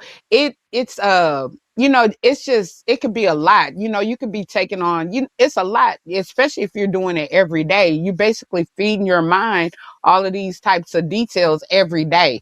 And, so because of that, I really don't cover a lot of stuff on my own channel. No, I get that. And it gets hard for me too. Sometimes I just want to come on and talk about whatever, but then somehow we end up talking about Trump or but it has definitely isolated me from a lot of people, and I get that, but I just for me it's hard not talking about the news because the news never stops. So but your channel is eclectic and you talk about different things. I used to do that, remember, but I don't do it anymore. Yeah. I mean, I'm just not saying any, like, I'm glad that you're here actually, because, I get to come debate. I get to come debate and beat up on some people and stuff. You do tear up the house, and we'll have our conversation when you tell me more about this plant. But I gotta be mellow. I have to be like, I don't know how to mellow myself out because I don't drink. But it's not as complicated as you think. But okay, especially if you already like science. That's why I asked y'all, did y'all like science? Because if you like science, you'll be able to follow. You'll be able to follow when I do break it down. But don't worry, MU. Everybody needs a glass of wine to digest QI. Just me too. I need about a glass of wine. Now she's starting a QI Me Too movement. I got 2 bottles in my house that's been there for like a year because I don't drink. But Hey, QI had me Oh, they one. ready to open, baby. Them things right. They ready to be open. 2 nice bottles, y'all. So let's talk about this QI Me Too movement. Now y'all are starting a QI Me Too movement. Girl, you had me going. I was like, what the hell? And then over there on Trisha's, I didn't watch that train wreck. I bet it was something else. No, it was actually good. People didn't give it Oh. credit. It was actually good. It was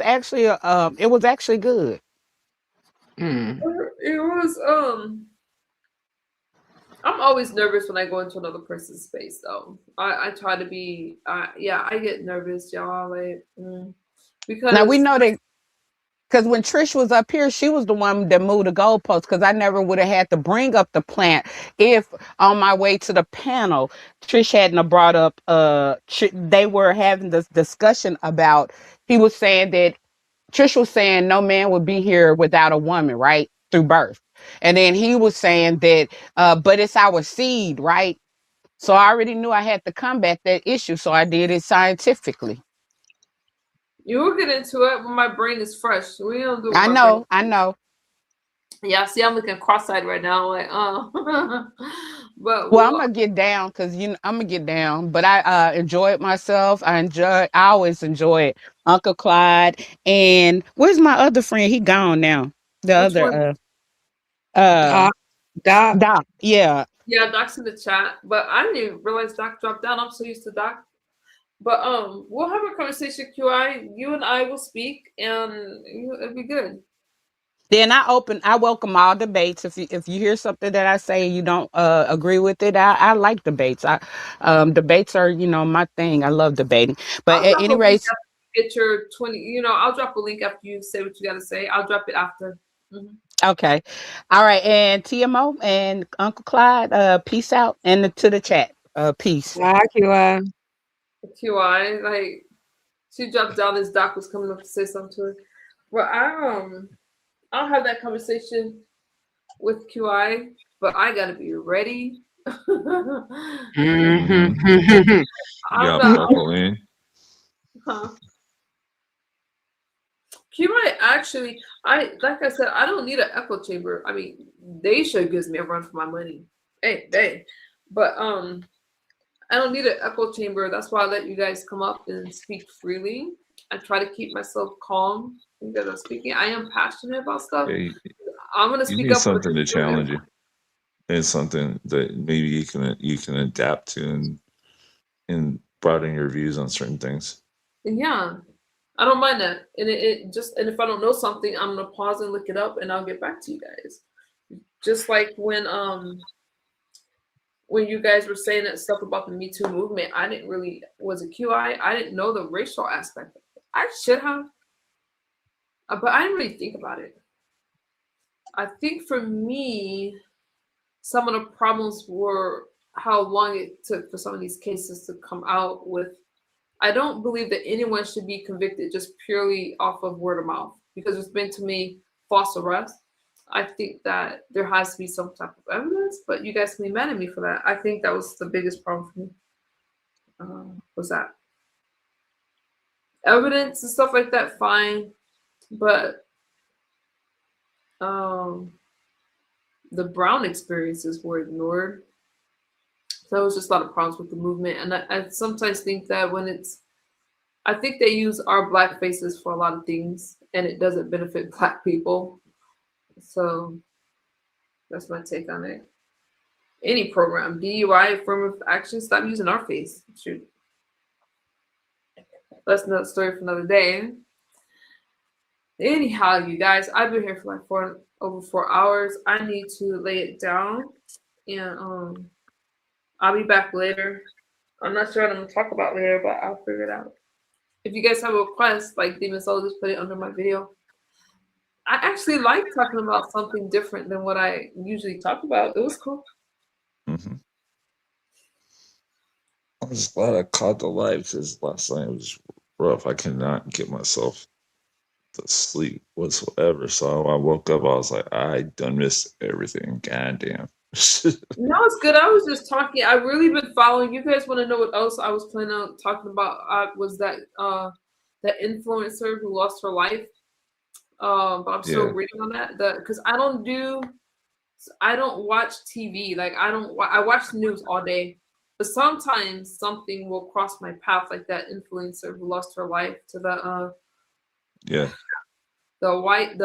color matters in this case, you guys. When I bring up color, it's because it's a part of the story. The black influencer that lost her life, she had millions of followers. So her fiance was white. They say he was a billionaire. Some people say he's a billionaire. Other people say he was broke. I'm gonna lean towards he was wealthy. I'm gonna lean towards the wealthy side, but she lost her life. Billionaire that burned through his money. Oh, when I get into it, what did you say, Doc? He was a billionaire that burned through his money. Like he was heavily invested in crypto. Thank you, Mello. Okay, so yeah, we'll touch on that one. I am gonna follow that one.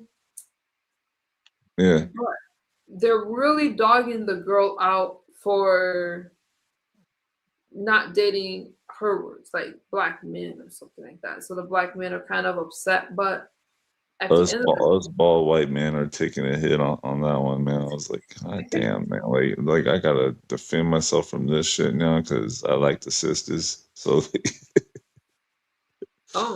she lost her life, and I wish that people could focus on that. Now I have to dive into the story because I don't follow influencers, you guys. But I will follow something like this because it happened. The racial aspect, do I care about it? No, I don't care. I don't like to see people get away with stuff. I could care less that she dated a white man, just like black men date white women. Like, date who you want to date. I don't care. It's your preference. you got Joe Budden on his podcast saying, yeah, she definitely liked black men because Joe Budden had a history with her. So it's like, so she just chose, it's like, but people act stupid, and she's getting a lot of hate for that, and they're saying that she got what she deserved and stuff like that. I think it's really horrible. That's repulsive, honestly. 2026, date whomever you want to date. That shows how far we've come. And sometimes, I mean, we live in America. White man, that's what you get. They're crazy. We warned you about the white man. Okay, stop. Like, Melo, the only time I bring up race is when it has to do with the story. So that's the only time I bring up race for you guys. Anybody can participate in the conversation, white or black. But the murder within the same race, a lot of this would have been just like swept under the rug, no matter what the race is. Yeah, this case has, just like the other case I covered with Justin Fairfax, I had to kind of bring up the race because it was a big deal that he was the second lieutenant. I can tell my brain is tired. Lieutenant Governor of Virginia. Lieutenant Governor of Virginia. So race did matter in that case. I didn't make it that way. It's just the when you read the stories, you're gonna hear about race. And this story, because he was white and wealthy in a different country, race just came up. But do I care about it? No, I don't. I think it was Tanzania, and they're still holding him over there. Wow. Let him travel out. Different countries. So then you have you don't just have race, you have the culture. You have, are they going to investigate like the United States? But this will be blown out the water because the news has their talking point to use for the next month. And plus, they're calling it dude. Wait a minute. I'm pretty sure you were the one that's banned 66. I'm not letting you up. I'm getting ready to go anywhere. I think the New York story, you might have to put race into it too, because this guy was innocent. And of course, they even acknowledged that they arrested and beat up on the wrong man. Dang, that's heavy. Well, you guys, Claude, if you want to talk about that later, that's fine. You guys, I gotta lay it down. You guys in the chat, thank y'all for hanging out with me. I appreciate you guys. I love you guys, and I will see y'all soon. Okay, praying for the country, praying for all of us. Bye. Pray for Trump. Bye. Pray for Trump like that. Good morning, everyone. Yeah. Why is this? Wait, am I still Yeah, alive? y'all. Good morning. Yes, Yeah, you are. you're still live. So it's live up there in the corner. I was gonna Live press from New York. It is hello. Saturday Hang on, I love morning. you guys. Diva Soul, thank you for coming up, friend. I appreciate you guys. QI, TC, I appreciate you guys. Thank you for coming up. I love you. J Don's always fun to see you in the chat. Mellow. Damn it, it's just my Hey, thoughts. Jay John, I'm half asleep, folks. I can't believe it.